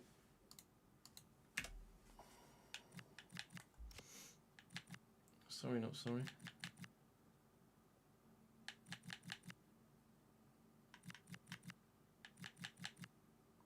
To be fair, 71, 72 potential. That's fine. Don't mind that one. He's fucked anyway.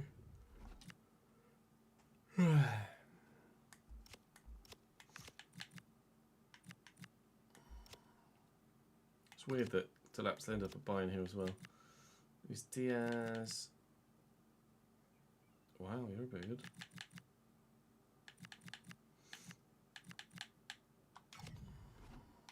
I don't think they'd let me have Cole, would they? Oh, it was Dortmund, wasn't it? Dortmund had Cole. That's Augsburg just.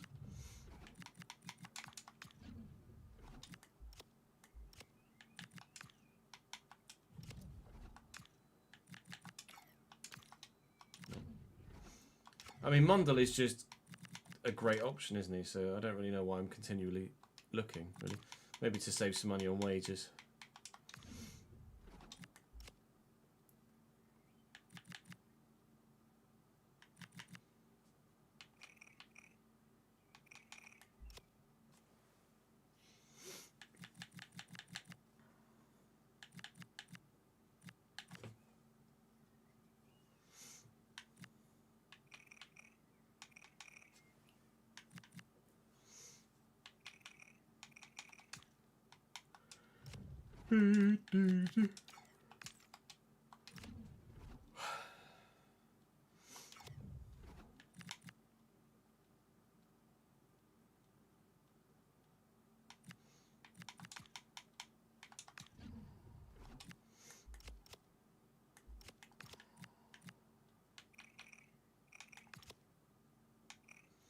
Oh, Harvey Barnes. It's an equaliser. Wow. Maybe Farid?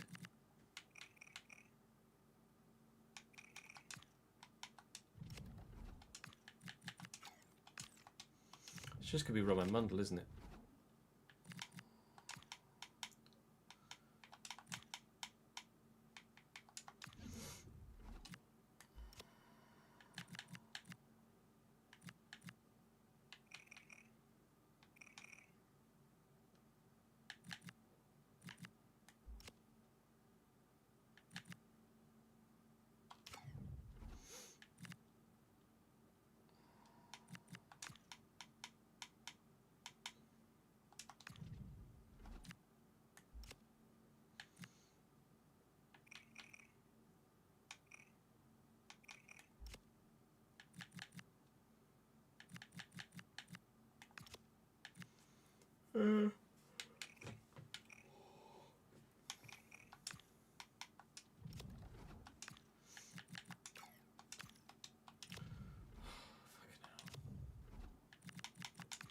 Just painful.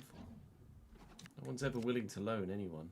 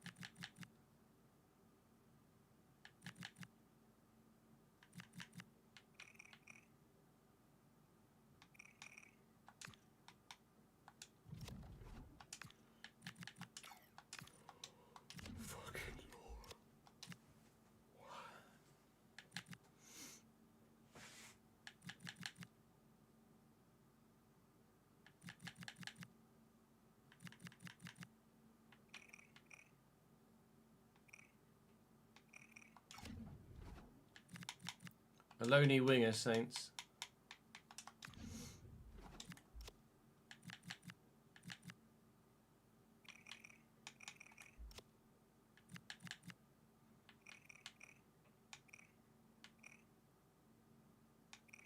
He was okay at Everton, wasn't he, last year?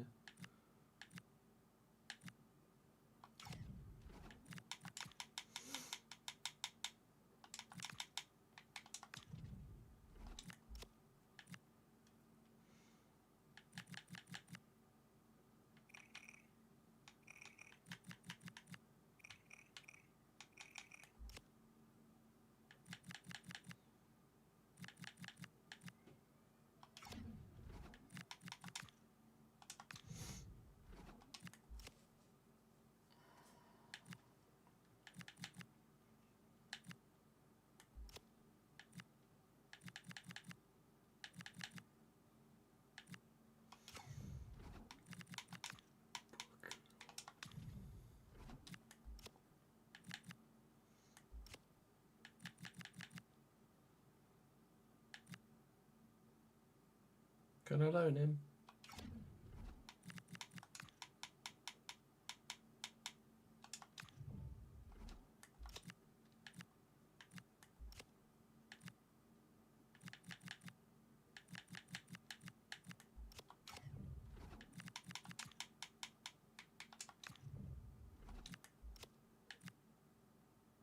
Bruno!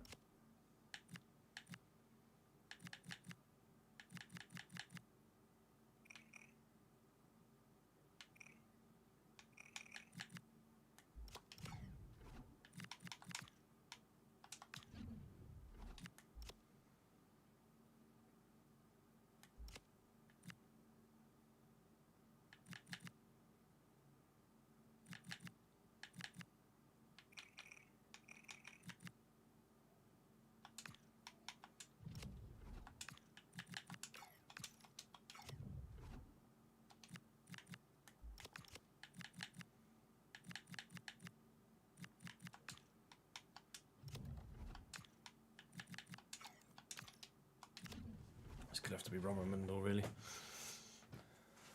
No, Daniel, not at the end.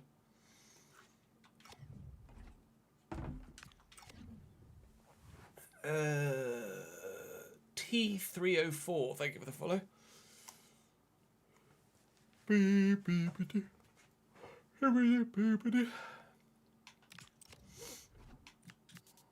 Right, we've looked through a lot of different teams, and the only player we can find anywhere that anyone will loan me in a wide area is actually Roman Mundell from Sunderland, and that is, quite frankly, a phenomenal deal. So if they'll agree a 1-year loan there and we only pay half his wages, that's actually genuinely quite decent. I can't really complain about that, in all honesty. Manchester City are next opponents on deadline day itself. A bid for Hermansen. Is it a loan bid? It is. Yeah, go on then. 2 years is fine. Why not? Match is rescheduled against Palace, Forest and Forest. Potentially for Carabao Cup. Palace will be Europe, but Carabao Cup maybe for Forest? No.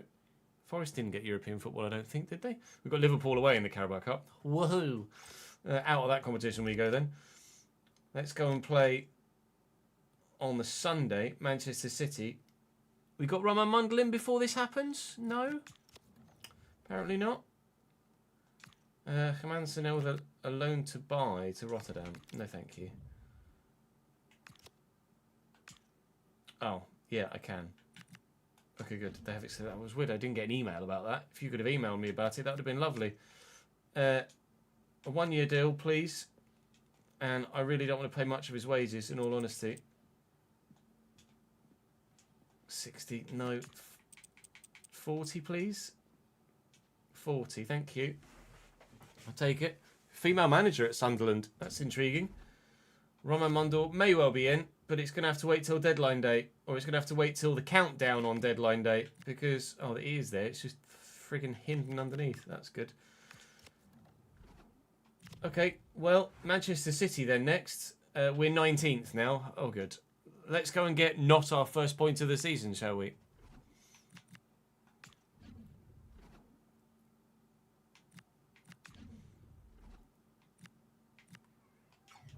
buckets, does he?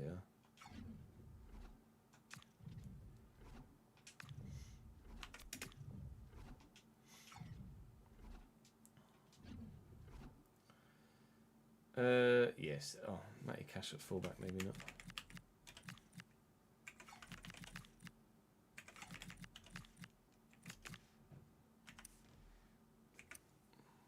Any change? Right, just gonna go for a quick toilet break chat, and then we'll play this final game of the episode and do deadline day. BRB.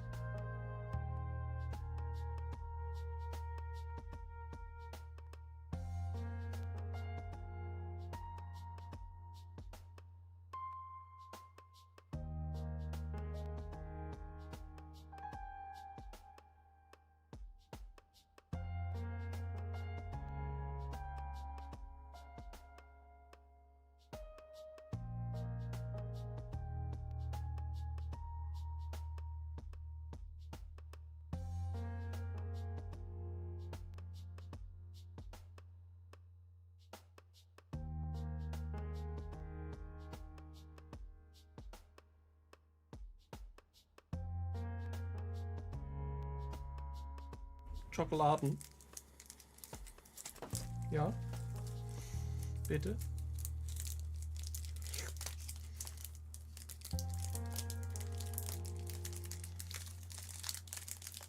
We can get in it.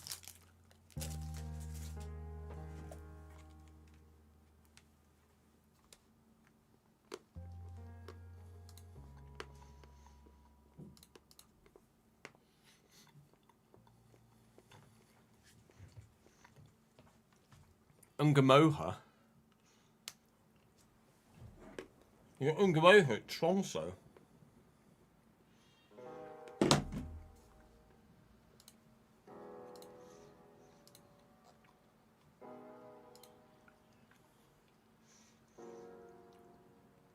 Unbelievable, Jeff.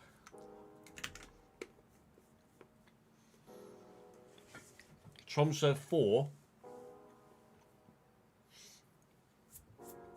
Real Madrid 0.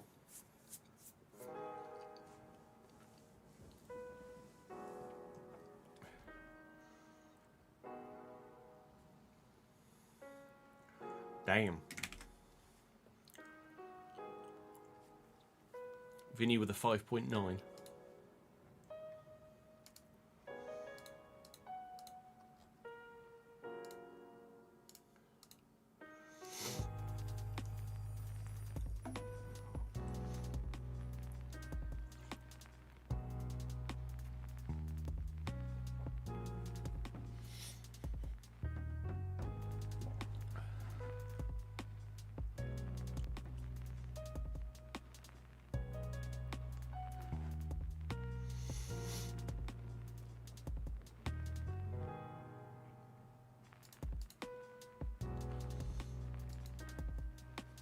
Don't jinx Vinny.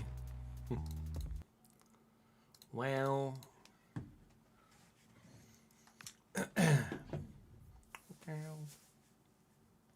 You've got 12 players missing for the City game. Yikes.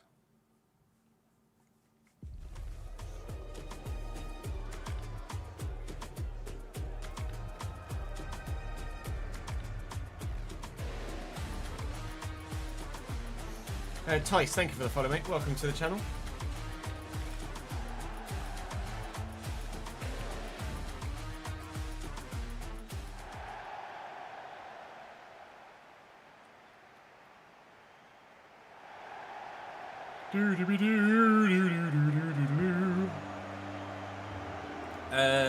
Not sure, Lucas.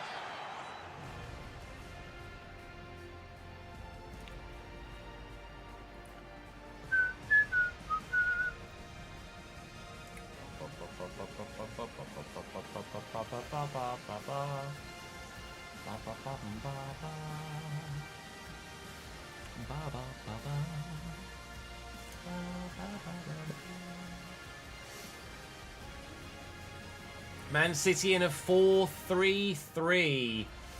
Donnarumma, unsurprisingly, Xavier Lopez, Fadial Molnar Aitnouri, Reinders Nipan Nico Gonzalez, Foden, Malik Fofana, Haaland.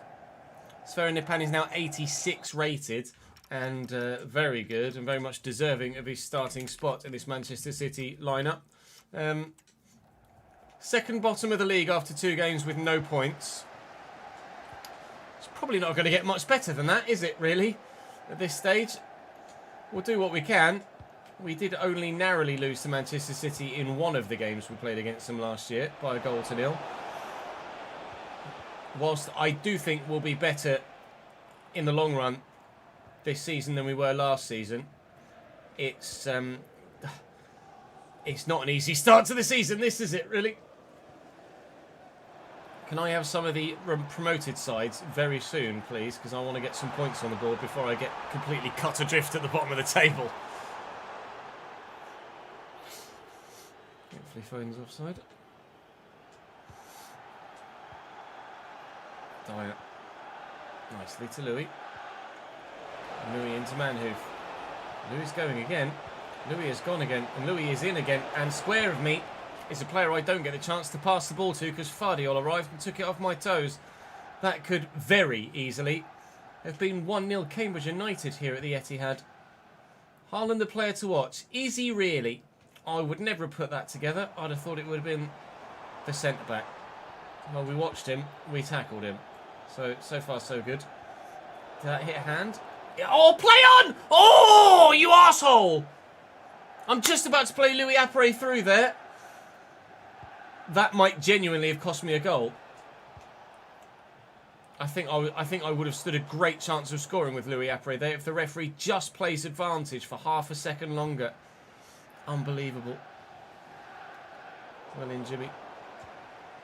Fuck. That was a chance. Oh, God. Particularly something in my nose. Garner and Apre in behind Molnar. Not for long, though. Here comes Vale at pace, however. And Apre and Garner. And here's Keanu Dyer. And Keanu Dyer, in that box crusher role, has grabbed us another goal in the Premier League. In fact, he's the only man to score for me in the Premier League so far this season. It's 3-2, and the Chelsea loanee has really settled quickly.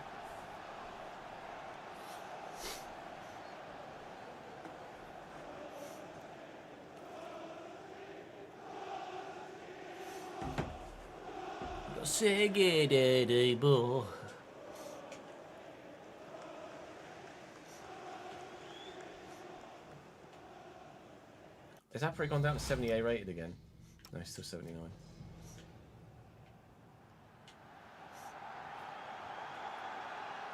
Nipan. I was waiting for a pass. I ran into the space where I thought the pass was going to be to intercept, and then the pass didn't come. Here is Sarah Nipan again. Oh, Benno. Brilliant. Just getting to that to ensure that there's no tap-in for... It was Malik Fofana, perhaps, waiting in the middle. Might have even been Big Erling. I'm sure, actually, Bennett wouldn't have won a header against Erling Haaland. Regardless, we stay 1-0 in front thanks to Benno's committal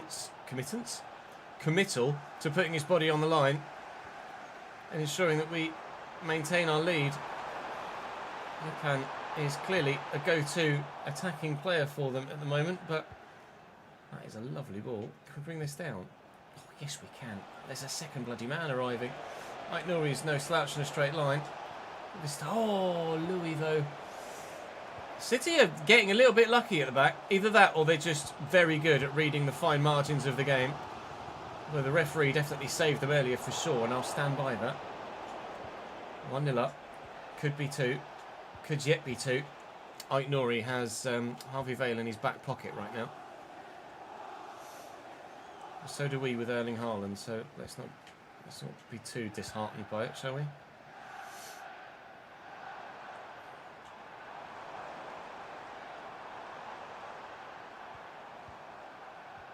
William Bennett.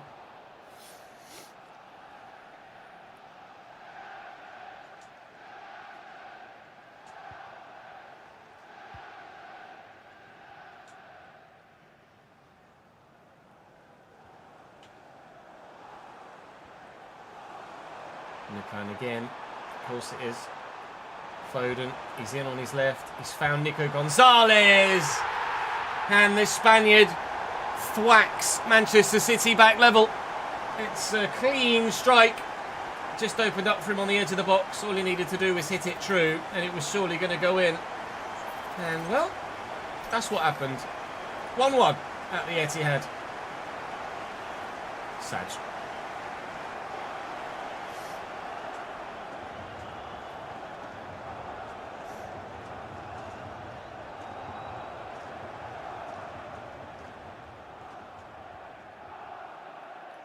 Garner. Stoyer. Back nicely. Oh, half time.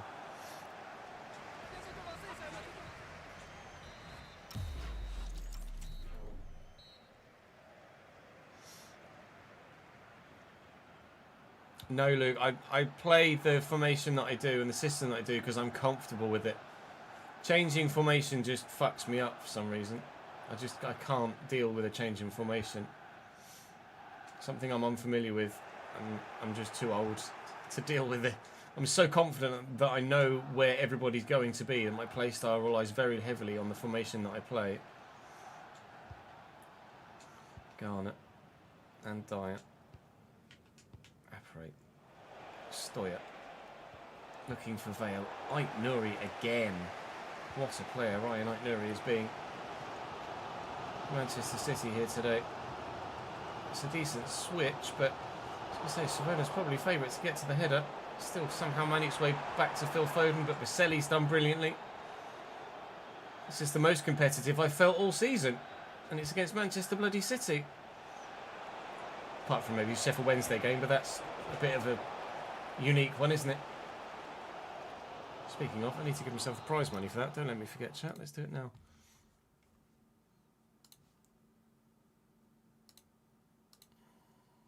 Round 2 participation, £7,000.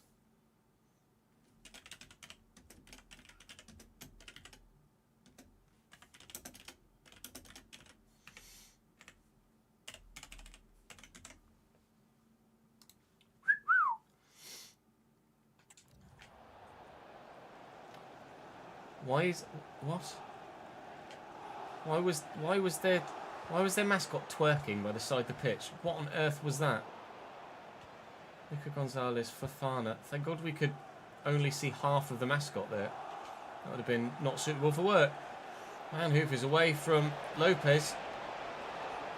Manhoof's away from everybody.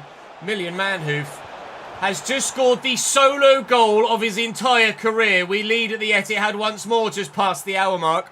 More goal scorers than just the loanee from Chelsea now. You can twerk as much as you like, Mr. Mascot. What a finish, but we'll take the win.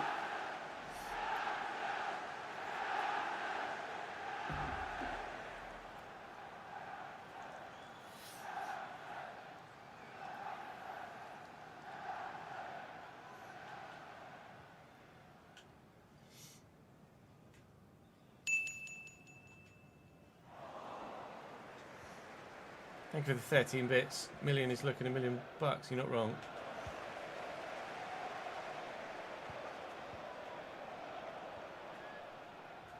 I really like Million Manhoof. Oh, it's quick. It's very quick. It's very good. And Kovar has the save, thankfully, at the near post. City very nearly able to get themselves back level again. Away by Stoyer. Nipan, Ait Nouri, Fardiol, Haaland, 2-2. All I can do is look at that bloody mascot at the top of the screen going crazy now. I was just trying to see if he was going to start twerking again. He's doing something.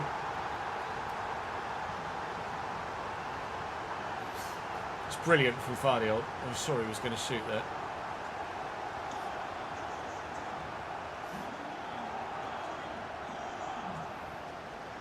It's very rare that Haaland actually scores against you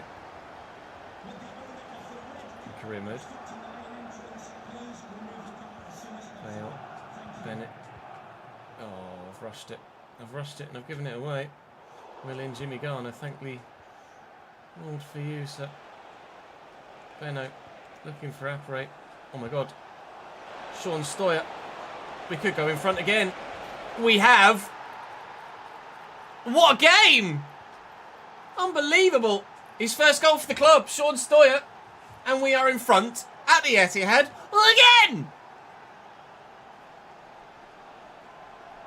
Oh my God. Yes, Luke. Sold to Spurs for 30 million.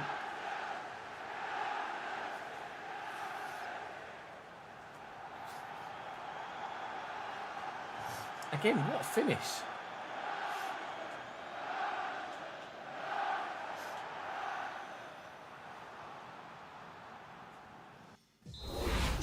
Controller is so new that the way I hold it, one of the like cut lines in the plastic is actually cutting my finger.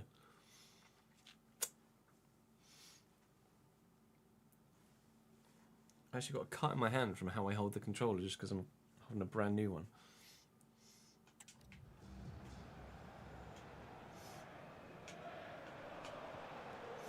Reinders. Willian Manhoof. It's gone again. City pushing for a winner. Might have sealed their fate. He's done it again! Oh, Tijani. Manhoof nearly scored an identical goal. Willian Savona. I might make some changes in a minute just to try and firm up in the middle and ensure that we see this result through. Manhoof, man of the match so far. Decent delivery. Vale can't win it. Aitnouri clears well. I'm going to make changes. Dyer for... Oh, I could do with a deeper midfielder still too, couldn't I? We're looking to bring in Roman Mundell. I still need a deeper midfielder too. Oh my God. Actually, no. Let's move Stoya deeper. And let's bring Gomez on. He's still not great. I could still do with an extra body in there probably, couldn't I? But maybe that's where the youth comes in. Caliares and Jackson Norton, etc. Fofana. This set takes forever to get up to top speed. Well up, Million Manhoof.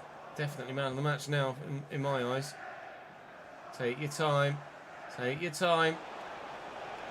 There is a huge result potentially in the offing here for us now. If we can just hold on for it. I don't even think those substitutions are going to get the chance to happen, you know. Just going to mess about with it until the final whistle goes. Only 2 minutes added on as well. Those 2 minutes are very nearly gone now too. Looking for Apre, can't find him. Nico Gonzalez cuts it out. Do not concede now, Ches. Foden to Nipan. Don't let them get it to Haaland.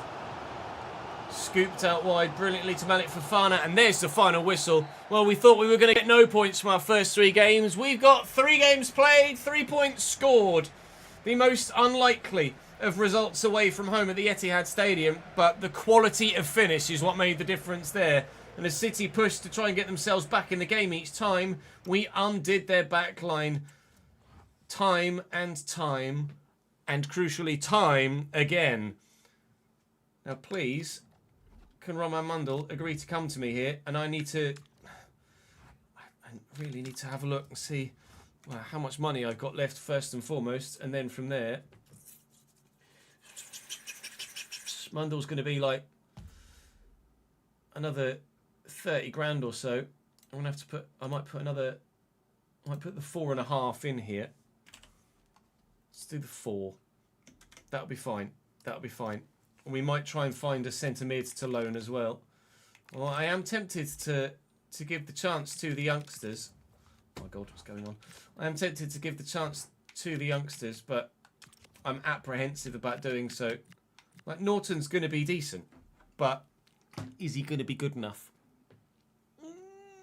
Don't think so.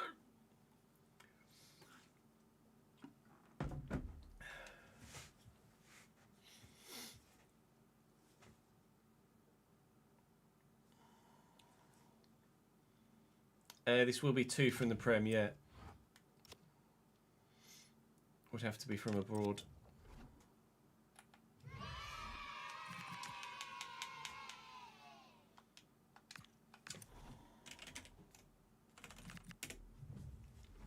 I could go for Koch again. Cam, thank you for the 32nd month, mate. I can't, he's retiring. That's annoying.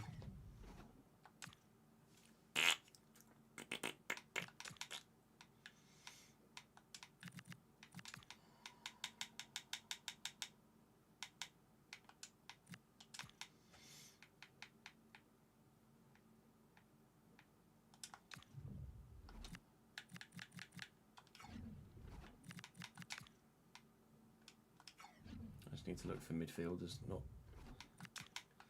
centre mids specifically. This might be a CDM I can loan. Like Mateus Enrique Gomez, maybe.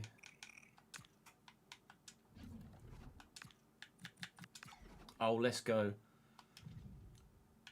Mateus Enrique Gomez.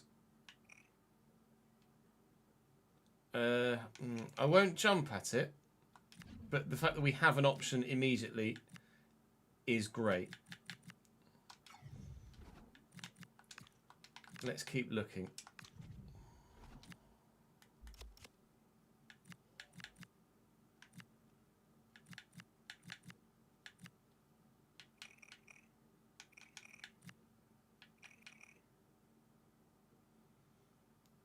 Ishmael Kone could be good, although defensive awareness is a bit rubbish.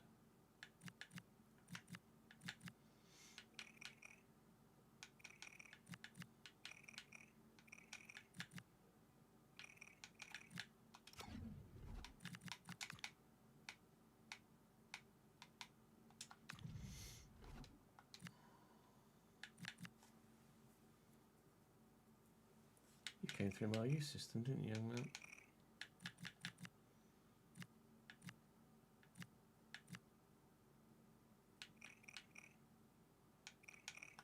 Raghuber would be good. I bet they're not open to the loan though.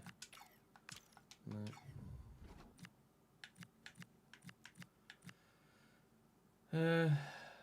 Don't even know who he might be a pre-gen of.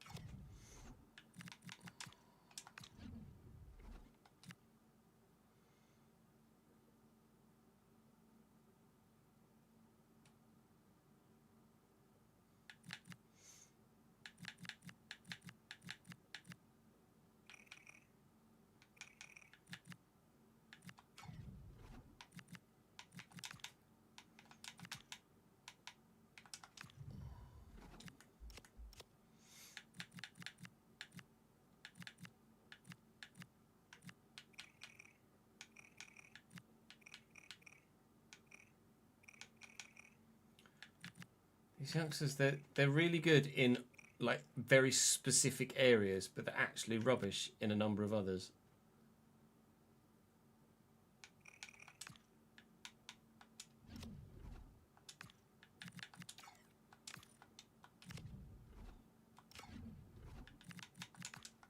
That's Augsburg.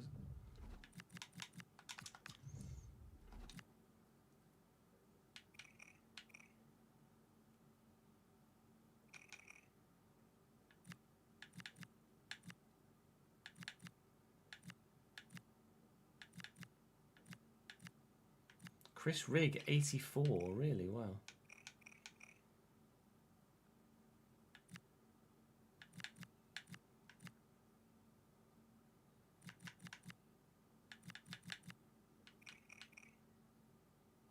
Hello, Renee.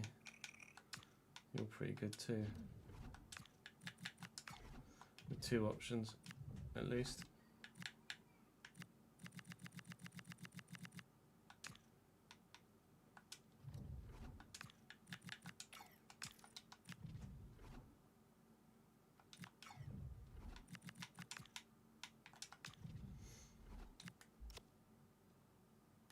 No, he's got a centre back in the thingy.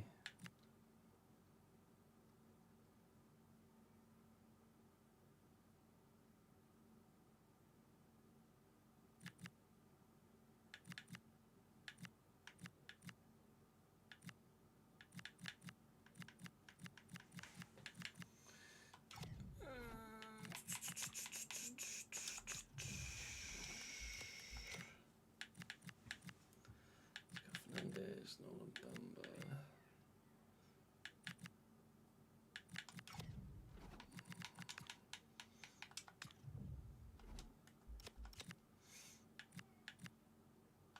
No Devlin on loan, please. Fair enough.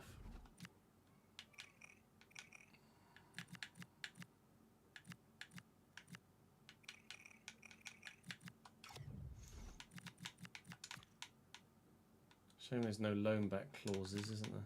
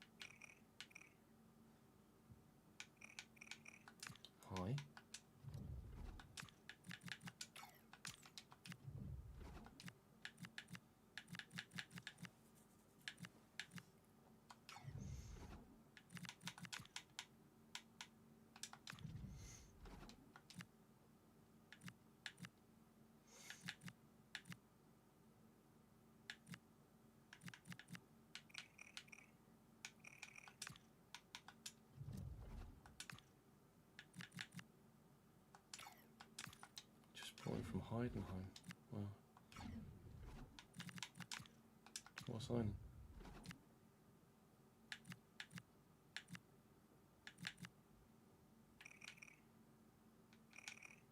£100 a week though. Kidel. Moretti's on £100 a week as well.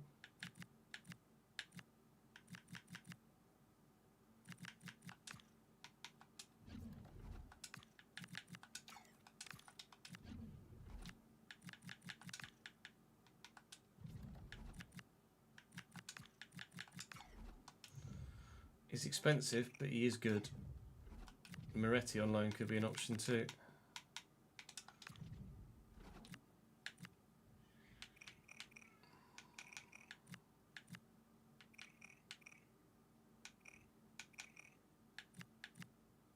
Wow.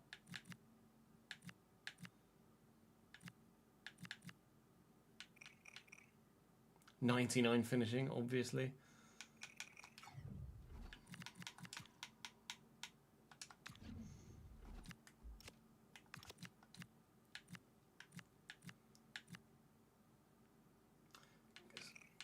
Kulusevski as a centre mid just is odd to me. I always thought Kulusevski was a wide man.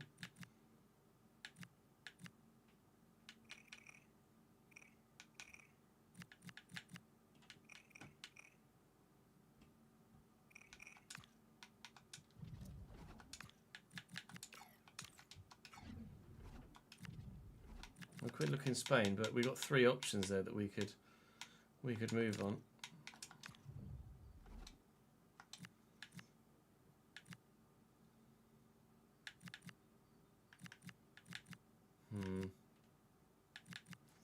When's Harry Gazar born? Xabier Guerra.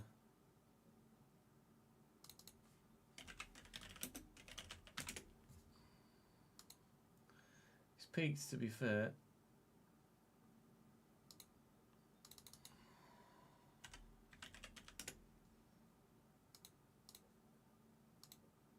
No, different birthdays, fair enough.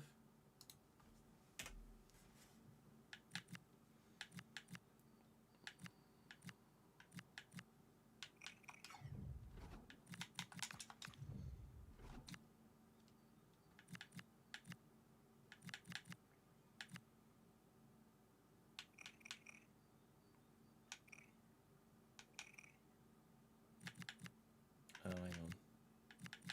Eric Sanchez pre-gen. That's far too coincidental. Was it Ferreira? Felix Herrera.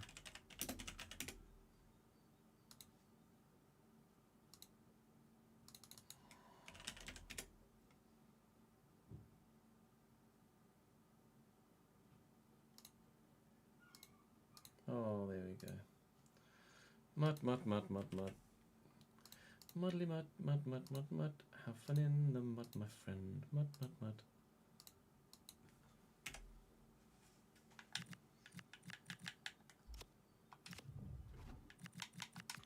I know it says you can just straight up delete people, but I don't know what that does to the database. I'll be worried about breaking something.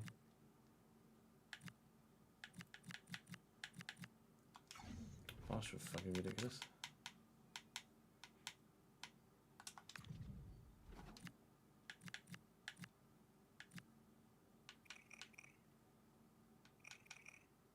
£135 a week. Are you sure?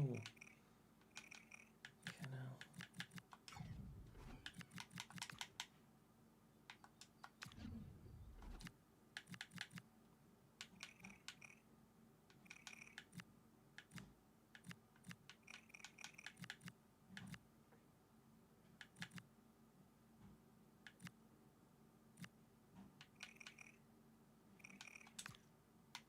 Hello.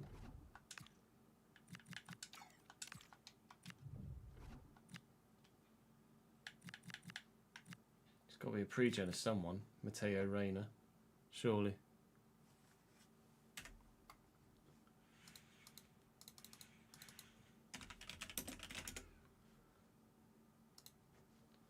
$31st. Let me get Sophie for it.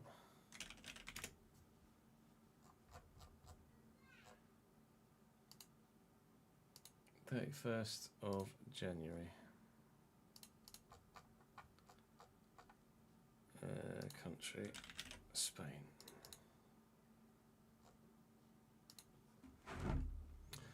Torrientes. He's a Torrientes regent. Mud. Have fun in the mud, my friend. Mud.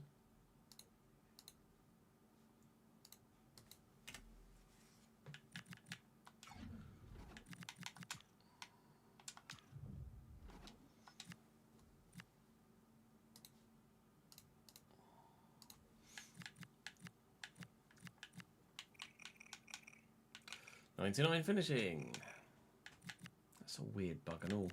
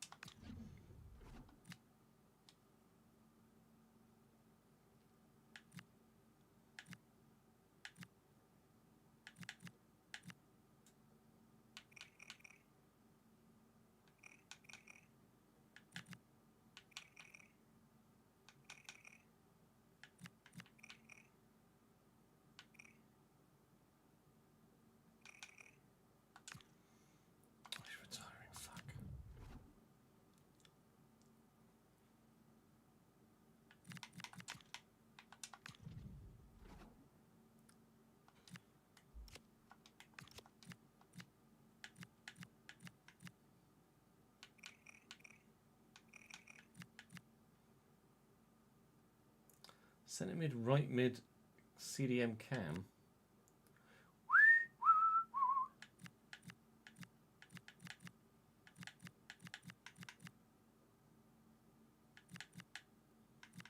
That's odd. Centre mid, right mid, CDM cam, but wrong nationality. Oh.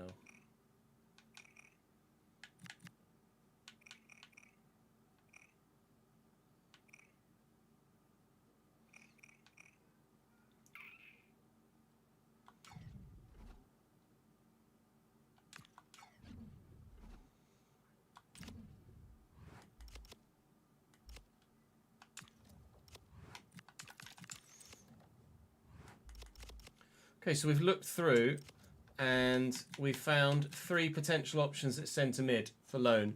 Fabio Moretti from Juventus. They're all on extortionate wages. Moretti at Juventus.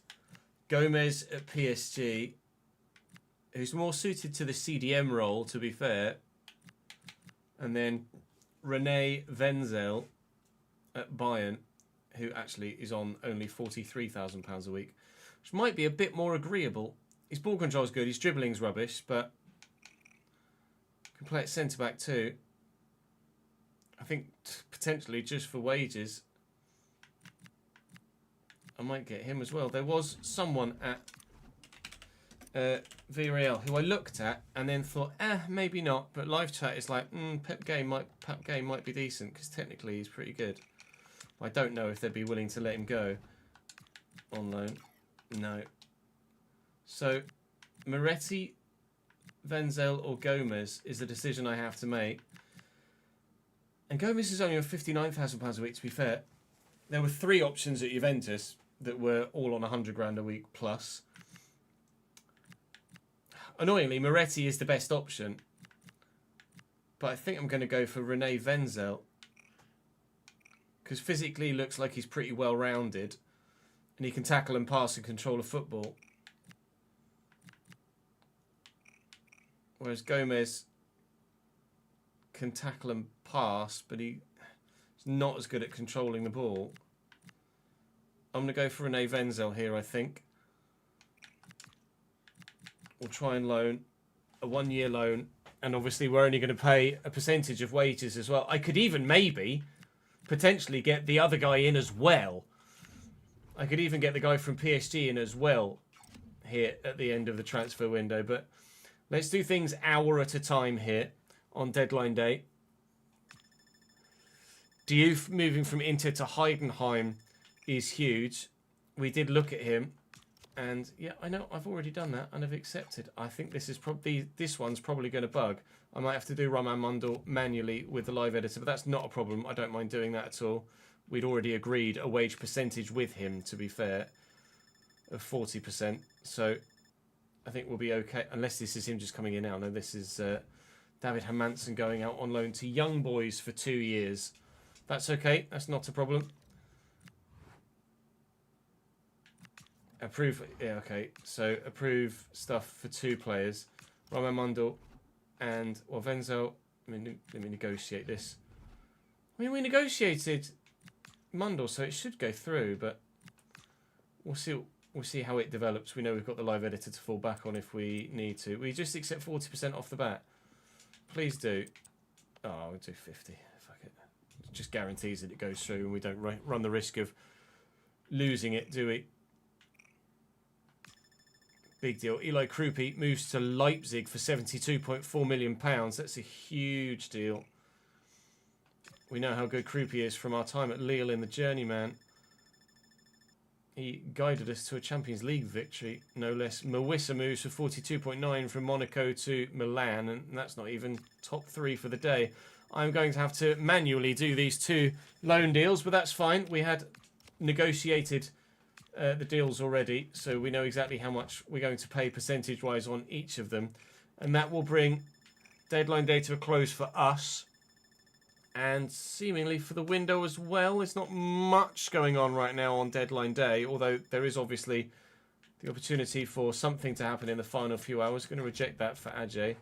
He will probably end up getting sold at the end of the season, I would imagine. But right now, I'm not getting enough for him to warrant being able to move him on and replace him. Brighton come in for Vale right at the death, but again, Vale's going nowhere at this moment in time. Transfer deadline day done and dusted. We will go and get those loanees in manually and sort that out. And then I'll give you a full transfer window roundup. And Burnley next is a very welcome fixture because I could do with 3 points again. He says, jinxing himself.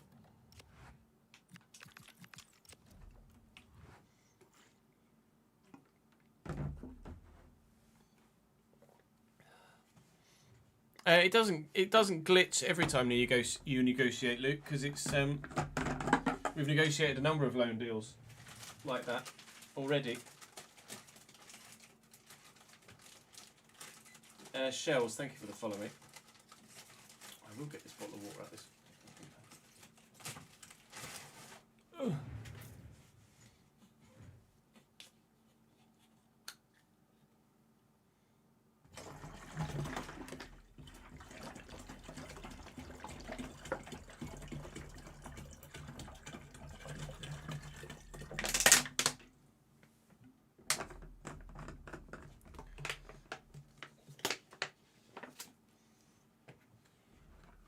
Mundle.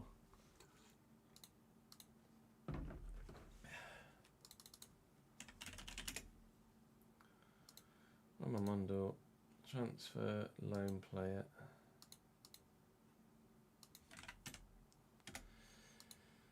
He was United 12 months. And then, who even was the other one? It was was it Wenzel? Rene Wenzel, that was it. 6th of February was his birthday.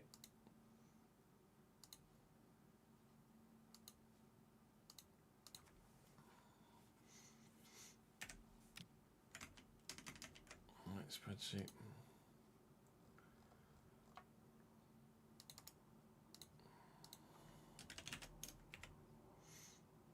What were you rated at, Rene? 79.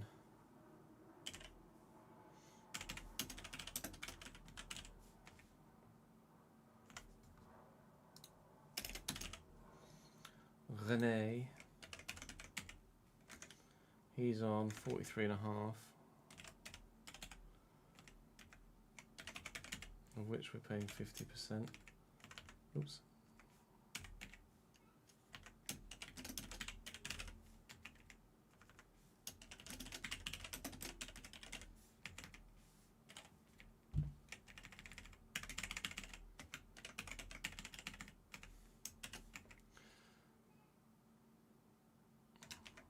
Is it a Goretzka pre-gen? Fuck.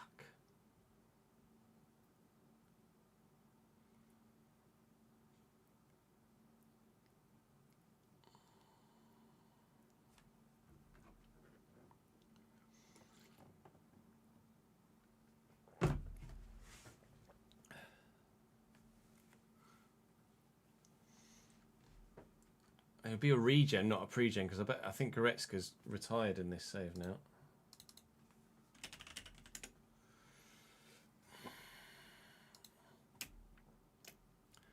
Do we mind a regen?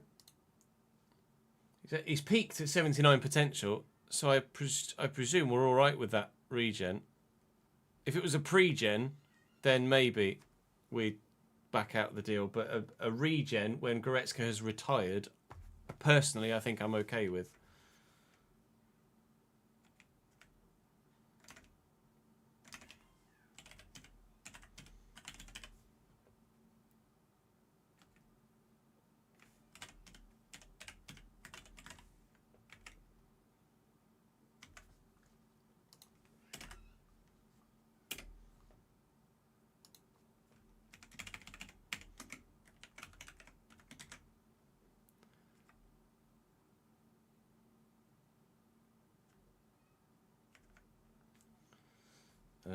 Find out what squad number is going to be.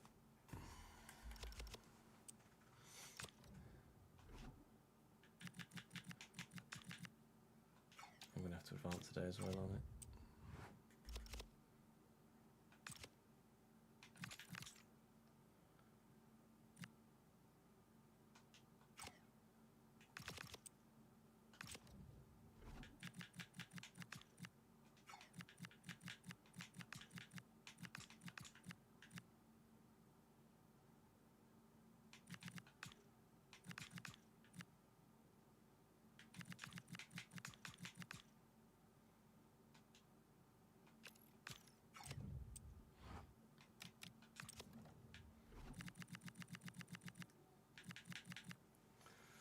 That is number 19. Mondo's the left winger.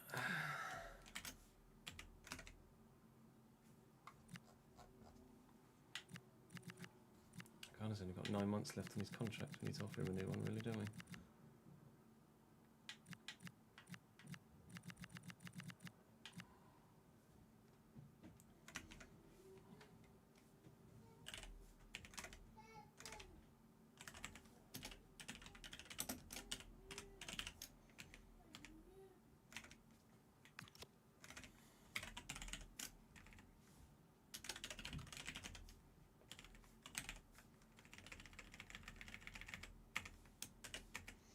What was Mondo? Hello, Reese.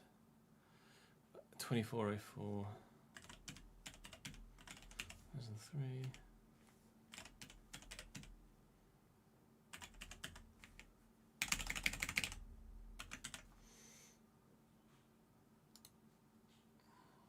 That leaves me there financially.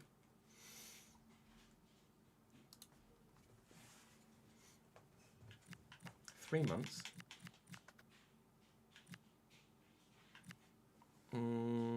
Pretty sure we loaned them for 12 months. Whatevs, we'll deal with it. Make a note of that though.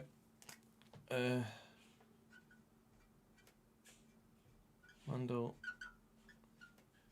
Wenzel, stats, pre-Jan.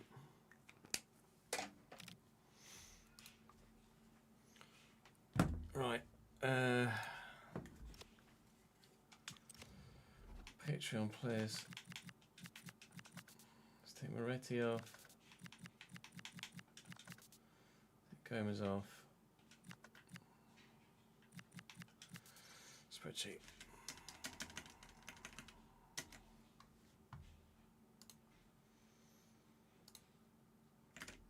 Alright, I'm not going to be able to see you guys for a moment here. Wolves, Liverpool, Leeds, Leicester, Genk, Augsburg, Lens, Mallorca, Osasuna, Hampton, doing this practically from memory now. Leon for AJ. Yeah. Bailey, Bologna, Betis.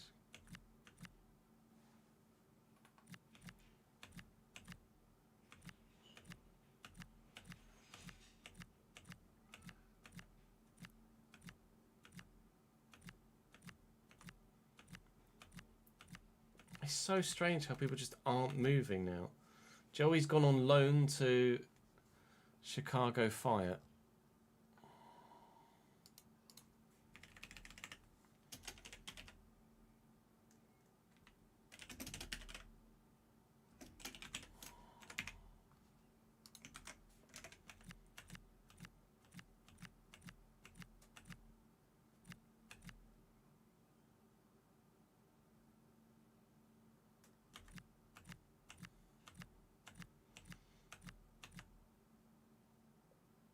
I think Nick turned down a loan move at Nice.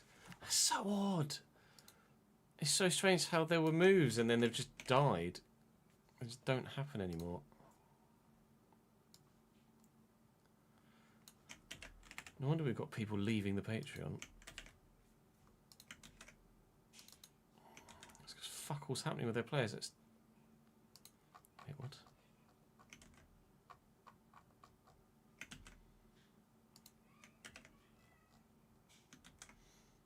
It's 3 seasons and just 2 loan moves in 3 years.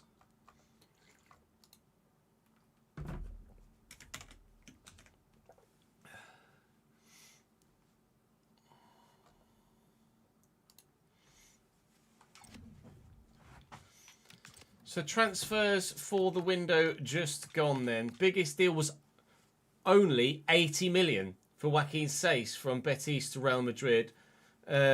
Yola Donez from Bruges to Villarreal for 80 million as well. 87 rated centre-back.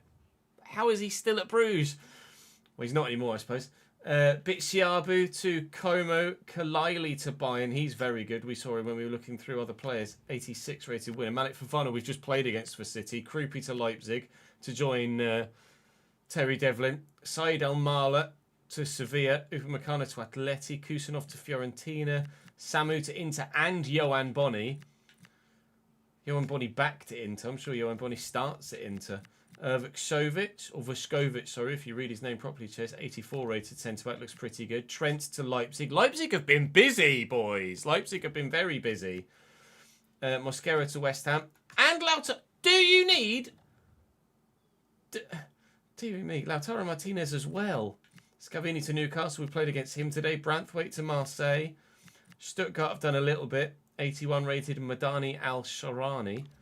Up top for them, Elias Baum, a right back at 84 rated, sorry, with 90 pace. Frank Giraud, 82 rated striker to Como from Lyon.